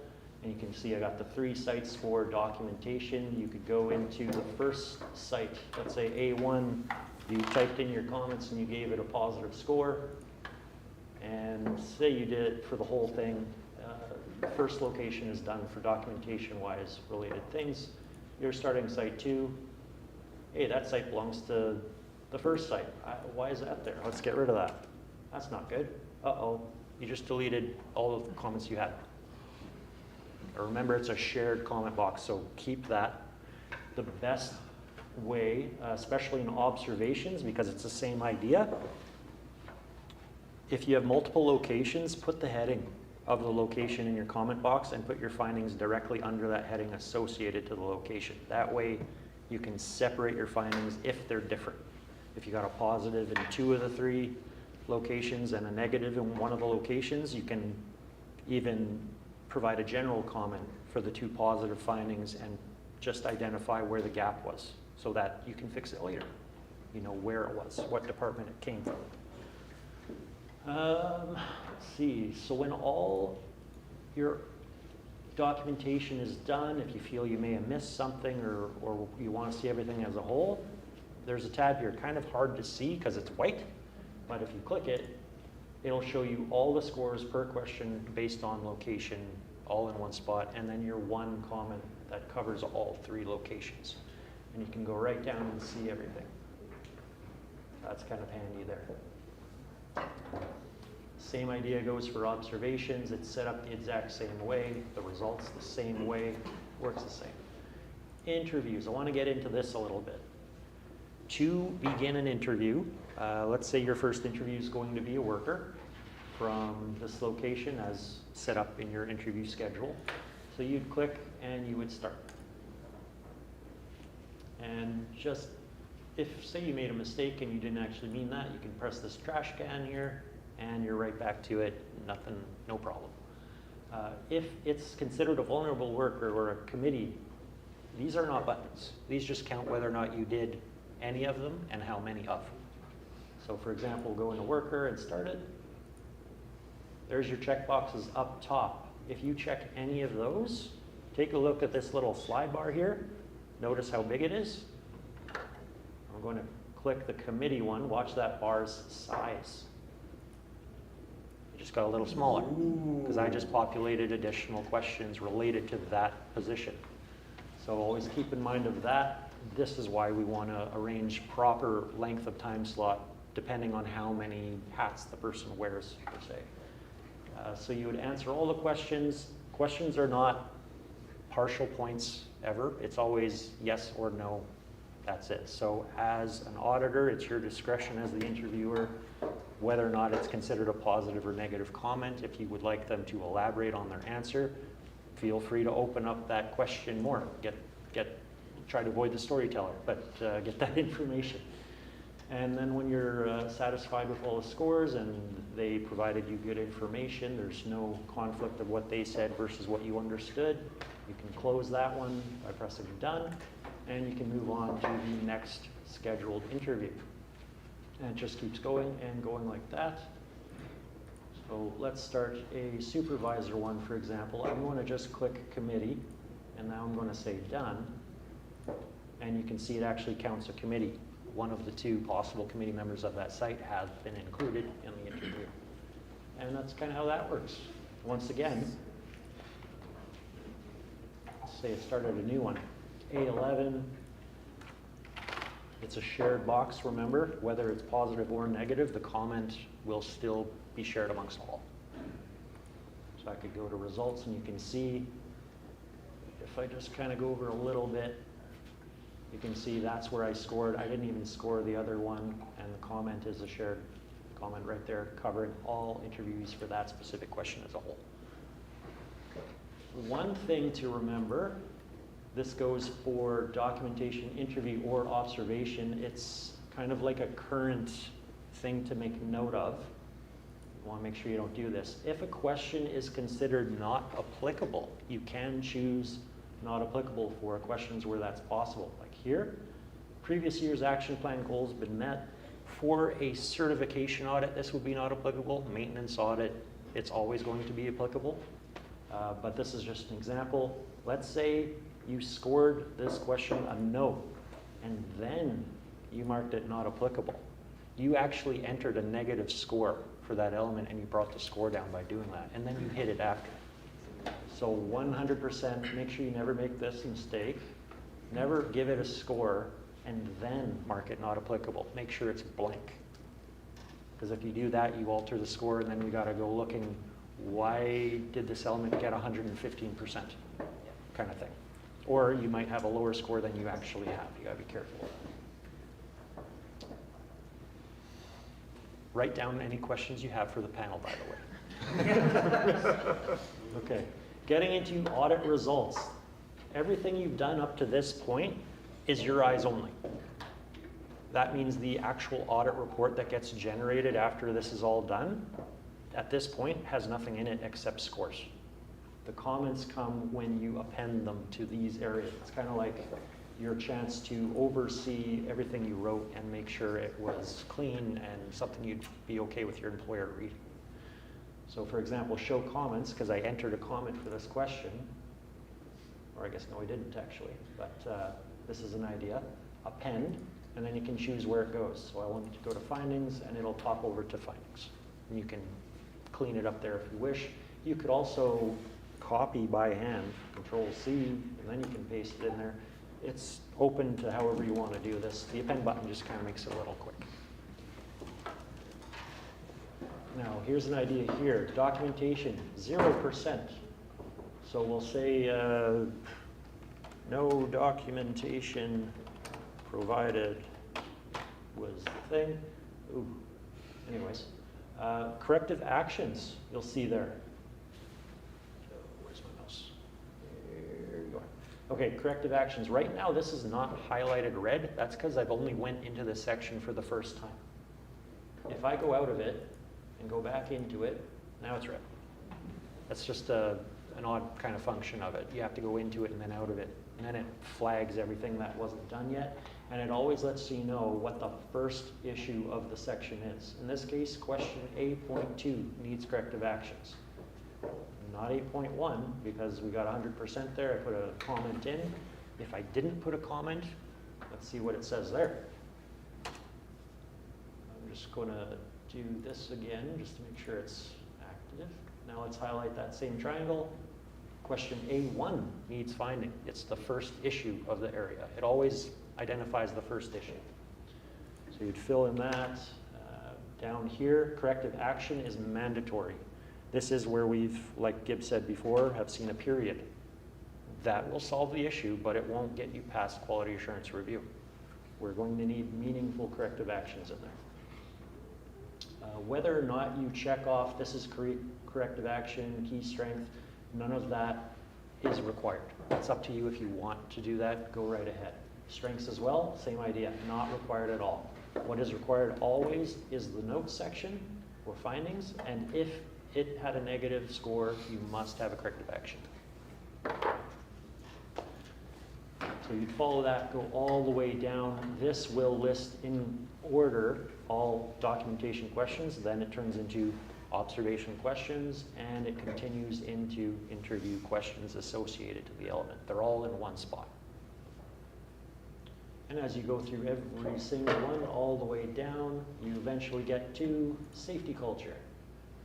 And this one is very similar to what you would have done in your past certification or recertification audit application. It's the third tab of that application, same questions. This is just your chance to update how you feel your company is performing safety-wise according to these questions. You can update it. And the scores available are ranging from color codes going from 0 to 4, representing a range of percentage.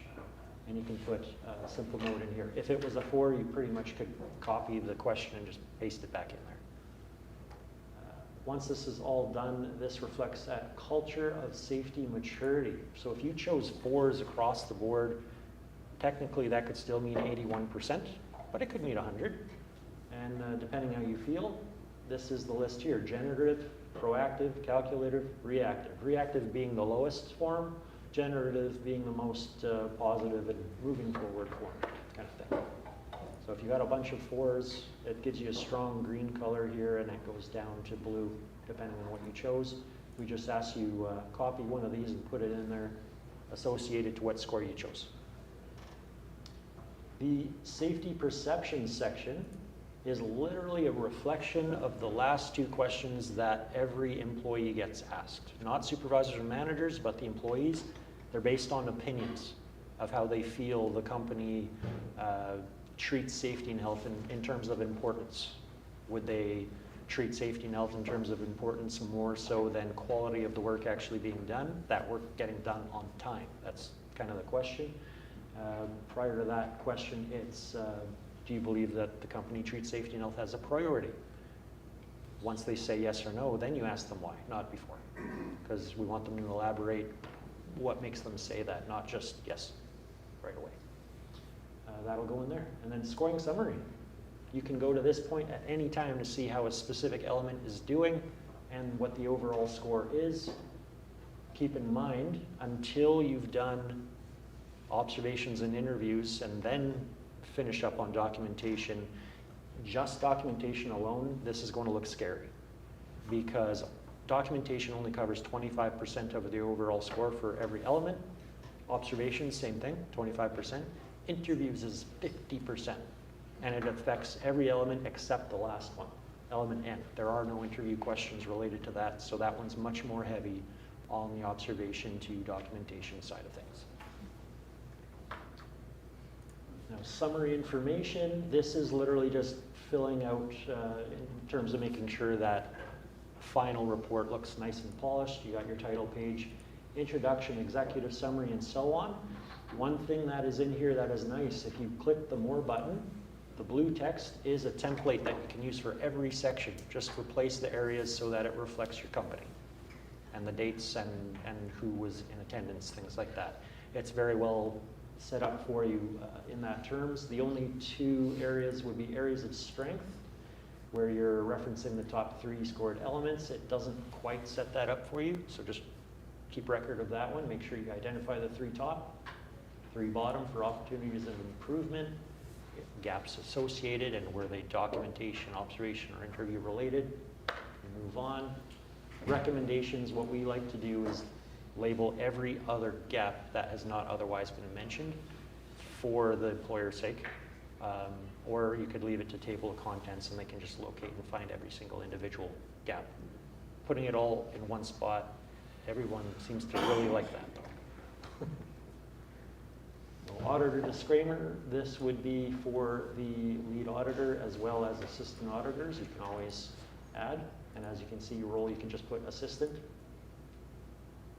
and the date, and then worker rep. This is that worker representative or worker co-chair statement. I understand this report has been shared with me as an extension of my role as the worker representative. I've been informed of the audit process outcomes, have had the opportunity to ask questions, and by electronically signing, confirming that I have read and agree with the worker rep statement above. It's not about agreeing or disagreeing with findings, just that they've been made aware and had opportunity to ask all the questions that they could have possibly had. And then they sign and date that. This is closeout meeting situation here. These 2 here, simply not applicable. This is audit soft certificate, not applicable. Additional information, document not applicable. Linked files, we hope there's none to avoid breach of confidentiality. Sometimes documents have people's names, potentially has personal health information. We want to avoid that as much as possible.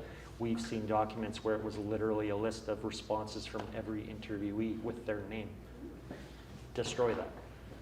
You don't want that floating around. Linked files, although they're available to be uploaded, for example, review documentation, you see add attachment everywhere. Just ignore that. And yeah, once you have green checks all the way down, this little button here that you've been waiting to press, you go ahead and press submit audit and it will go through the process. We will be notified and we will start the quality assurance review. Any questions, the panel? I'll be there. There's a lot of moving parts here, like merging this file with your assistant file. No conflicts, turns into one file that gets used going forward. Yeah, sometimes it's not, it's like, eh, and then you got to figure it all out, but that's why we're here. Yeah, that's it. Thanks, Theo. I'm not sure, I'm sitting here, so I'm not sure whether they have lunch yet. Oh. Yes, so I can give you guys an update. For lunch, what we're gonna do is we are gonna exit out that back door, we are gonna proceed down the hallway, and then we are gonna go this way. It is pizza, I believe? Yeah. Pizza, and then there's one dietary one that's pasta and meatballs for the dietary. Excellent, all right. And then folks, yeah, so we're gonna get started just after 1 o'clock. Let's enjoy lunch. Shotgun memo.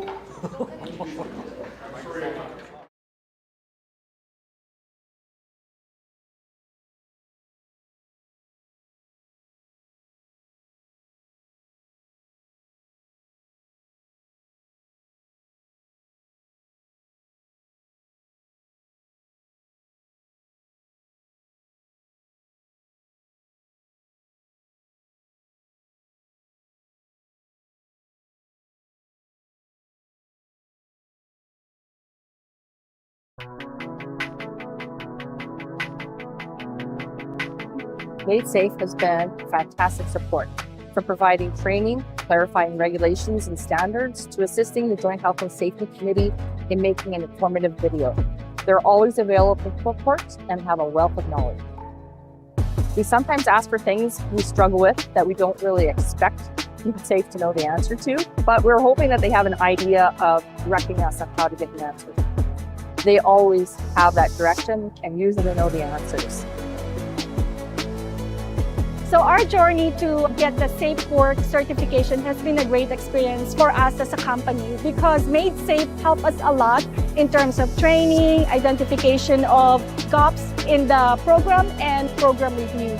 So as we all know, training is a big part of the success of any program or procedure that a company wants to implement, right? So to get everyone's participation and involvement, every member of the organization needs to understand why some practices are in place, the reasoning behind it, and why they are important, their roles and responsibilities in health and safety, and what are the implications of their actions. So Made Safe made it easy for us because they have resources we can utilize as a member, and they also have a lot of experts that can guide us.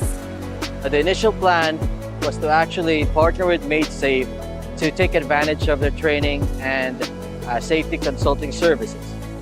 But that changed when I joined one of the safety in manufacturing forums. In that forum, one of the topics presented was about safety certification and how it helped other companies be better at health and safety. I got this idea, presented it to our team leadership here in Winnipeg, and they liked it. The auditors for Made Safe were very knowledgeable. The experience they have shows, and it helps us identify gaps in our system, our safe work procedures, and even our documentations. And that allows us to basically work on those gaps and continually improve. Made Safe was an excellent partner in the certification process, and they can help you with yours too in your path to certification.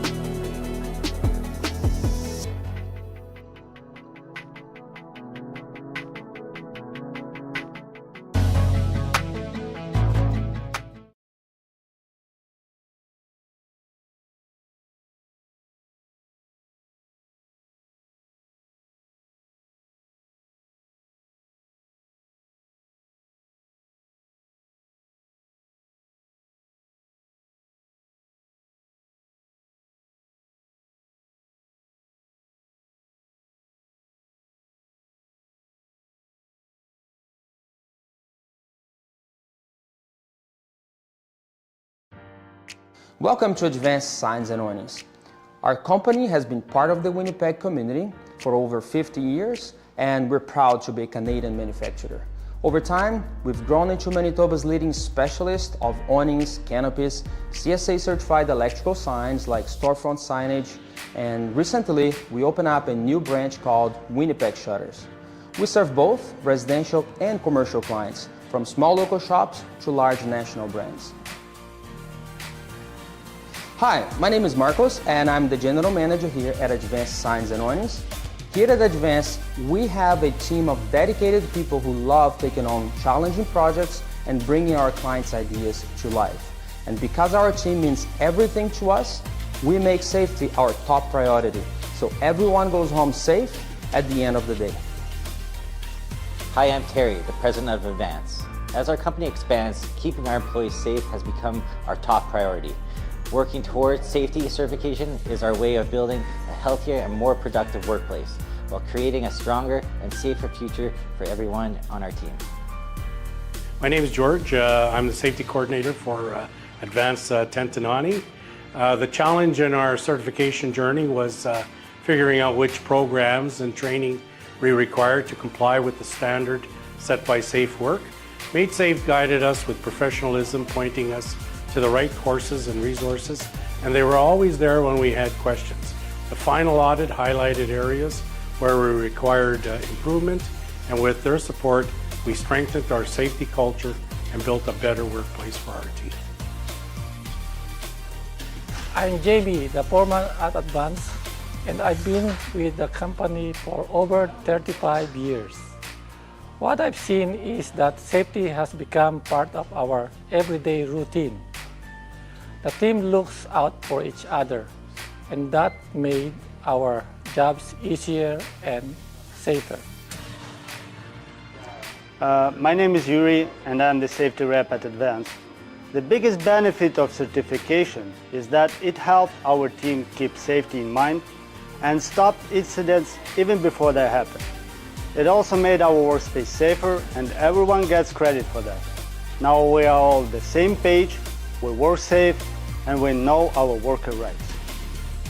When it comes to certification, don't feel overwhelmed. The beginning is always the hardest part. One thing that really helped us was keeping everything electronic. We set up a cloud database and an internal portal so our employees can search and find safety information anytime. Having it all in one place makes things much easier and keeps everyone on track. You're able to access things like WMIS, reports, incident investigations, and even do courses. This made it very easy when it came to working with the Made Safe on the audit, as it allowed us to upload what we've already had in our online database. Made Safe was a fantastic resource, and they can help you on your journey of certification. If you or your organization would like additional information on becoming Safe Work certified, please reach out to us at Made Safe. We're here to help.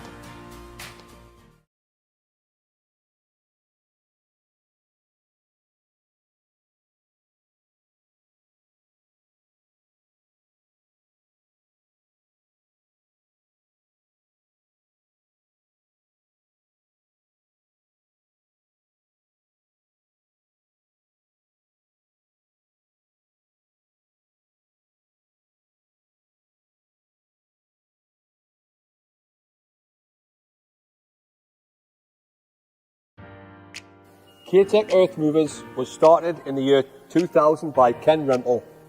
In 2020, K-Tech Earth Movers merged with Wisconsin-based Ashland Industries to create the KA Group. Scrapers are now used all around the world, with units on every continent, including Antarctica, and have become known for their innovation, performance and quality.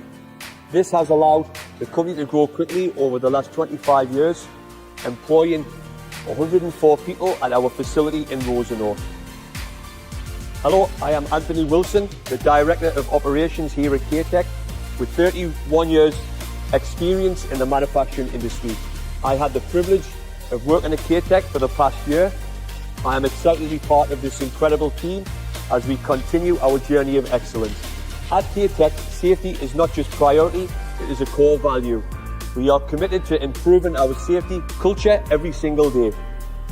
K-Tech's safety culture has undergone significant transformation In the past, it has noticeable gaps, but the journey towards Safe Work certification has initiated by the vision and dedication of our safety professional JP, recognising the importance of fostering a safer workplace. JP championed this direction, aligning it with the company's broader goal of setting industry standards. As a leader in scraper manufacturing, Curated aimed not only to excel in its market, but also establish itself as a safety leader in the industry and the local community. This commitment to safety has since become a core value, guided continuous improvements and fostered a culture where safety is prioritised at all levels. The journey to achieving Safe Work certification came with its share of hurdles, the most significant being the cultural shift within the organisation. Changing the mindset and gaining buy-in from employees was challenging and essential. Once the team embraced the importance of safety and its role in daily operations, everything else began to align naturally. Made Safe played a critical role in supporting our certification journey. They provided invaluable resources, including industry-specific training, courses, expert consultation, and ongoing assistance. Their guidance was instrumental in navigating the certification process, ensuring we had the tools and knowledge needed to build a sustainable safety program. The biggest benefit of achieving Safe Work certification has been the creation of a more organised and safer workplace, implementing structured performances such as safe work procedures, regular workplace inspections, and effective systems for reporting and investigating incidents has significantly improved overall safety. The commitment has not only reduced the number of incidents and injuries, but has fostered a proactive safety culture, a testament to the success of Curatet's impressive milestone of 510 days without a time loss incident, a clear reflection of the effectiveness of the certification of our team's dedication to maintaining high safety standards. My advice to any company considering the path of certification is go for it. Beyond the financial benefits of saving 15% in WCB premiums, the most valuable outcome is creating a safe and healthy workplace. The certification process is an investment in our people and our company's future, fostering a culture where safety is priority. It's a step that not only protects your employees, but also enhances operational efficiency and builds a positive reputation within our industry and community. The journey may require effort and commitment, but the rewards are well worth it. If you or your organization would like additional information on becoming Safe Work certified, please reach out to us at Made Safe. We're here to help.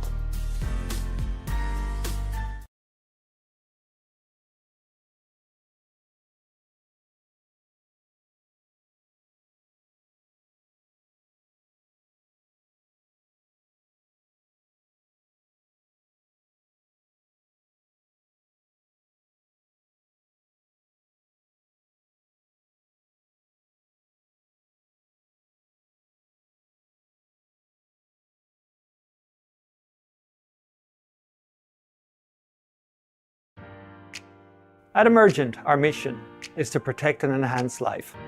Emergent provides solutions for complex and urgent public health threats through a portfolio of vaccines and therapeutics developed and manufactured for governments and consumers. Our Manitoba site here in Winnipeg is just over 170,000 square feet. It houses several labs, administrative areas, supply chain operations and production suites for the manufacture, aseptic filling, packaging and inspection of drug products. Emergent's mission to protect and enhance life extends to the safety of our employees, contractors and visitors.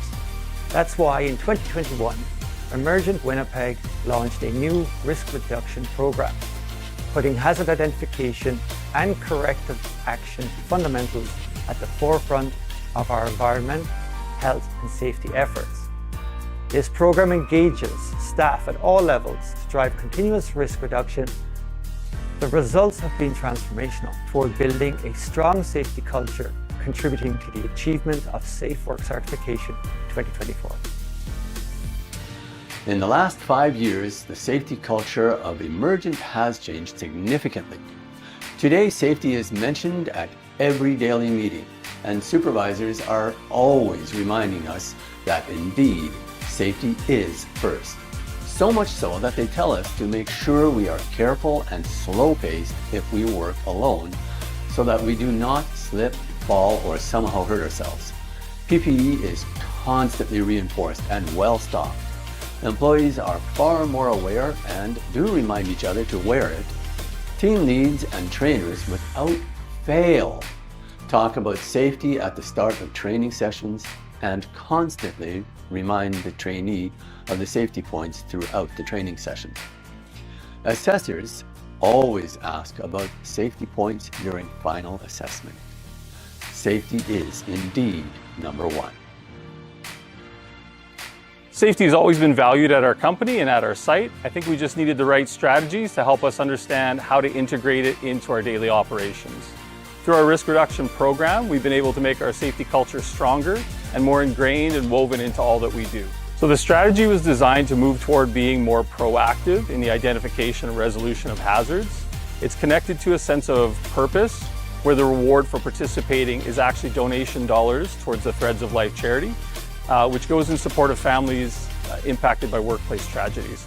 So the reward for doing something right is actually getting to do something generous, which our people responded really well to. Becoming Safe Work Certified was part of our 5-year plan. It seemed like a lofty goal to get it done, but we just penciled in the steps, talked to our site leadership team to get the ball rolling, and then before the audit date was actually set, we didn't really focus on all the steps to get there. We just focused on building our systems one step at a time. The biggest things Made Safe did was strongly encourage us to go for it. We were on the fence and weren't sure our documentation was up to par. Our internal risk reduction program focused on culture and development. They offered us a current state analysis, and after that time, helped us feel confident that we would make a strong run towards certification. Best advice I can give you, don't wait for perfection to go for it. If you work on your culture, the rest will follow. Do what you say you're going to do, build trust, listen to your employees, and be non-judgmental. If you or your organization would like additional information on becoming Safe Work Certified, please reach out to us at Made Safe. We're here to help.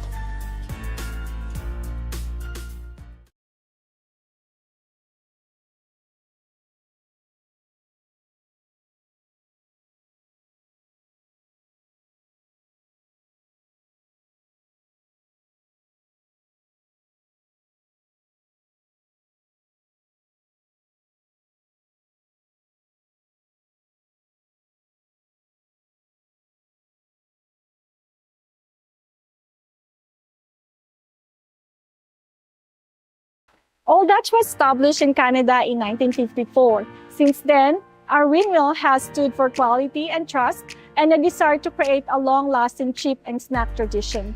It was first started in Winnipeg, Manitoba as a little chip company with a lot of heart. In 1958, our first plant was built on Sargent Avenue. Then in 1977, we built and moved here on 100 Bentel Street. This year, Old Dutch is celebrating its 70th anniversary. Thus, for 70 years now, Old Dutch is providing quality and good tasting snacks to many Canadians. Our Winnipeg facility makes potato chips. We serve the Manitoba, Saskatchewan, part of Ontario, and Quebec markets. There are about 150 to 160 employees in this facility and about 280 Old Dutch employees across Manitoba. My name is Mary Jane Fort. I am a plant manager here at Old Dutch Foods facility here on Winnipeg plant since 2015. But prior to this, I was in the quality assurance department. So I've been with the company for about 16 years, turning 17 years now. One of my responsibilities as a plant manager is to ensure of course, the health and safety of our employees. So since I became a plant manager, my goal really is to make sure that our employees come home safe to their families. So I made sure that I'm equipped, and knowing a lot of health and safety information for the workplace, that we have resources to provide safe work for our employees, and that they are trained and know as well their responsibilities for health and safety. So we're working very, very hard to make sure that we meet that goal as a company. Safety is very important to Old Dutch and its employees. We always believe that health and safety of employees weigh the same as food safety. So in a way, we're protecting both the employees and consumers as we manufacture and serve our products. Continuous improvement has driven us to get our Safe Work certification. We also acknowledge that there was a gap in our program, and it requires maintenance and constant review to ensure that we're compliant to Workplace Health and Safety Acts and regulations. To maintain and improve our program, the company needs resources for training. We need to get updated with the changes in health and safety acts, regulations, trends, and current events related to workplace health and safety. So Made Safe has been a good resource for us.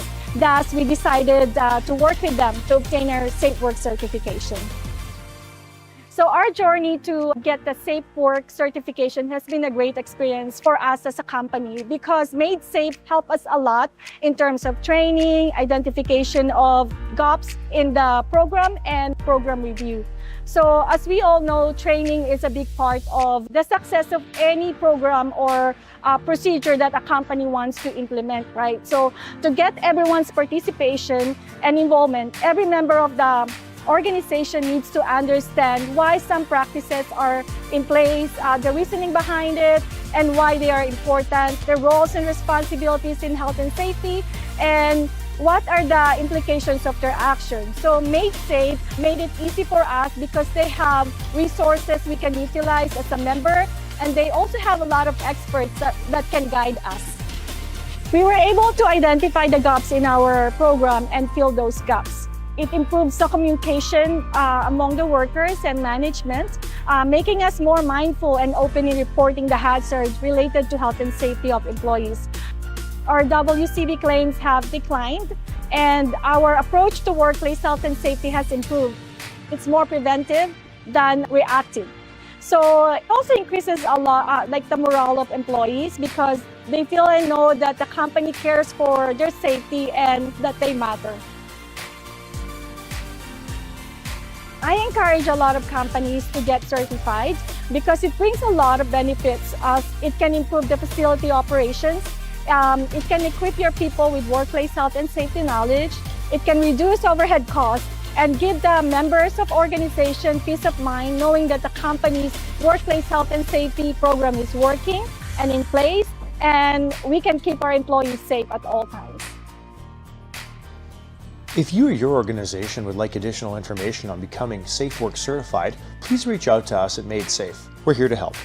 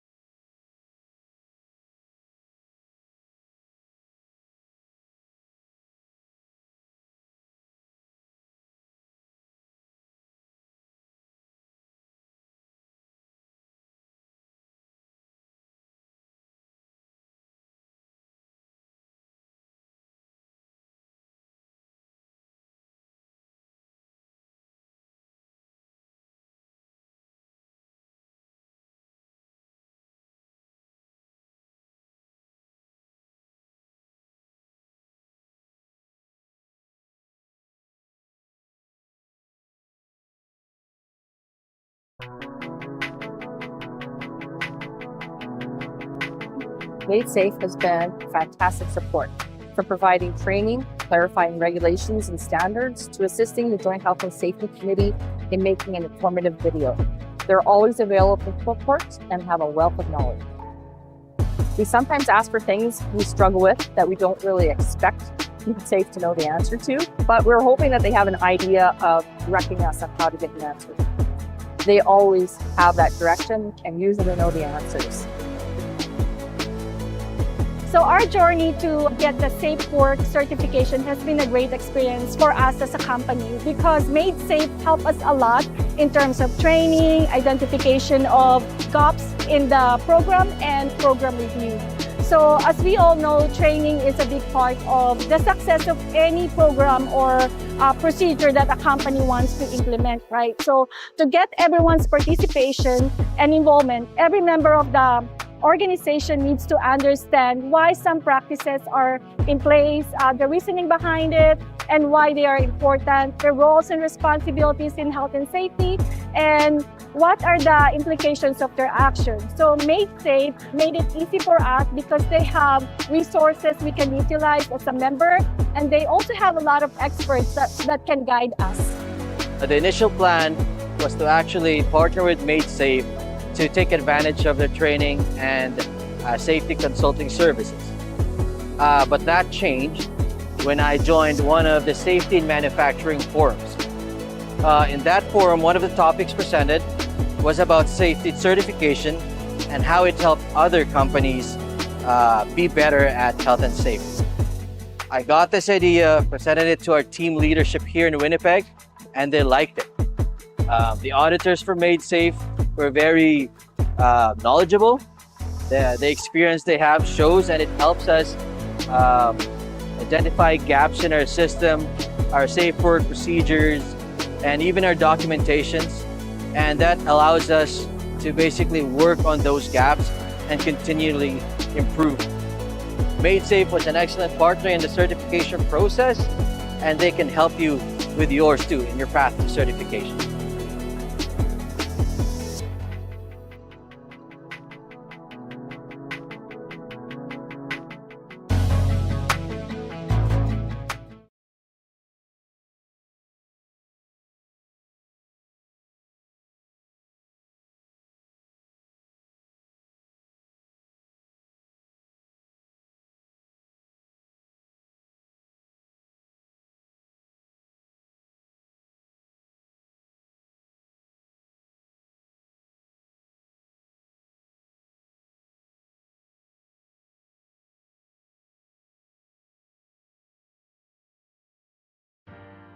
Welcome to Advanced Signs and Warnings.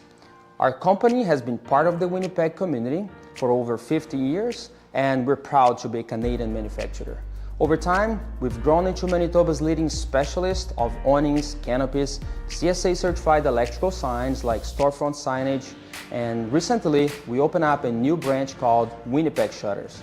We serve both residential and commercial clients, from small local shops to large national brands. Hi, my name is Marcos, and I'm the General Manager here at Advanced Signs and Warnings. Here at Advanced, we have a team of dedicated people who love taking on challenging projects and bringing our clients' ideas to life. And because our team means everything to us, we make safety our top priority, so everyone goes home safe at the end of the day. Hi, I'm Terry, the President of Advance. As our company expands, keeping our employees safe has become our top priority. Working towards safety certification is our way of building a healthier and more productive workplace, while creating a stronger and safer future for everyone on our team. My name is George. I'm the safety coordinator for Advanced Tentanani. The challenge in our certification journey was figuring out which programs and training we required to comply with the standard set by Safe Work. Made Safe guided us with professionalism, pointing us to the right courses and resources, and they were always there when we had questions. The final audit highlighted areas where we required improvement, and with their support, we strengthened our safety culture and built a better workplace for our team. I'm Jamie, the foreman at Advance, and I've been with the company for over 35 years. What I've seen is that safety has become part of our everyday routine.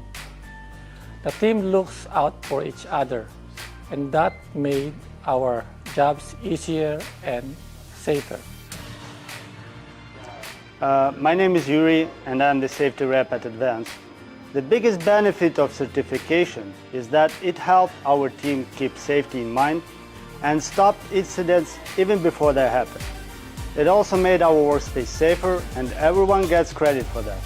Now we are all on the same page, we work safe, and we know our worker rights. When it comes to certification, don't feel overwhelmed. The beginning is always the hardest part.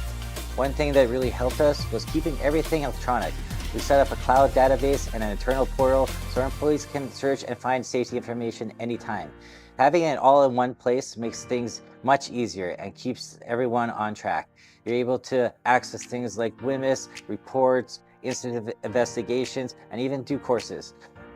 This made it very easy when it came to working with Made Safe on the audit, as it allowed us to upload what we've already had in our online database. Made Safe was a fantastic resource, and they can help you on your journey of certification.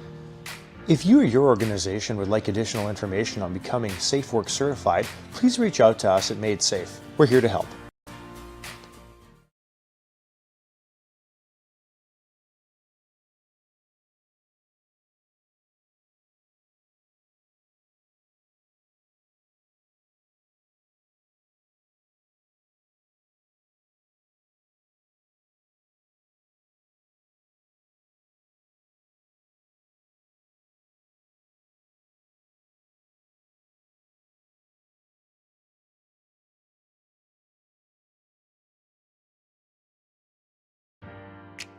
Curated Earth Movers was started in the year 2000 by Ken Rempel.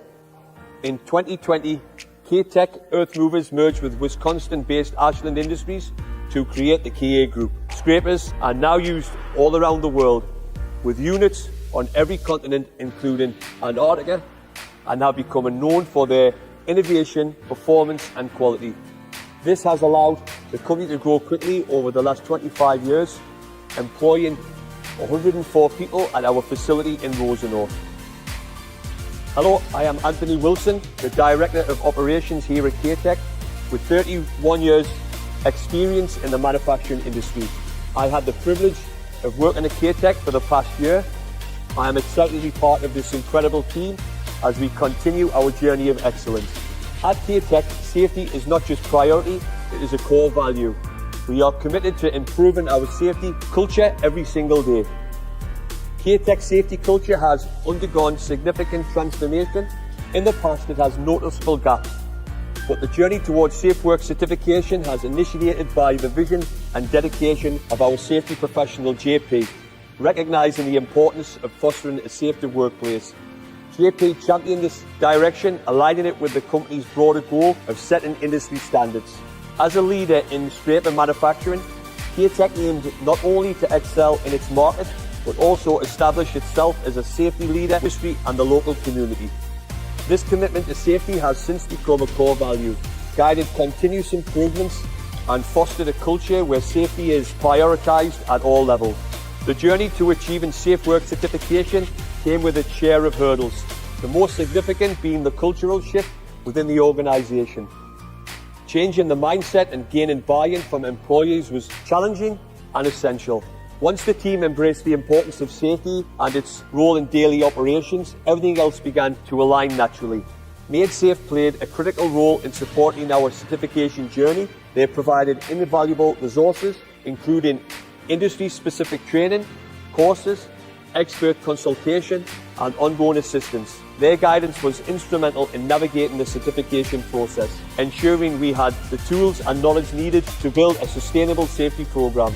The biggest benefit of achieving SafeWorks certification has been the creation of a more organised and safer workplace, implementing structured performances such as safe work procedures, regular workplace inspections, and effective systems for reporting and investigating incidents has significantly improved overall safety.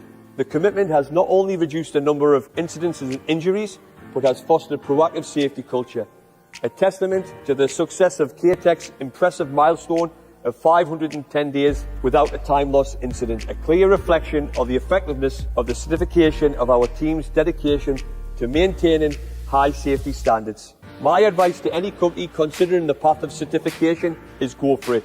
Beyond the financial benefits of saving 15% in WCB premiums, the most valuable outcome is creating a safe and healthy workplace.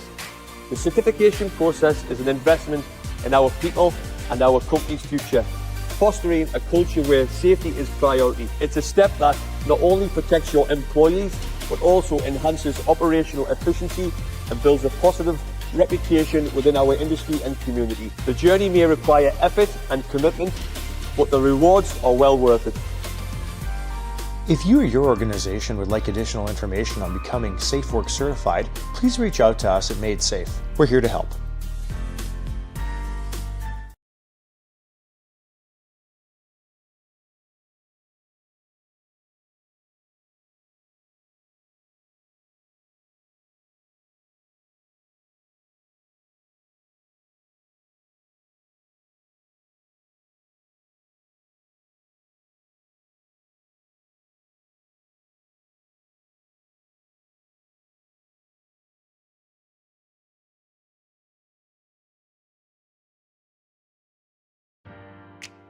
At Emergent, our mission is to protect and enhance life.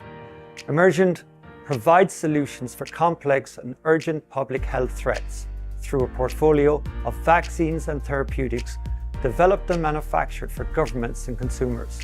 Our Manitoba site here in Winnipeg is just over 170,000 square feet.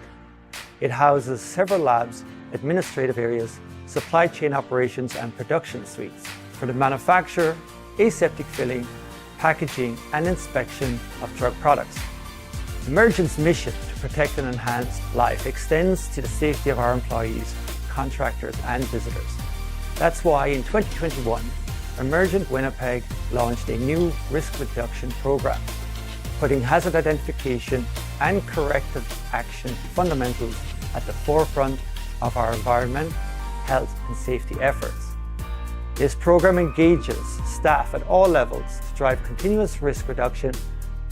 The results have been transformational toward building a strong safety culture, contributing to the achievement of Safe Work Certification 2024. In the last 5 years, the safety culture of Emergent has changed significantly. Today, safety is mentioned at every daily meeting, and supervisors are always reminding us that indeed, safety is first. So much so that they tell us to make sure we are careful and slow-paced if we work alone, so that we do not slip, fall, or somehow hurt ourselves. PPE is constantly reinforced and well-stocked. Employees are far more aware and do remind each other to wear it. Team leads and trainers without fail talk about safety at the start of training sessions and constantly remind the trainee of the safety points throughout the training session. Assessors always ask about safety points during final assessment. Safety is indeed number one. Safety has always been valued at our company and at our site. I think we just needed the right strategies to help us understand how to integrate it into our daily operations. Through our risk reduction program, we've been able to make our safety culture stronger and more ingrained and woven into all that we do. So the strategy was designed to move toward being more proactive in the identification and resolution of hazards. It's connected to a sense of purpose, where the reward for participating is actually donation dollars towards the Threads of Life charity, which goes in support of families impacted by workplace tragedies. So the reward for doing something right is actually getting to do something generous, which our people responded really well to. Becoming Safe Work Certified was part of our 5-year plan. It seemed like a lofty goal to get it done, but we just penciled in the steps, talked to our site leadership team to get the ball rolling, and then before the audit date was actually set, we didn't really focus on all the steps to get there. We just focused on building our systems one step at a time. The biggest things Made Safe did was strongly encourage us to go for it. We were on the fence and weren't sure our documentation was up to par. Our internal risk reduction program focused on culture and development. They offered us a current state analysis, and after that time, helped us feel confident that we would make a strong run towards certification. Best advice I can give you, don't wait for perfection to go for it. If you work on your culture, the rest will follow. Do what you say you're going to do, build trust, listen to your employees, and be non-judgmental. If you or your organization would like additional information on becoming Safe Work Certified, please reach out to us at Made Safe. We're here to help.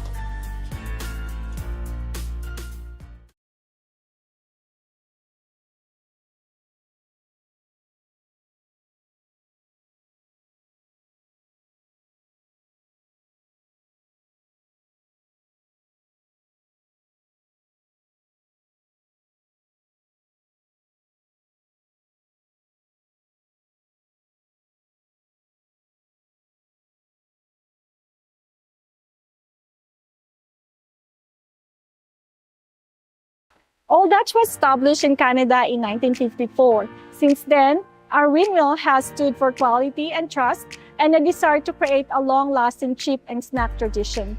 It was first started in Winnipeg, Manitoba as a little chip company with a lot of heart. In 1958, our first plant was built on Sargent Avenue. Then in 1977, we built and moved here on 100 Bentel Street.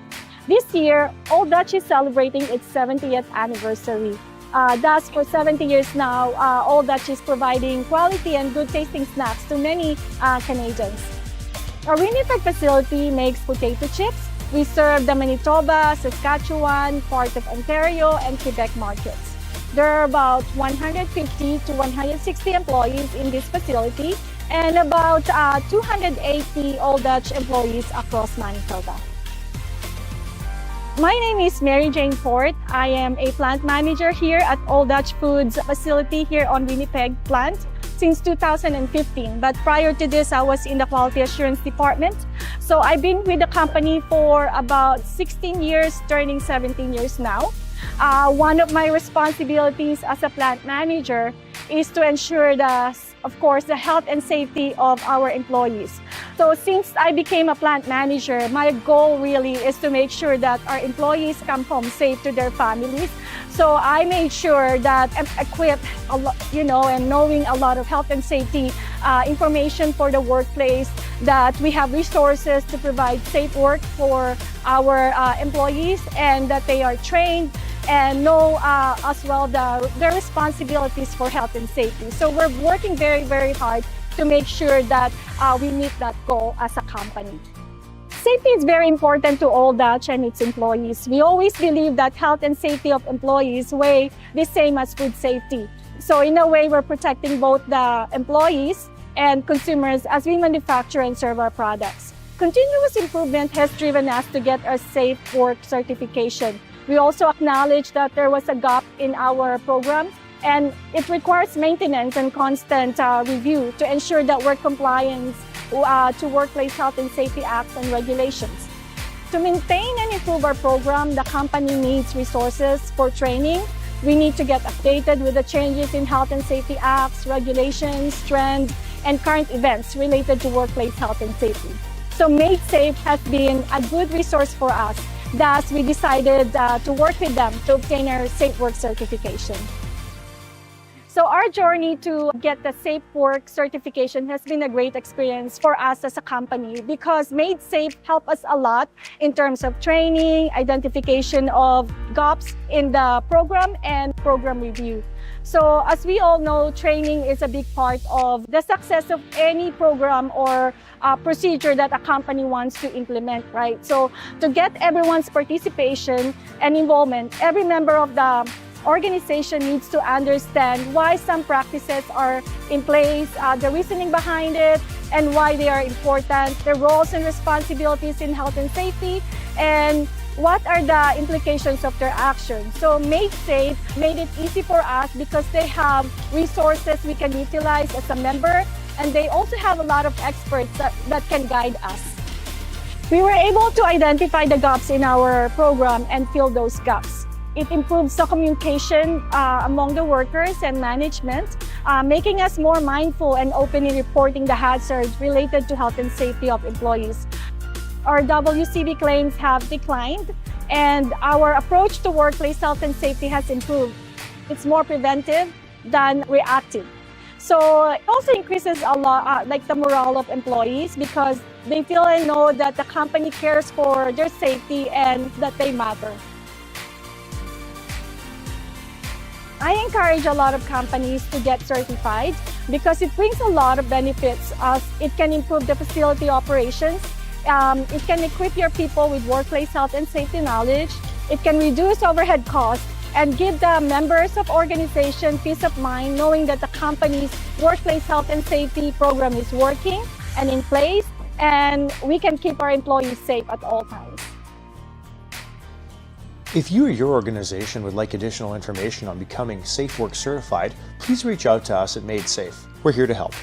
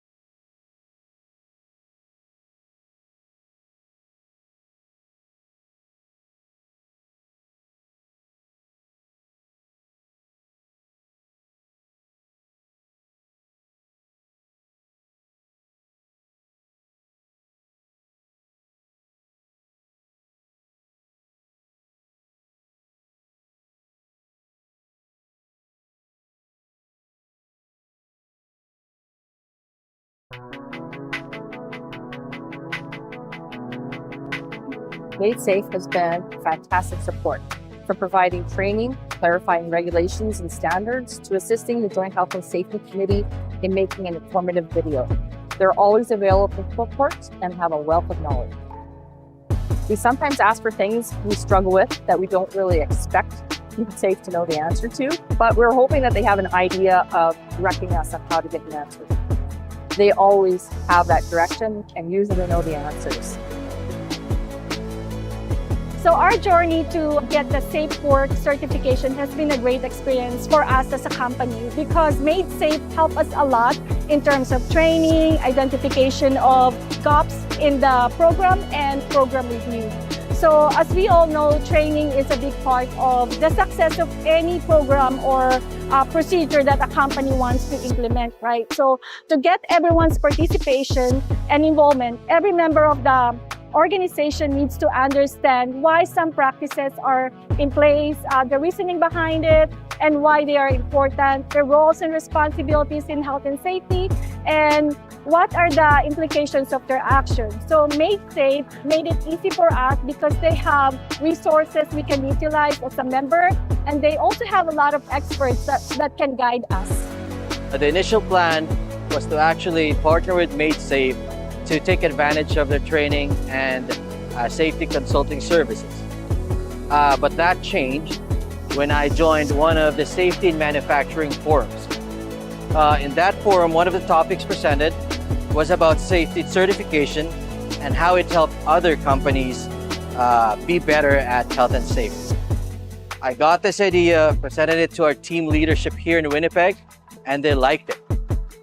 The auditors for Made Safe were very knowledgeable.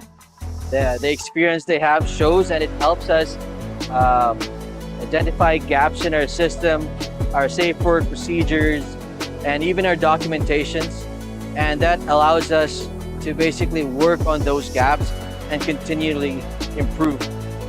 Made Safe was an excellent partner in the certification process, and they can help you with yours too in your path to certification.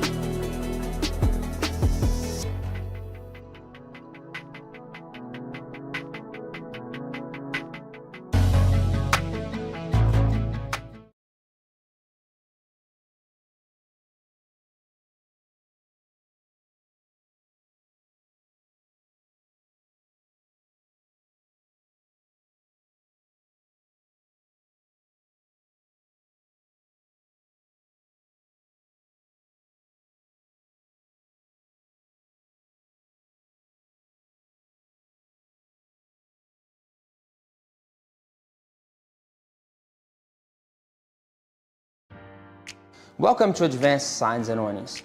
Our company has been part of the Winnipeg community for over 50 years, and we're proud to be a Canadian manufacturer. Over time, we've grown into Manitoba's leading specialist of awnings, canopies, CSA certified electrical signs like storefront signage, and recently we opened up a new branch called Winnipeg Shutters. We serve both residential and commercial clients, from small local shops to large national brands. Hi, my name is Marcos, and I'm the General Manager here at Advanced Signs and Warnings. Here at Advanced, we have a team of dedicated people who love taking on challenging projects and bringing our clients' ideas to life. And because our team means everything to us, we make safety our top priority, so everyone goes home safe at the end of the day. Hi, I'm Terry, the President of Advance. As our company expands, keeping our employees safe has become our top priority. Working towards safety certification is our way of building a healthier and more productive workplace, while creating a stronger and safer future for everyone on our team. My name is George. I'm the Safety Coordinator for Advanced Tentanani. The challenge in our certification journey was figuring out which programs and training we required to comply with the standard set by Safe Work.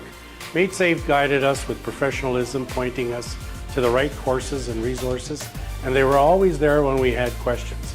The final audit highlighted areas where we required improvement, and with their support, we strengthened our safety culture and built a better workplace for our team. I'm JB, the foreman at Advance. and I've been with the company for over 35 years. What I've seen is that safety has become part of our everyday routine. The team looks out for each other, and that made our jobs easier and safer. My name is Yuri, and I'm the safety rep at Advance. The biggest benefit of certification is that it helps our team keep safety in mind and stop incidents even before they happen. It also made our workspace safer, and everyone gets credit for that. Now we are all on the same page, we work safe, and we know our worker rights. When it comes to certification, don't feel overwhelmed. The beginning is always the hardest part. One thing that really helped us was keeping everything electronic. We set up a cloud database and an internal portal so our employees can search and find safety information anytime. Having it all in one place makes things much easier and keeps everyone on track. You're able to access things like WMIS, reports, incident investigations, and even do courses. This made it very easy when it came to working with the Made Safe on the audit, as it allowed us to upload what we've already had in our online database. Made Safe was a fantastic resource, and they can help you on your journey of certification. If you or your organization would like additional information on becoming SafeWorks certified, please reach out to us at Made Safe. We're here to help.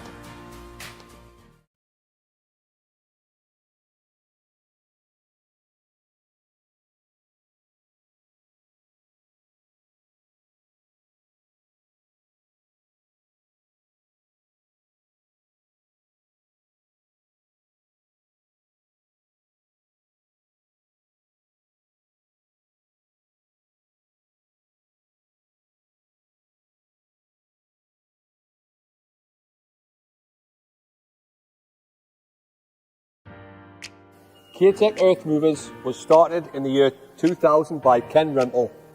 In 2020, K-Tech Earth Movers merged with Wisconsin-based Ashland Industries to create the KA Group. Scrapers are now used all around the world, with units on every continent, including Antarctica, and have become known for their innovation, performance, and quality. This has allowed the company to grow quickly over the last 25 years, employing 104 people at our facility in Rosenau. Hello, I am Anthony Wilson, the Director of Operations here at K-Tech, with 31 years experience in the manufacturing industry. I had the privilege of working at K-Tech for the past year. I am excited to be part of this incredible team as we continue our journey of excellence.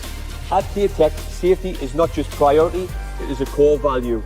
We are committed to improving our safety culture every single day. K-Tech's safety culture has undergone significant transformation. In the past, it has noticeable gaps, but the journey towards SafeWorks certification has initiated by the vision and dedication of our safety professional, JP, recognising the importance of fostering a safer workplace. JP championed this direction, aligning it with the company's broader goal of setting industry standards. As a leader in scraper manufacturing, K-Tech aimed not only to excel in its market, but also establish itself as a safety leader in the industry and the local community. This commitment to safety has since become a core value, guided continuous improvements and fostered a culture where safety is prioritised at all levels. The journey to achieving SafeWorks certification came with its share of hurdles, the most significant being the cultural shift within the organisation. Changing the mindset and gaining buy-in from employees was challenging and essential. Once the team embraced the importance of safety and its role in daily operations, everything else began to align naturally.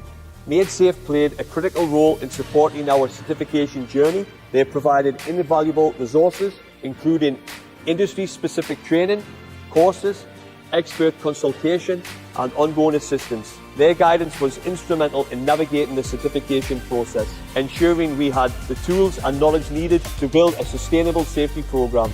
The biggest benefit of achieving SafeWorks certification has been the creation of a more organised and safer workplace, implementing structured performances such as safe work procedures, regular workplace inspections, and effective systems for reporting and investigating incidents has significantly improved overall safety. The commitment has not only reduced the number of incidents and injuries, but has fostered a proactive safety culture.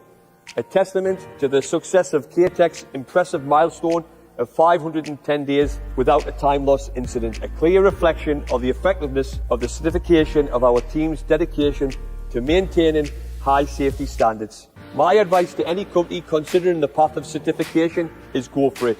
Beyond the financial benefits of saving 15% in WCB premiums, the most valuable outcome is creating a safe and healthy workplace. The certification process is an investment in our people and our company's future, fostering a culture where safety is priority. It's a step that not only protects your employees, but also enhances operational efficiency and builds a positive reputation within our industry and community. The journey may require effort and commitment, but the rewards are well worth it. If you or your organization would like additional information on becoming SafeWorks certified, please reach out to us at Made Safe. We're here to help. All right, good afternoon, everyone. Welcome back to our forum, our Auditors Forum that we're running. First, before we get into our fireside chat or our panel, I just want to take a moment to introduce our Executive Director, Mike Forrester, at the back here. In case anyone hasn't met him yet, new to the team, doing very well. If you haven't had a chance to grab his arm, I'd encourage you, everyone, to do so, just to get a couple minutes with Mike. Before I go into the introductions for our auditors panel, is that what I'll call you guys? I just want to lay out a couple of ground rules for any questions from our YouTube stream.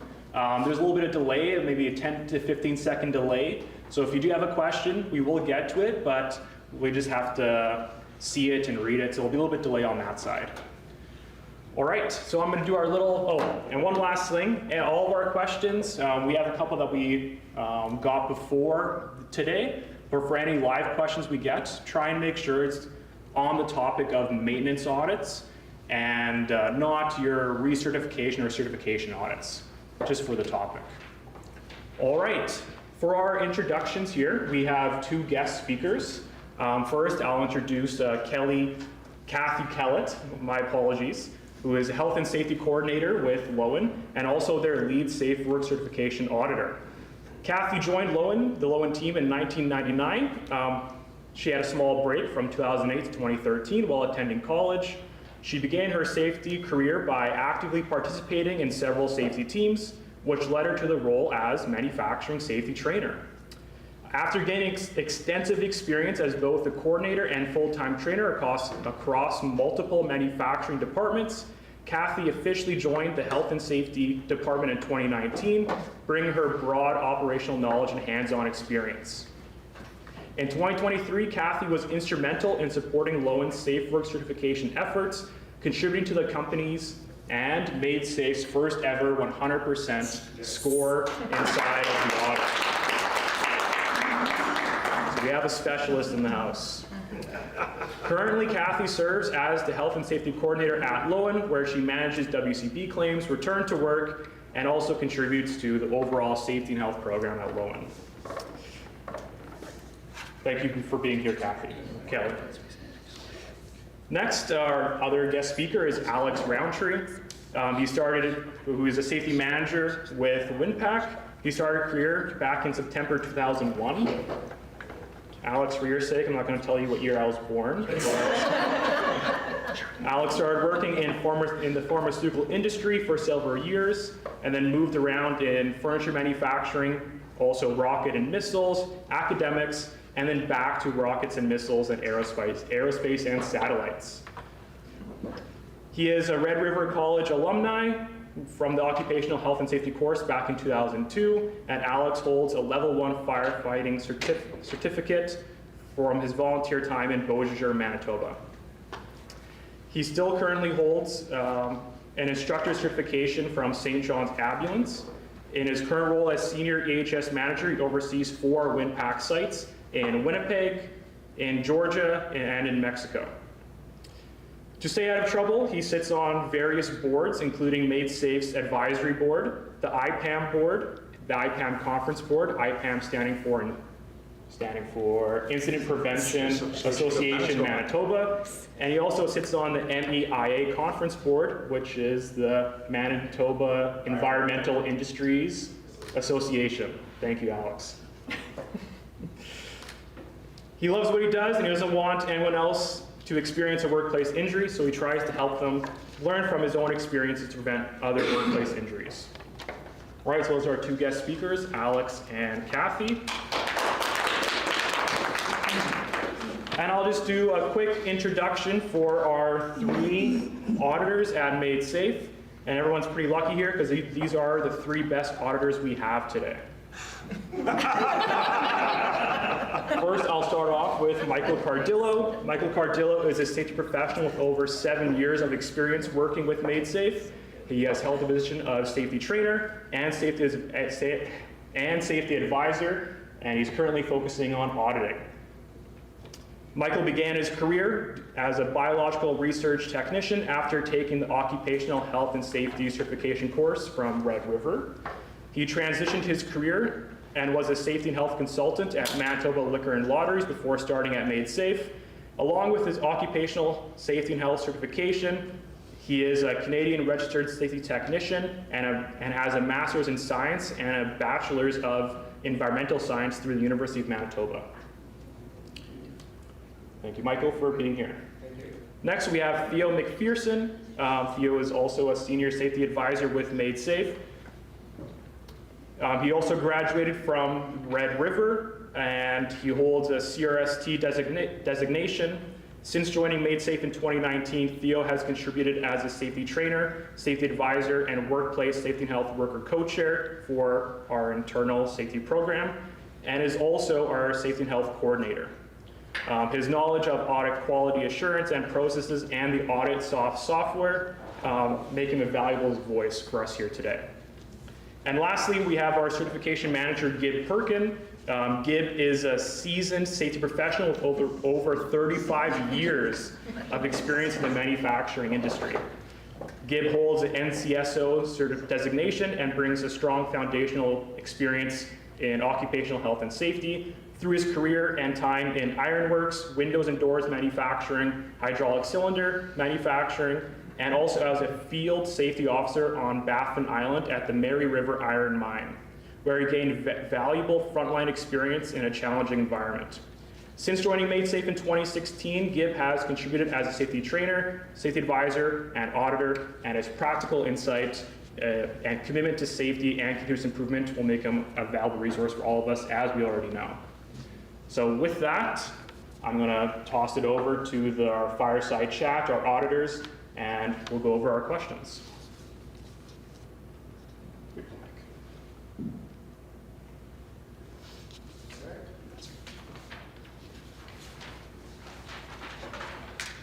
Okay, where we go? Does anybody have any questions? I had all the questions earlier. Don't be shy. Okay.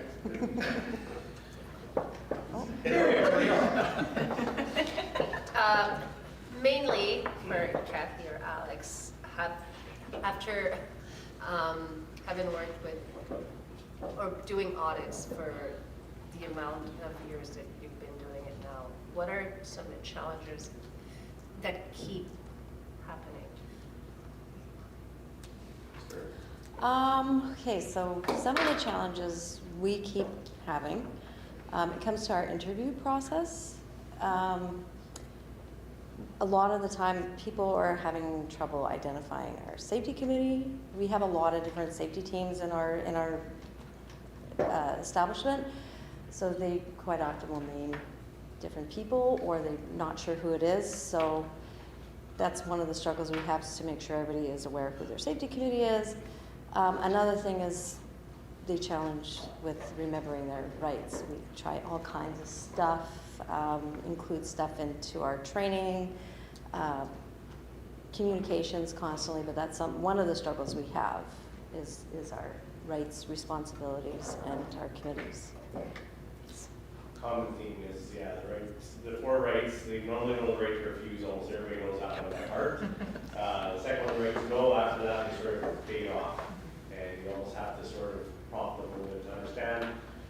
big challenge I've seen in the last 5 years of doing this is when it comes to doing the interview parts, is allocating enough time to get it done.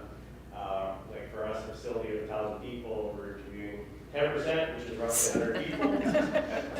20 minutes a person, that's very quickly. The other part of that is pulling people from the floor. When you're running a 24/7 operation, 365, it's hard to keep the schedule, as Theo May says or mentioned, that you have to have somebody helping you, because if you're trying to do interviews and plus leave people in and out, you're never going to stick to a schedule on time. It's impossible. Because I've tried that for the last 2 years. I've done the interviews part of it, and that's been the biggest challenge for me. And I have done telephone interviews, I've done the Teams interviews, I've done the in-person just to try and accommodate everybody, but they're challenging. And with the phone one is you don't necessarily know who's in the room with them on the other side. At least on Teams you can see. So that's one good part. So hopefully that answered it.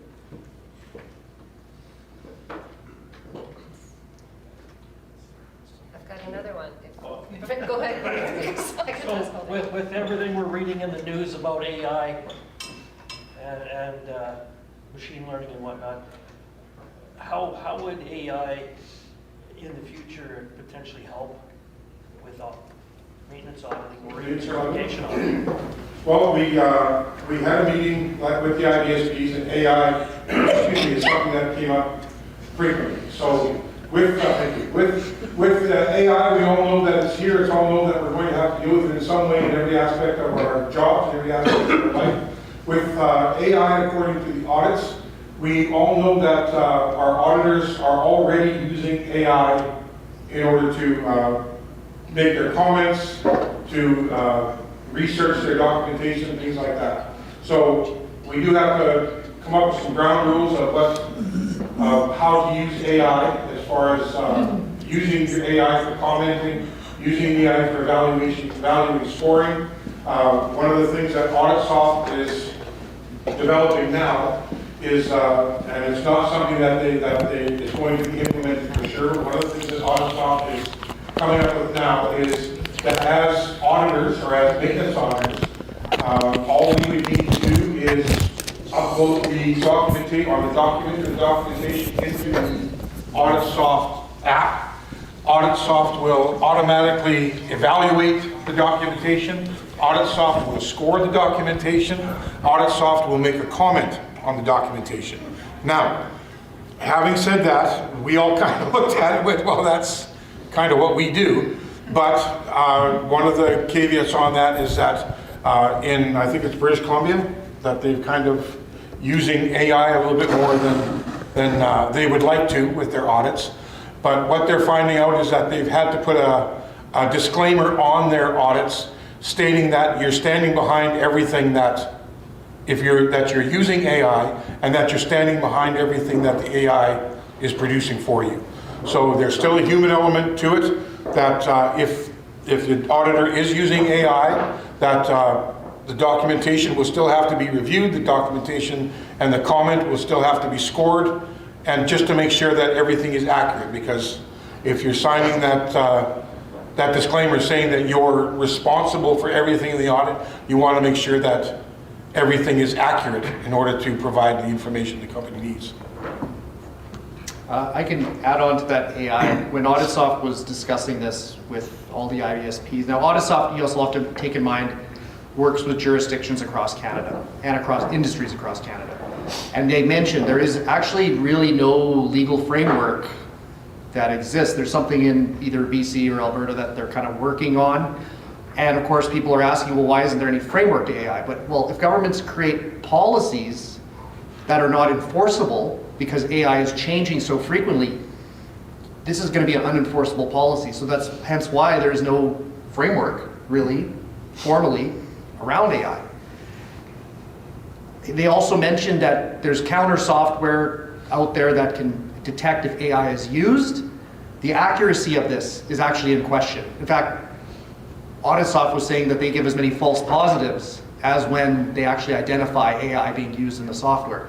Hence, that's where this compromise, this idea is coming together, that people can use AI to create the reports that they want. However, once they sign that disclaimer, the human person, the person that signs this disclaimer, now has to be behind every word that has been said in that document.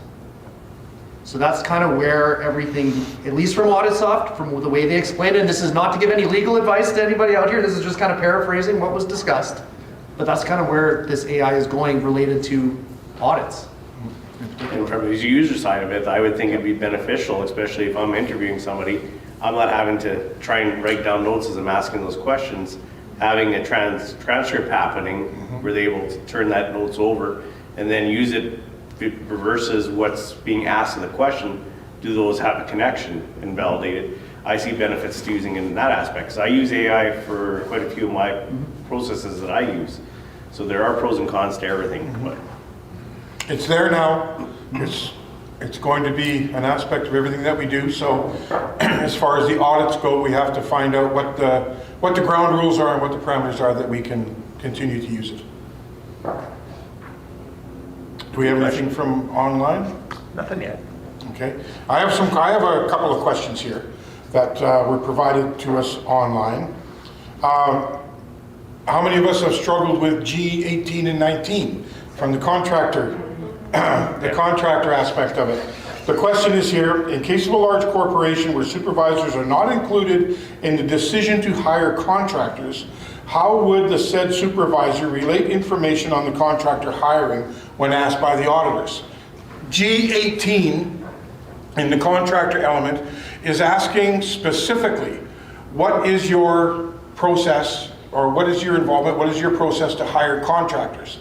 Now, that's a direct question that we ask, but during the interview process, we can kind of narrow it down to what we need. This is not a question that's asking, is this supervisor or manager involved directly in hiring the contractors?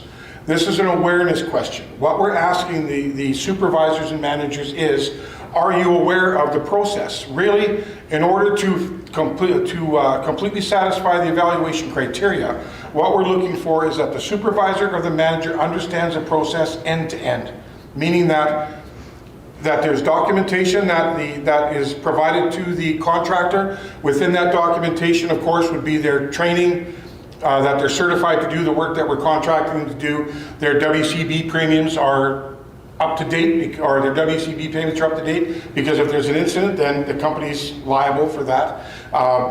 If the contractor agreement says that the contractor is responsible to do inspections, identify hazards, put controls into place, attend meetings, all of these different types of things that we've seen in these contractor agreements, the supervisor should be aware of those things. Meaning that they're aware that the contractor agreement exists, they're aware of what's in it, and they're aware of their role once the contractor is on site.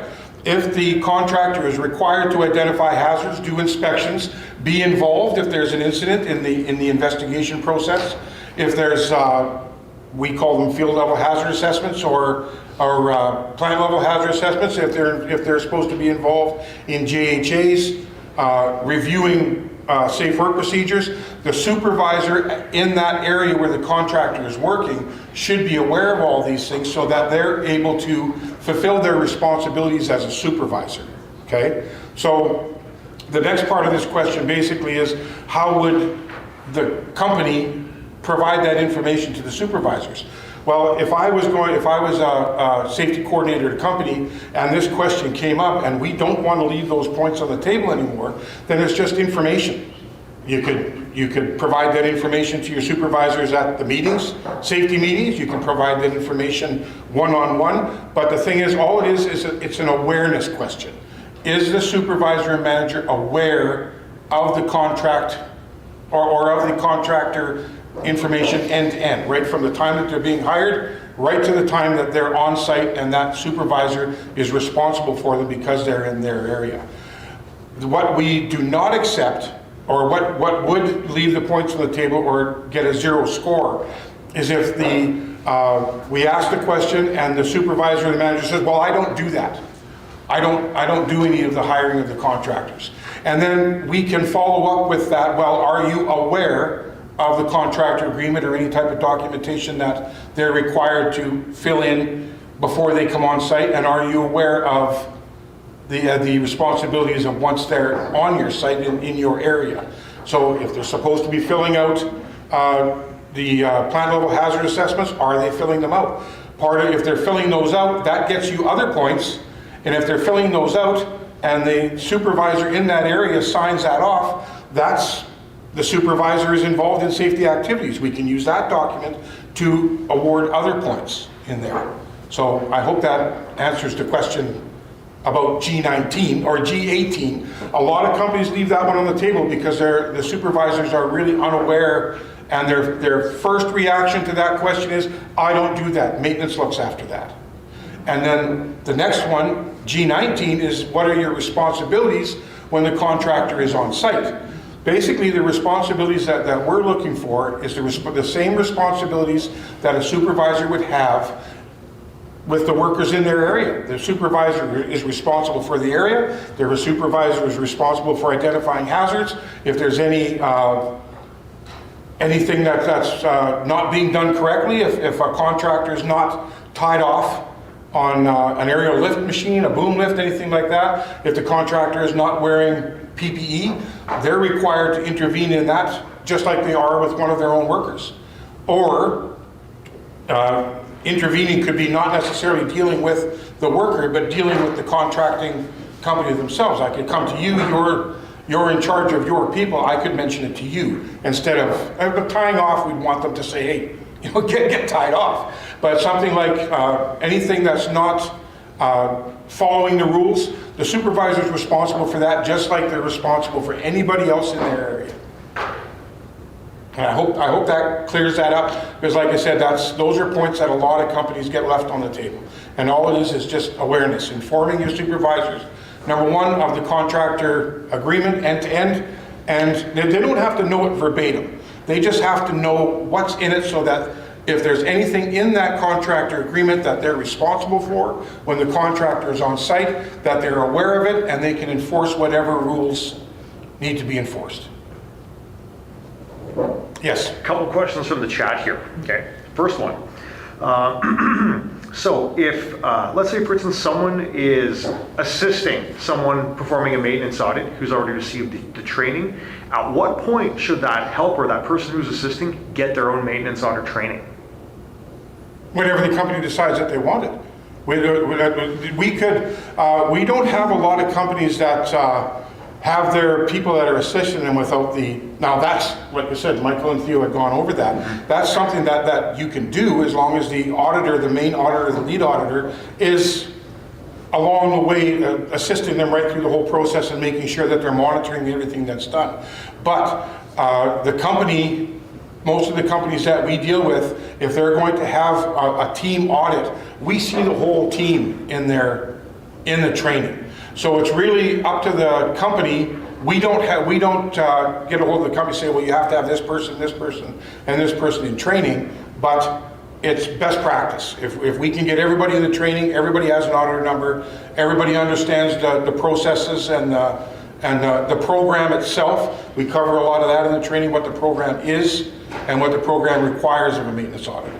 So the training, the more people we can get trained in the company, the better. I'm looking around the room here, and we have companies that have multiple auditors trained who we don't see involved in their audits. It could be somebody who's backup if somebody's not going to be there, or we know that somebody's retiring and we have this person all ready to go and they're trained up and they're ready to go. Okay. And then the second question, this one's either for Alex or Kathy, okay? What's one piece of advice that you would give to a company that's preparing for a maintenance audit? Just get really organized ahead of time. Have a good solid team who's going to be doing the audit. Just make sure for us, like as soon as we're done our audit and we get our report back, we right away start working on our corrective actions, and we know what we need to work on before we get going. So if you're starting out, it's your first time going in for certification, be realistic, understand you're not going to get 100% on everything. Be realistic. The bar you want to at least get to is 70%. If you get higher, great. But remember, you don't have to do 100% the first year like some people. But that wasn't my first year. But nonetheless, just be realistic and do your best, try your best. You probably have all the documentation and programs in place, but don't really look at it that way. So that'd be my words of advice coming through the process myself. It was the expectation that, yeah, we want to get it, but we want to be way up here. Where in reality is, let's start here and build on the program, because it's going to be constantly evolving your program. It's never going to sit stale. So. Also, too, your SOPs are vital because you might not necessarily understand what the question actually wants, what you need to deliver. So that's very important to read your SOPs and know what they want. And to reach out to these guys because they're definitely here to help you. I agree. Thank you. Anything else from online? Not at the moment. Did you have something about contractors? Were you putting up your hand earlier? No. No, but I have another question. Sure. So, do you have any best practices, tips, anything outside of what was shared today that has helped you guys to be successful with your maintenance audits? To make it successful, incorporating the whole team, putting up there exactly what your expectation of the whole team that's taking part, whether it be your auditing team as well as your production manufacturing side of it. They have to be very well tuned or brought into what you're trying to accomplish. So you got to be very clear what your expectations is with them to get them involved. The other part of that is when the teams come in, I know for myself, when they sit down with our team and explain what their roles are, they tend to listen differently to somebody outside than inside the company. So sometimes that's a little bit in your favor if you can use them as your sounding boards as well to help push stuff. Anything else, Rich?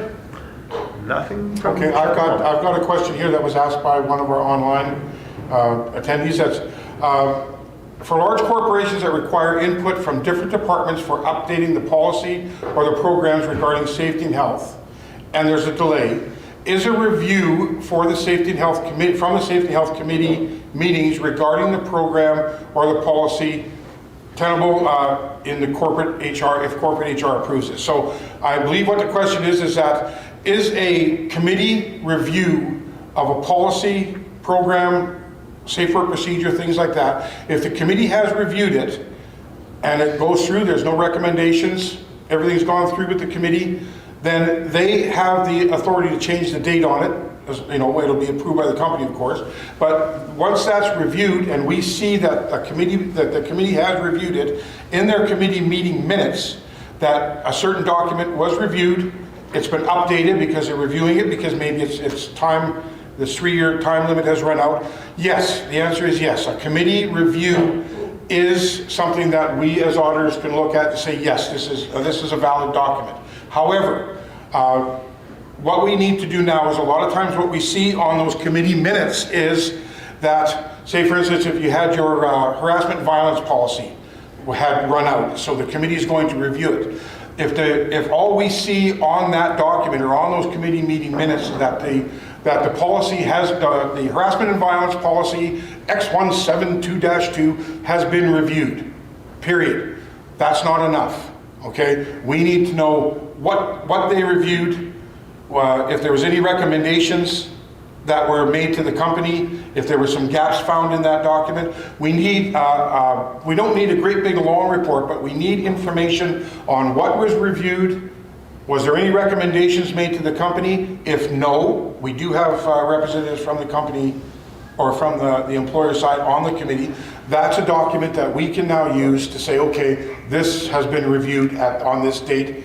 It might not say it on the document yet, like it says if it's been delayed, but we as auditors, we can look at that and say, yes, that's something. But if it just says that we've done a review, that's not enough information. And if there's if there's recommendations made, then we need who's in charge of the action. Like we need somebody that takes control of the action to make sure that those recommendations to the company get to the company. We need a date when the action should be closed, and if it's closed, then we need a closing date. So there's more information that would be required on that committee meeting minutes than just the document was reviewed. If that's the case, that we're looking at a document that the committee is reviewing in order to update that document. I hope that answers the question. there are actually specific questions in the audit tool related specific to committee involvement in review of certain types of documents. There's right in the beginning, I believe in element A, it wants to know, was there committee involvement in the review, if not revision, of the violence and of the harassment prevention policies? So the harassment and violence prevention policy you have in place currently might be dated within the 3 years, but is that a reflection of the committee's review? Do you have committee minutes that specifically state they reviewed that specific document? They included the title. This will get you points in the audit tool, having that committee minute that actually identifies the exact policy that you reviewed. There's 3 other questions within the committee related element, and it's the same idea. You're going to be looking for committee meeting minutes most likely, which identify they have reviewed safe work procedures. We want to know which ones. Hopefully it's detailed enough that it includes that information. That would be perfect to get your points. Another one has to do with evaluating or maybe discussing potential purchase of personal protective equipment, or evaluating what's already in place. If those committee minutes have detailed enough identification of that communicated at the meeting, you'll get the points for stating that document. Yeah, there's a few like that. There's a few, yeah. So there's some things in the legislation that like Theo had touched on. For the harassment and violence policy, that documentation in the legislation wasn't developed in consultation with the workers, meaning the committee. In consultation does not necessarily mean that they were there to develop the policy, but once the company has developed the draft of the policy, has it been presented to the committee, and has the committee had time to review it? Has the committee had time to ask questions or make recommendations? That's what we're talking about when we're talking about consultation.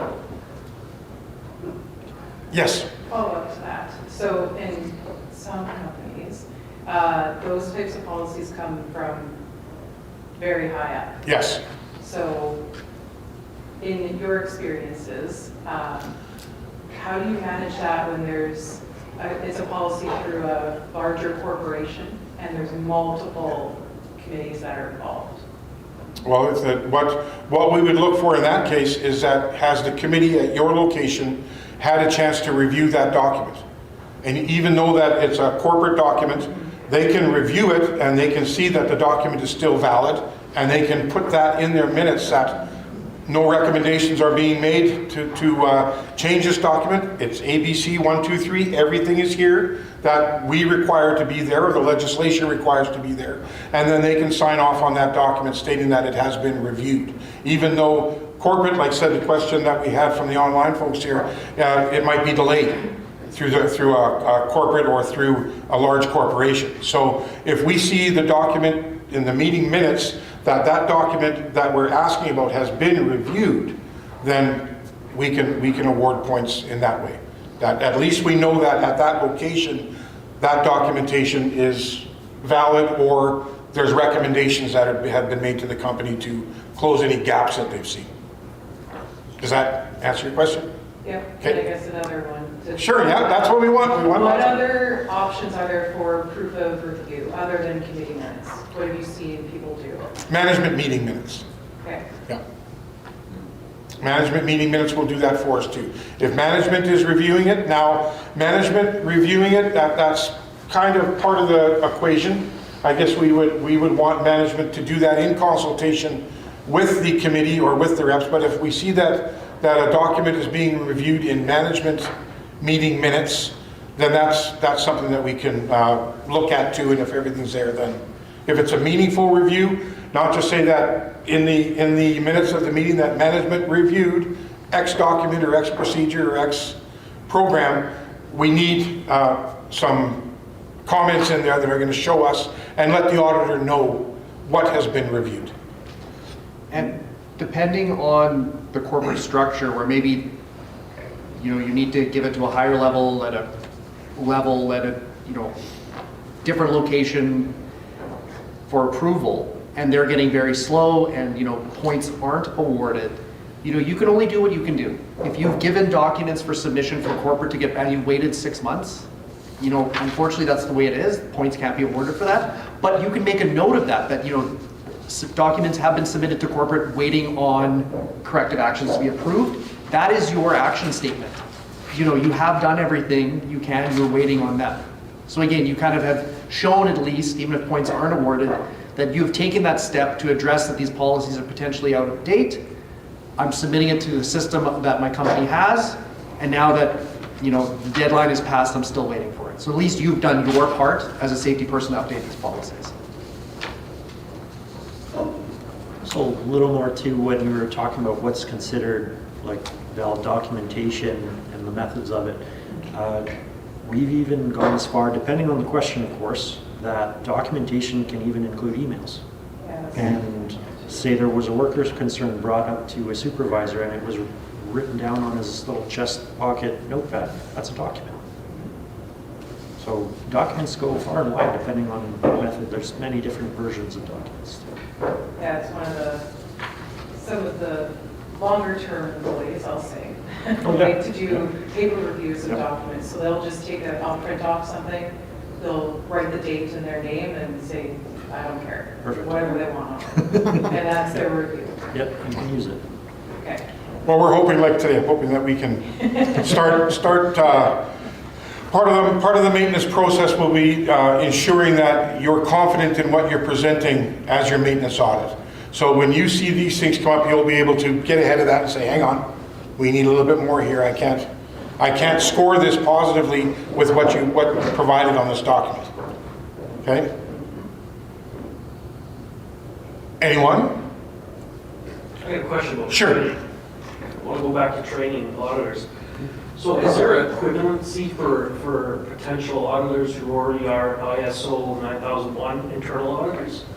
To do our audits? No. If you're going to be working within the Safe Work Certified program, there's a requirement that you take the auditor training that's been vetted through Safe Work Manitoba. They're the ones that have decided on what criteria needs to be covered. So that's a Safe Work Manitoba training requirements that we cover.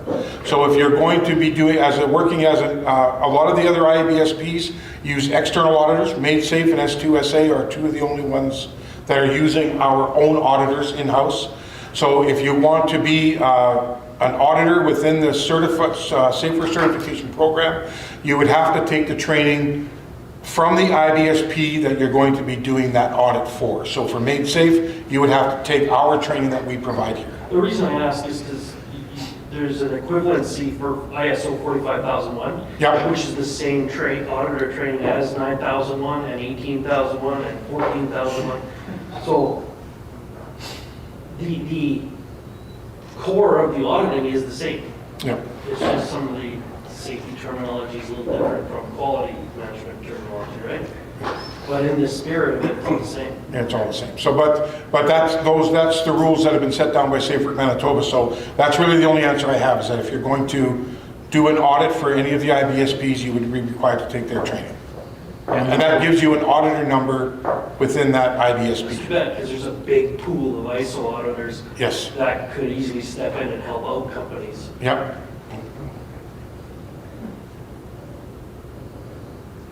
Yes? So same question that I've asked, but now I'm going to ask it to you guys as MaidSafe auditors receiving the maintenance audits, doing the quality assurances. What are some of the challenges that you have run into that you wish you would run into more? I've got them. I got some. Okay. So like I mentioned before, it's the first part of the audit is the data collection. And a lot of times we could have the company name is not the company legal name. So the company legal name is the company name in the legal part, and the legal name is provided to us in the certification audit application, or the certification application and the audit application. The legal name is required to be in there. That's the name that we're looking for on the title of the audit. Now, some of us have the legal name of the company and the operating name of the company. If the legal name does not match what is on the applications, it has to go back and we have to change that because they require the legal name.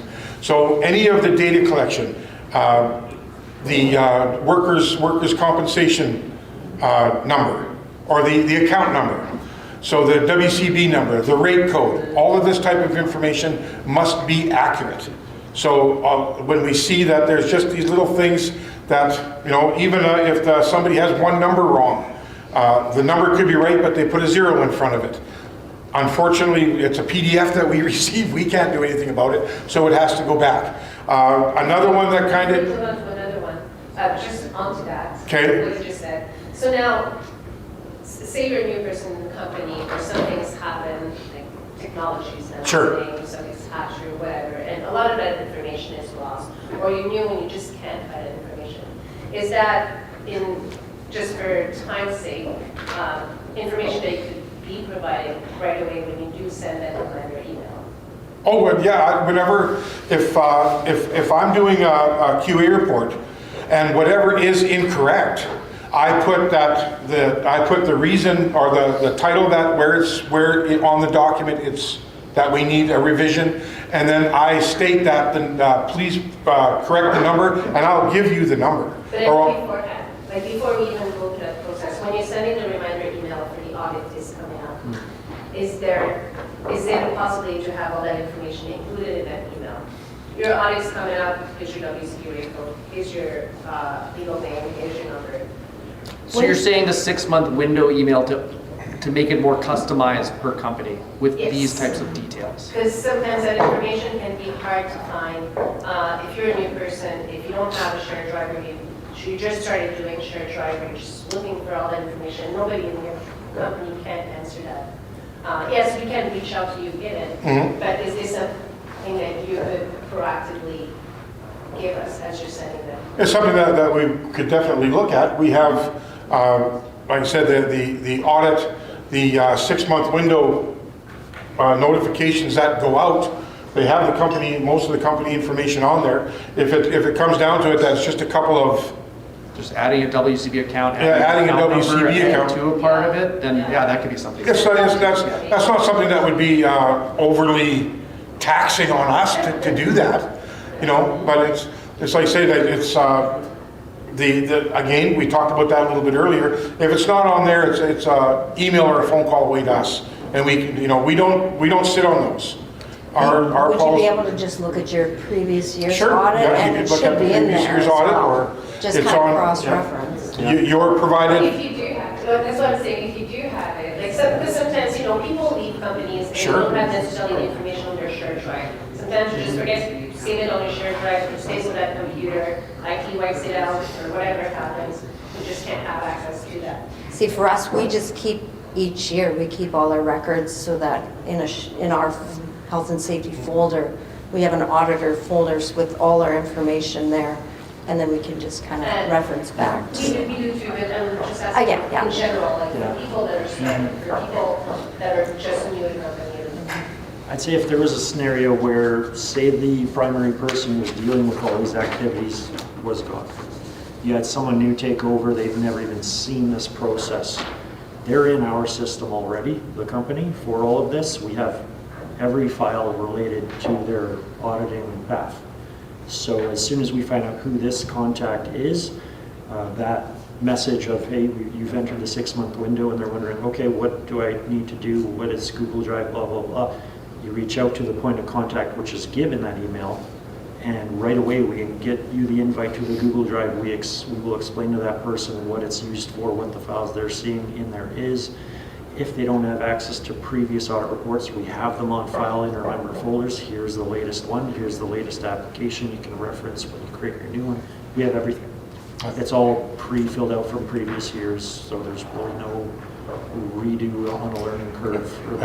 And all of that information that's in, all of that information that's in your member file is your information.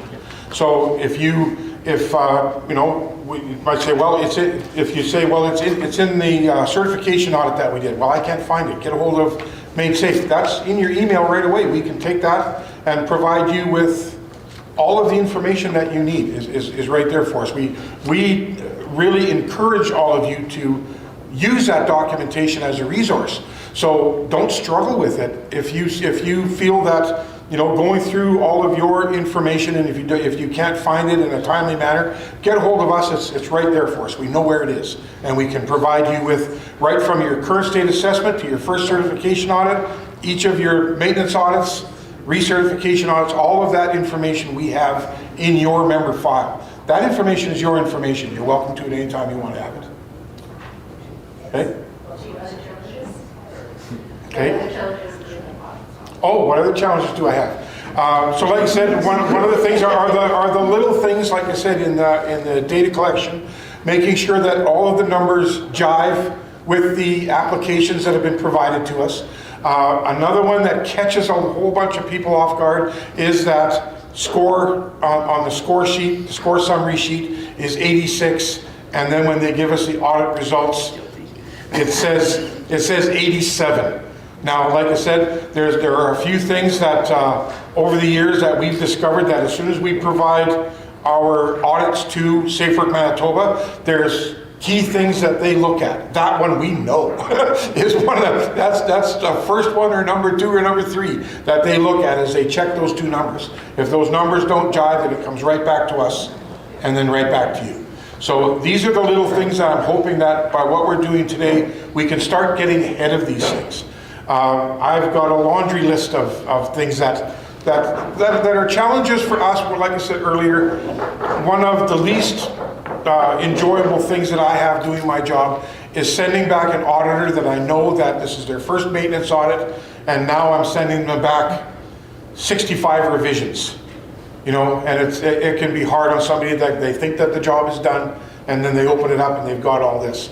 I've had situations where I've had a very long list of revisions to provide to an auditor, and before I press the send button on my email, I'm dialing the phone. So that when they receive that, I've got them on the phone saying, don't panic, we're there with you. These are mostly just, and most of them are just quick hits. There's very few things that we ask as quality assurance reviewers that are big jobs. Everything's pretty much just quick hits. We're missing a date. You know, there's not enough information. Please expand your comment, things like that. And then we can walk them through it. So like I said, it's as far as the big challenges are, we talked about a lot of them today. Documentation, identification, weak or vague comments in all 3 elements: observations, documentation, interviews. If those comments are vague, not only that you might have to explain them to us, but you may have to explain them to the executive at your company. We want to make sure that you're presenting this audit in the best light, that because your name is on it, your executive is reading it. We want to make sure that we're providing you with the information to give them a good overview of what their system is. They're not involved in the system all the time. You are. So hopefully that with the quality assurance review that we're providing you with the information so that your end product or end audit that you're providing to your executive is clean, clear, and it's to the point, and everything is right there. And like I said, Safe Work Manitoba keeps a tally of how many times we send that back to. Not necessarily Safe Work Manitoba, but part of their data collection in the audit exchange keeps track of how many times that there's a back and forth.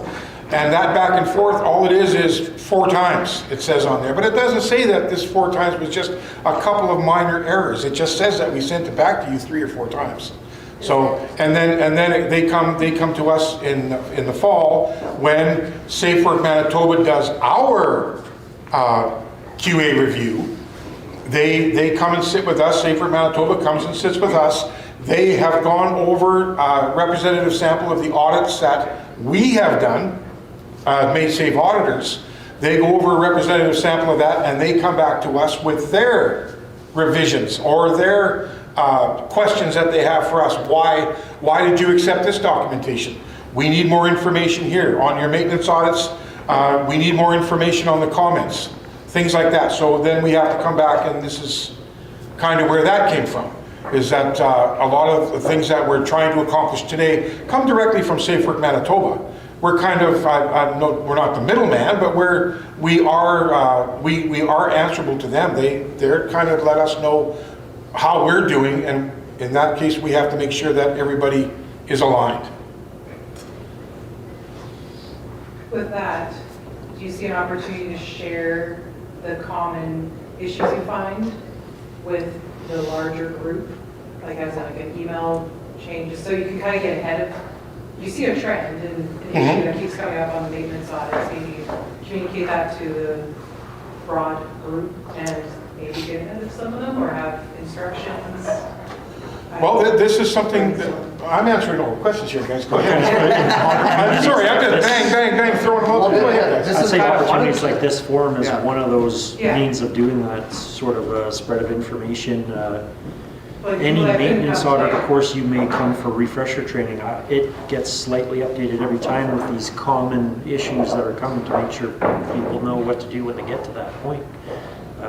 Yeah, and then with an annual forum like this, we hope to keep building on those lists and keep sharing our information so it can be standardized going forward. Yeah, like a resource on the MainSafe website on just something like, you send out the maintenance audit, a heads up 6 months ahead.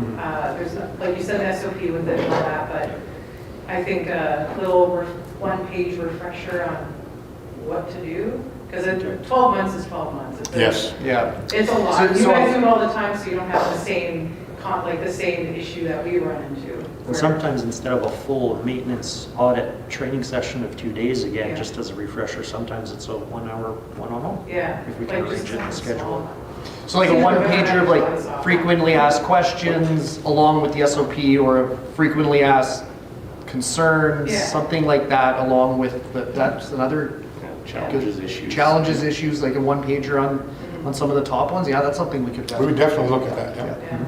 If you say there are updates, like to the training every so often, right? Yeah, it's more like,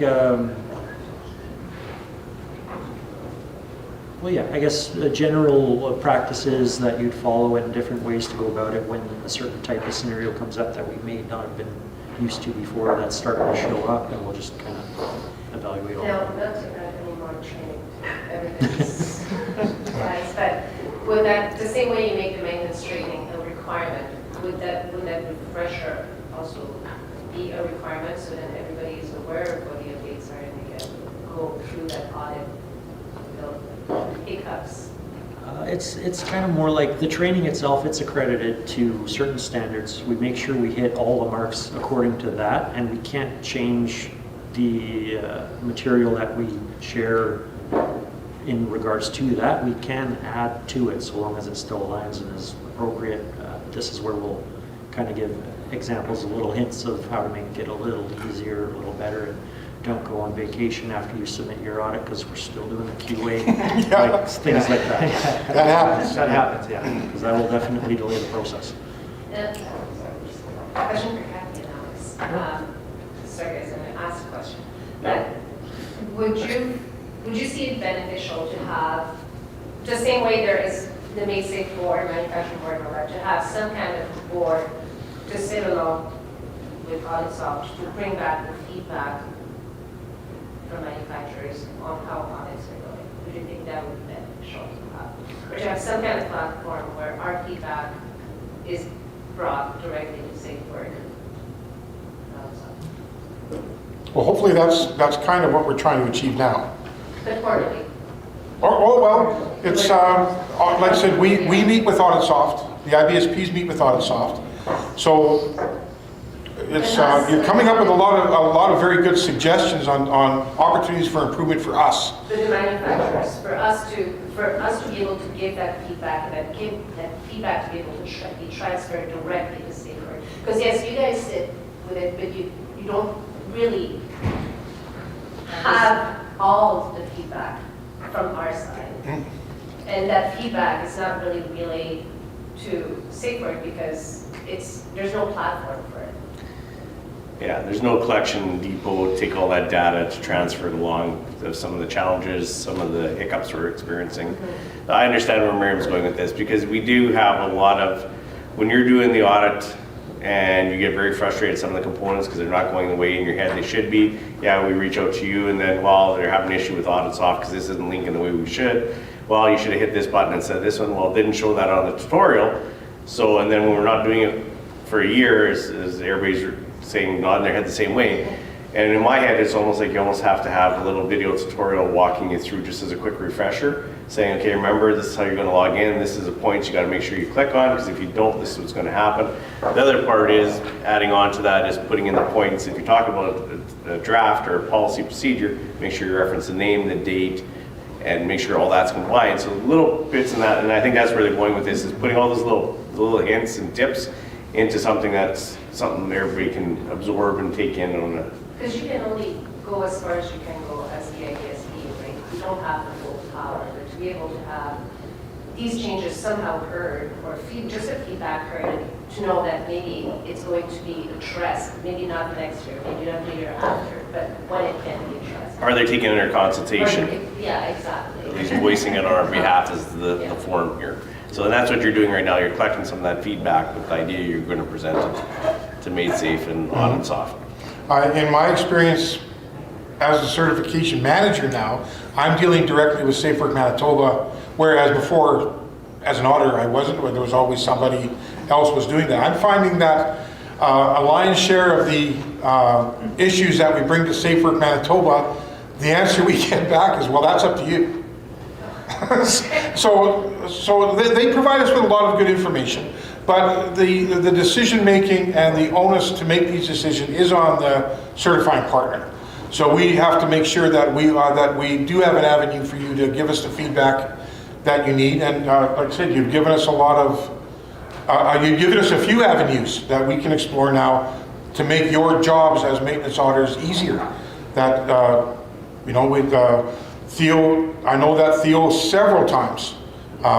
Theo has had meetings one-on-one with auditors that are struggling with the AuditSoft app. They don't have to go through all the training again. Theo can take you through it in an hour, and he's doing it on Zoom, going through it in an hour, and then no issues. And you're very helpful. Like that's only what I've encountered when I've done the audit. Was you were very helpful. Every time there was an issue, I know I could give a call and get a Teams if I wanted to, and but for the issues that are beyond your power or such. Yeah. Okay. Like the issues that would require, in addition to the budget. Program changes. I want to comment, my help desk here is a lot more helpful than an AuditSoft help desk. So AuditSoft help desk, I get, go talk to your IT department. Yeah. Well, my IT department goes, what are you talking about? It's not our program. So that's why it's always good to go to somebody with the knowledge. So thank you. I have a comment too. The presentation that you showed earlier on how to actually walk through the tool, I think was very beneficial. When it comes time to do our audit, I am not going to remember that at all. So having that video available to scan through to look to the spots where I'm stuck, where I did hit the green button, or I hit no first and then made it not applicable. Like those are key things that right now I'm going to remember, but I'm sure in a month it's going to be gone, and I'm going to do it again, and it's going to be like, man, he told me, what did I do? I'm going to call you. Reminder, this is all on YouTube now. Yeah. So it's going to be hard to find. I think if it was something separate. Got to bookmark it. Do we have anything from online at all? Okay. I have a question here that was provided to us from one of our online attendees. Audit submitted documentation must not be older than 3 years. So the question is, how does the auditor consider 3-year validity? So the 3-year validity that, okay, let me finish the question because there's more to it. Let's see, so that's number 3, 4, there we go, okay. So it is it from documentation issuing date up to the moment we submit the documentation? Is it until the time the auditor reviews it? So we talked about that a little bit earlier this morning. Your 6-month window opens. What we would really require you to do if you want the documentation to be considered valid is that check the dates. If you're going to be submitting your audit in June, but you've started your audit now in February, then make sure that by the time that that audit is submitted to Made Safe, that documentation is still valid. In the case of a certification or a recertification audit, we look at it that when the auditor reviews that documentation, it has to be valid. So you may have put it in the Google Drive 2, 3, 4 months ago, getting yourself all prepared. The auditor is going to be doing the documentation review. The documentation, in order for us to score it, has to be valid at the time it is reviewed. I hope that answers that question. Okay? So it's kind of a calculation thing.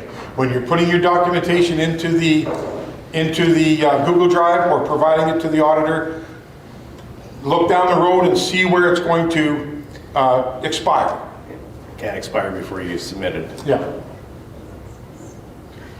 The one request I ask is the 6 month reminder is great. I appreciate it. But could we do a secondary reminder about the 3 month mark? The only part is from 6 months till the time of the audit is a long period of time. There's a lot of distractions for day-to-day activities for a lot of us. And you and I started talking about this, and you said you could start at that 6 month mark, give yourself lots of time, which is great. I have a great idea that I'd love to do that, but in reality I know it's not going to happen. So if that's an option as well, like a second trigger, just to say, okay, we gave you the 6 month, this is your 3 month, but remember you got to get it done. It's just a suggestion. Yeah, we can look into it. The person that designed the Excel and Master Tracker that put all the software in it doesn't work here anymore. Do I need to call him? To be fair, she did say that if there's any issues on the tracker, to contact her. So it will take some tweaking and some coding to put in a 3 month trigger to our 6 month. We could color code it too, make it go from green to red. Yeah, like a color code. You're green, you're going yellow, you're going to be red next. You're red. But there is color coding on that master file. No, it's coming out to us. Oh, it's coming out to you. Oh, okay. You got the green light, you got 6 months, now you're at 3 months, you're in the yellow, and you know, now you're at red too late. Anything online at all? Okay, I have another question from one of our online attendees. Can the audit template changes be made by MaidSafe before the client's 6 months? Now, I believe that this one is about the Google Drive files. When the Google Drive was with Excel, it was the question identifiers were aligned up with the Excel folder or the Excel version of the tool. Now, Theo's gone through the whole thing, and we've changed the identification, and some of the questions that are in the audit soft were not in the Excel version. So what we hope to do is when Michael sends out that 6 month review, we'd really like you to check the Google Drive access that you have. Open it up and make sure that it says A1, A2, A3. That's the audit soft version. That's the newest one. And then there's a process that you have to do to get into that stuff. But we want to make sure that you're not doing the work and then all of a sudden we discovered that you're doing it with the old tool or the old folders, and that causes some confusion. And again, there were points left on the table with one of the recertifications that we did because they had done a bunch of work on their audit, and then we never changed it over, and we kind of shot ourselves in the foot and deprived them of some deserved points that they missed because we didn't align that with them. So we want to make sure that when you get your 6 month window notification, check that file and make sure you have the correct file. If not, we'll provide everything for you. Go. When conducting interviews and you indicate that the person you're interviewing is, I believe it's vulnerable workers, how come some questions immediately the same question verbatim? I asked the guy, can you name the four worker rights? Usually they get one or two, then I explain what the other four are. And 5 minutes later, I'm literally asking the same question. And now, surprisingly, they happen to know all four. So with this one, There's a lot of duplication in interview questions. yeah, in the training, I definitely go over this situation, I guess we'll call it. When you check the vulnerable box, it literally duplicates a number of the interview questions and puts them with the same list of questions. So it literally is there twice. Reasoning for this is the first instance of the question actually will alter the score for a specific element. The second time around, where it verifies that it's linked to vulnerable workers, this is specific to element M's, vulnerable workers and others in the workplace. Don't ask them twice, just duplicate the score there, just do it again. You don't have to ask them twice, it'll be weird for them and for you. It's good to just kind of like take a look at them, kind of familiarize yourself that this is a thing in there, and you can just duplicate what you had for the first time around. Yeah.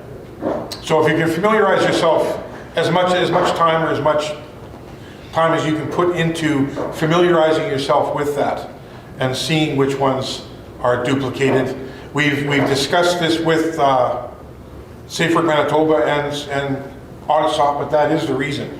One is the overall score for the elements, the other one is strictly for vulnerable workers. That's why you're getting some of those same questions. You're asking them up here, are they familiar with their committee? You're asking them down here, are they familiar with their committee? And you're asking the same questions about the workers' rights, things like that. So the more time that you can spend familiarizing yourself with the vulnerable worker questions, it'll make it a lot easier on you, knowing that you're asking this question up here, but you know again you're going to ask it down here. You don't have to ask it, just duplicate the score, positive or negative. It's been quite a few years since I took the training here. Yeah. Oh yeah, plus the old Excel tool. Yeah, I think before that's the way they use it. Yeah. For committee, they used to ask that you simultaneously interview both co-chairs of the committee. That's not even a thing anymore. I don't remember that. It's a good thing.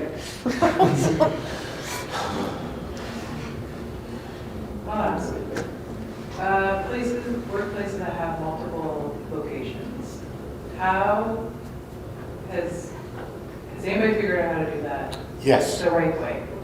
Yes, I believe. Yes. Michael, do you want to take this one? Two different ways. Well, I guess we could kind of join. Is this a team audit situation? Yes, and it's all within Winnipeg. It's just lots of buildings. You're asking about multiple workplaces in the company, Yeah. but they're all under the same account number. Yes. Okay, so One go ahead, other Michael. question before the answer. Yeah. For this team audit, is each member doing, are they both doing observations? Are they both doing interviews? We've done it both ways. Okay, because if you separate them so one does all observations, one does all interviews, that saves you a lot of technical moving around. You can do it the other way, but you have to be really careful. And that's usually when I get a phone call. Yeah, we tried that. Okay, It was so better than the previous one. there is another workaround too that in consultation with Safe Work Manitoba, this has been an issue that we've had over time. It's a time constraint. It takes a lot of time to audit multiple sites. Go ahead, Michael. Well, no. The first thing for anybody that has multiple sites is get a list of all addresses. So these are postal addresses for all your separate sites. That's the first thing. Then from there, look at how many people work at each site. We have many occasions where it's a warehouse that nobody actually works there, but people still have to go there to do activities for a few hours, but that's still a separate site. So first collect how many sites you have and then what type of activities are there. How many workers are permanently stationed there. From there, this is where we've talked to Safe Work Manitoba. And actually, funny enough, Gib and I were doing a team audit and we found this out after we finished an audit that had 5 locations, that was very large locations, and it took a lot more. Midway through, we're like, this is a challenging audit. Then we found out afterwards from Safe Work Manitoba that you can do a sub-sample of your locations. Mm-hmm. If you're going to take this route, so let's say you have 9 locations. We could come in, and again, we'd have to agree with your organization to do this. We'd work out a schedule, but we would take three sites, audit those sites, documentation, interviews, observations. The maintenance audit the next year, so 2027, would have 3 other locations, documentation, interviews, observations. And then in 2028, you'd have the final 3 locations. So then if you count everything up, that's 9 in total. That's all of your locations have been audited during the 3-year cycle. How many of us here have multiple locations? Okay, so this is something that when you're and I know that we have a company online that has 5 locations. So they have 5 locations. in order to streamline this a little bit, like I said, in consultation with Safe Work Manitoba, we have one company that has 130 sites. Okay? So it's a very, very challenging audit. And this is kind of where this came from. So we have a company that's online that has 5 sites. We have companies that have 10, 12, 13 sites, 25 sites. So what we can do now is, if you have multiple sites, before you start your maintenance audit, once you get your 6 month, get a hold of us and let's come up with a schedule so that you don't have to do all of your sites during your maintenance audit.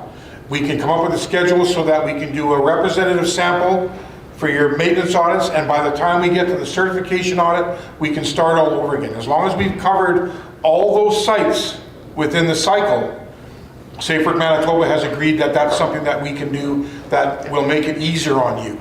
So if you've got 5 sites, if you've got 8 sites, if you've got 12 sites, we've got one company that we work with yearly, I think 13 or 14 sites. I'm looking at you over there. So there's a lot. So now what we can do is we can trim that down. That gives the auditor more opportunity. If it's a certification or recertification, it has the auditor more opportunity to connect with the company if there's a gap in the documentation. It gives the opportunity for you to have more time to, instead of doing 5 or 9 sites, you're just doing a representative sample of the sites with your company, so that at the end of the cycle, certification, maintenance audits, and the recertification, all of your sites have been audited.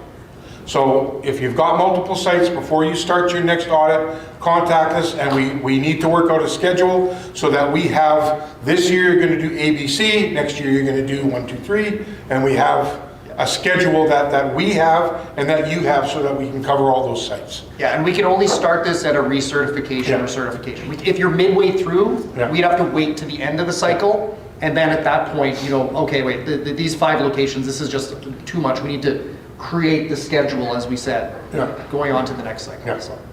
I did miss that part. This is at a certification or recertification process. So if you're in the middle of your process, you'll have to do all your sites right now if you've got maintenance audits coming up. But if it's a recertification and you've got multiple sites, let's get together and we'll come up with a schedule so we can pare that down. That was one of the caveats that they gave us at Safe Work, was that we've got to start it at the beginning of the process, either certification or recertification. And I believe at the other part of that question, it was if you had more than one auditor and they're both doing observations, let's say. Because you have to remember the comment, it's one space for one comment, covering all. For observations, for example, you would want to break down within the comment addresses, findings per. But because you have 2 different tools that are coming together, you're going to have a conflict with what notes are in each box. It's literally going to be a copy-paste situation in that sense. That's pretty much what you're limited to at that point. Interviews, you both could do scoring, but no comments, and then provide general comments covering the overall score after the fact. And documentation, it's likely all locations follow the same safety management system, so there's going to be some areas where you could say covers all evaluation criteria for all locations. While other areas like workplace inspection records will be specific to each location. So again, in that one comment box, you're going to want the addresses with the specific document associated to that location underneath. And the scores will count on their own. Those can be individual. There won't be any merging issue. So it's probably easier to just leave all the comments out, and then you could have it separate, like you could even put it in your tool and just copy, paste into the master one or the lead auditor one if you want, kind of bounce that around till it's full. That's another method that I've seen done when it's done that way. Gets a little more technical, but it's still possible. How are we doing for time? 2:20 is our time. 2:30? 2:30? Is that what we said we were doing? Okay. Any more questions? What's the end of the day for submissions for the audits? What's the end of the day? Yes. 4:30. Whose end of the day are we going by? The reason I asked this is I ran into trouble last year, and the response I got was I had to have it by 4:30 on the end of the day, or it wasn't accepted. And the end of the day for me is 11:59 on that day, because we were on a 24-hour operation. And so I was panicking, thinking it's not going to go through. Did go through, no. Like submission to us, like submission Yeah. to Audit Exchange? Oh, yeah, for the audit soft submission, because I was told it had to be in by 4:30 or it wasn't going to be accepted, and so I was panicking because I couldn't go through. Remember, we struggled? That wasn't according to our date for submission, that was the certification safe, right? anniversary date of certification. So if, say, April 9th was the day they became certified, the audit is due before April 9th, like 11:30 p.m. or something like that. Yeah, before. and the one I got was 4:30. It's like, yeah, that's not going to work. April 8th. It would be due before the anniversary date. Yeah, I'm just clarifying that, because if somebody else ran the same problem I had, they'd be panicking like I was going, I'm not going to have it, I'm going to fail, I'm going to... No. And it wasn't, it did go through, but it was just, that was the answer I got, and it was like, that's not right, because the end of the day should be 11:59 regardless. It's not the next day till midnight, so. Just for clarity for me. I just need that clarity. I do have a question for Kathy. Quiet. With like I said, being the only company that has achieved 100% in your certification audit, you've also achieved that in your maintenance audits that were passed through quality assurance, and that's the score. So you guys have achieved that. How did you come to that? We have had scores that are 98, 99, but we've never had. You're the only company that's achieved 100%. How did you marry the program with your systems? That's a good question, Gary. Okay, sorry. I just think we just learned as we went along, and we just make sure that we're documenting everything properly. We've got a new safety management system in. We've definitely got strong buy-in from our leaders, from our company, and everybody in our facility works together with us to help achieve it. So we learned a lot about documenting and like knowing where all your records are kept and what we need. We look back also on our previous audits to make sure that, you know, what did we do to achieve this and what can we do to maintain it or improve? And we're always looking to just improve every year. So. And then, you know, we always know kind of where we've kind of struggled before and just kind of pick at that all year round just to kind of get there. To piggyback on that question. So Element achieving the contractor element, how have you been able to get to score that?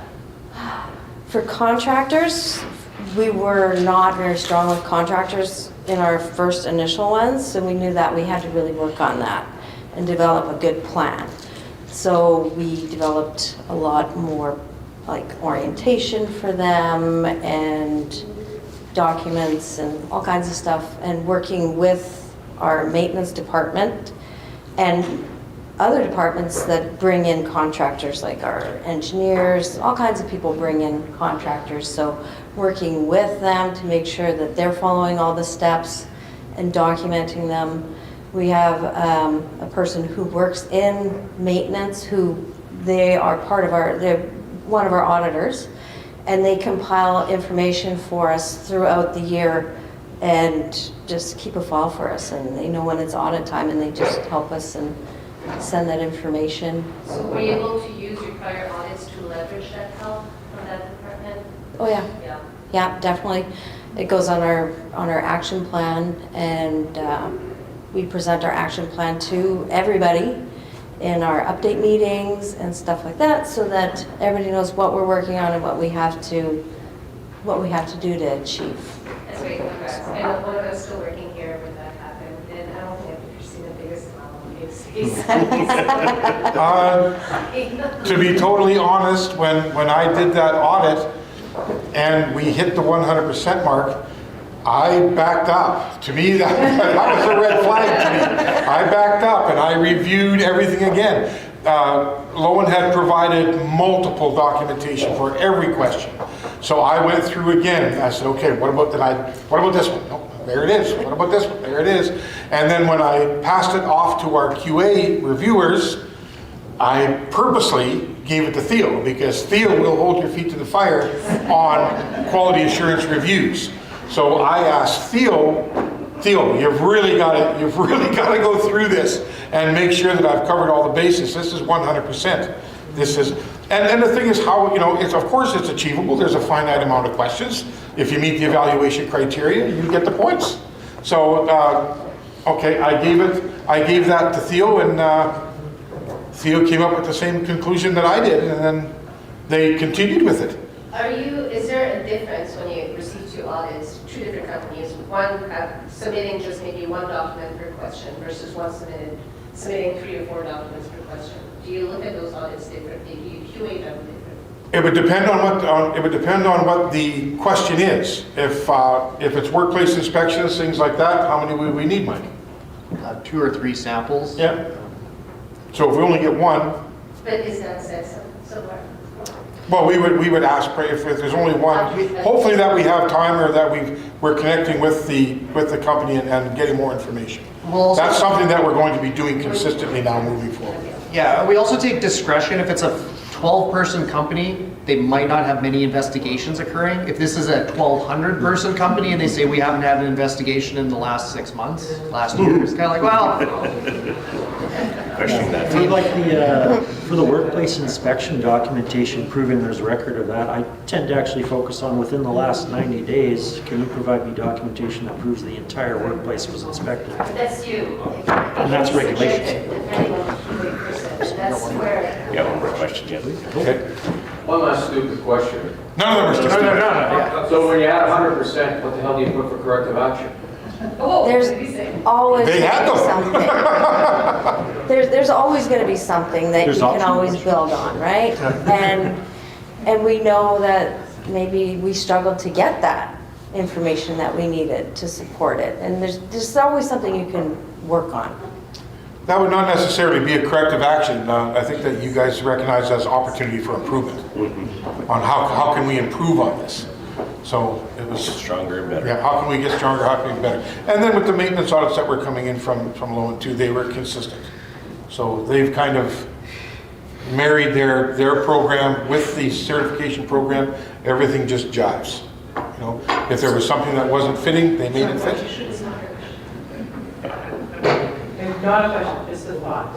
Since you got 100%, the only one on the main safe side that's done it, maybe the next forum you do a presentation on best practices and how you achieve that? Because I would love to know how that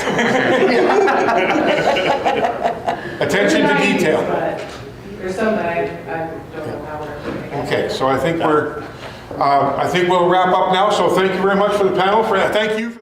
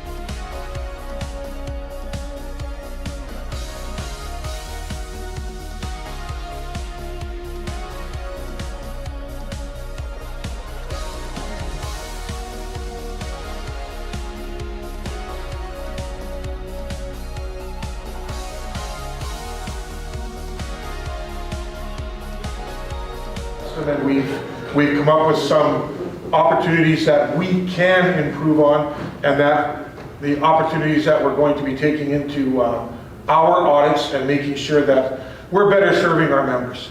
It's all about Made Safe, making sure that you guys are satisfied with what you're getting from us. Okay? Am I leaving out anything, Janelle?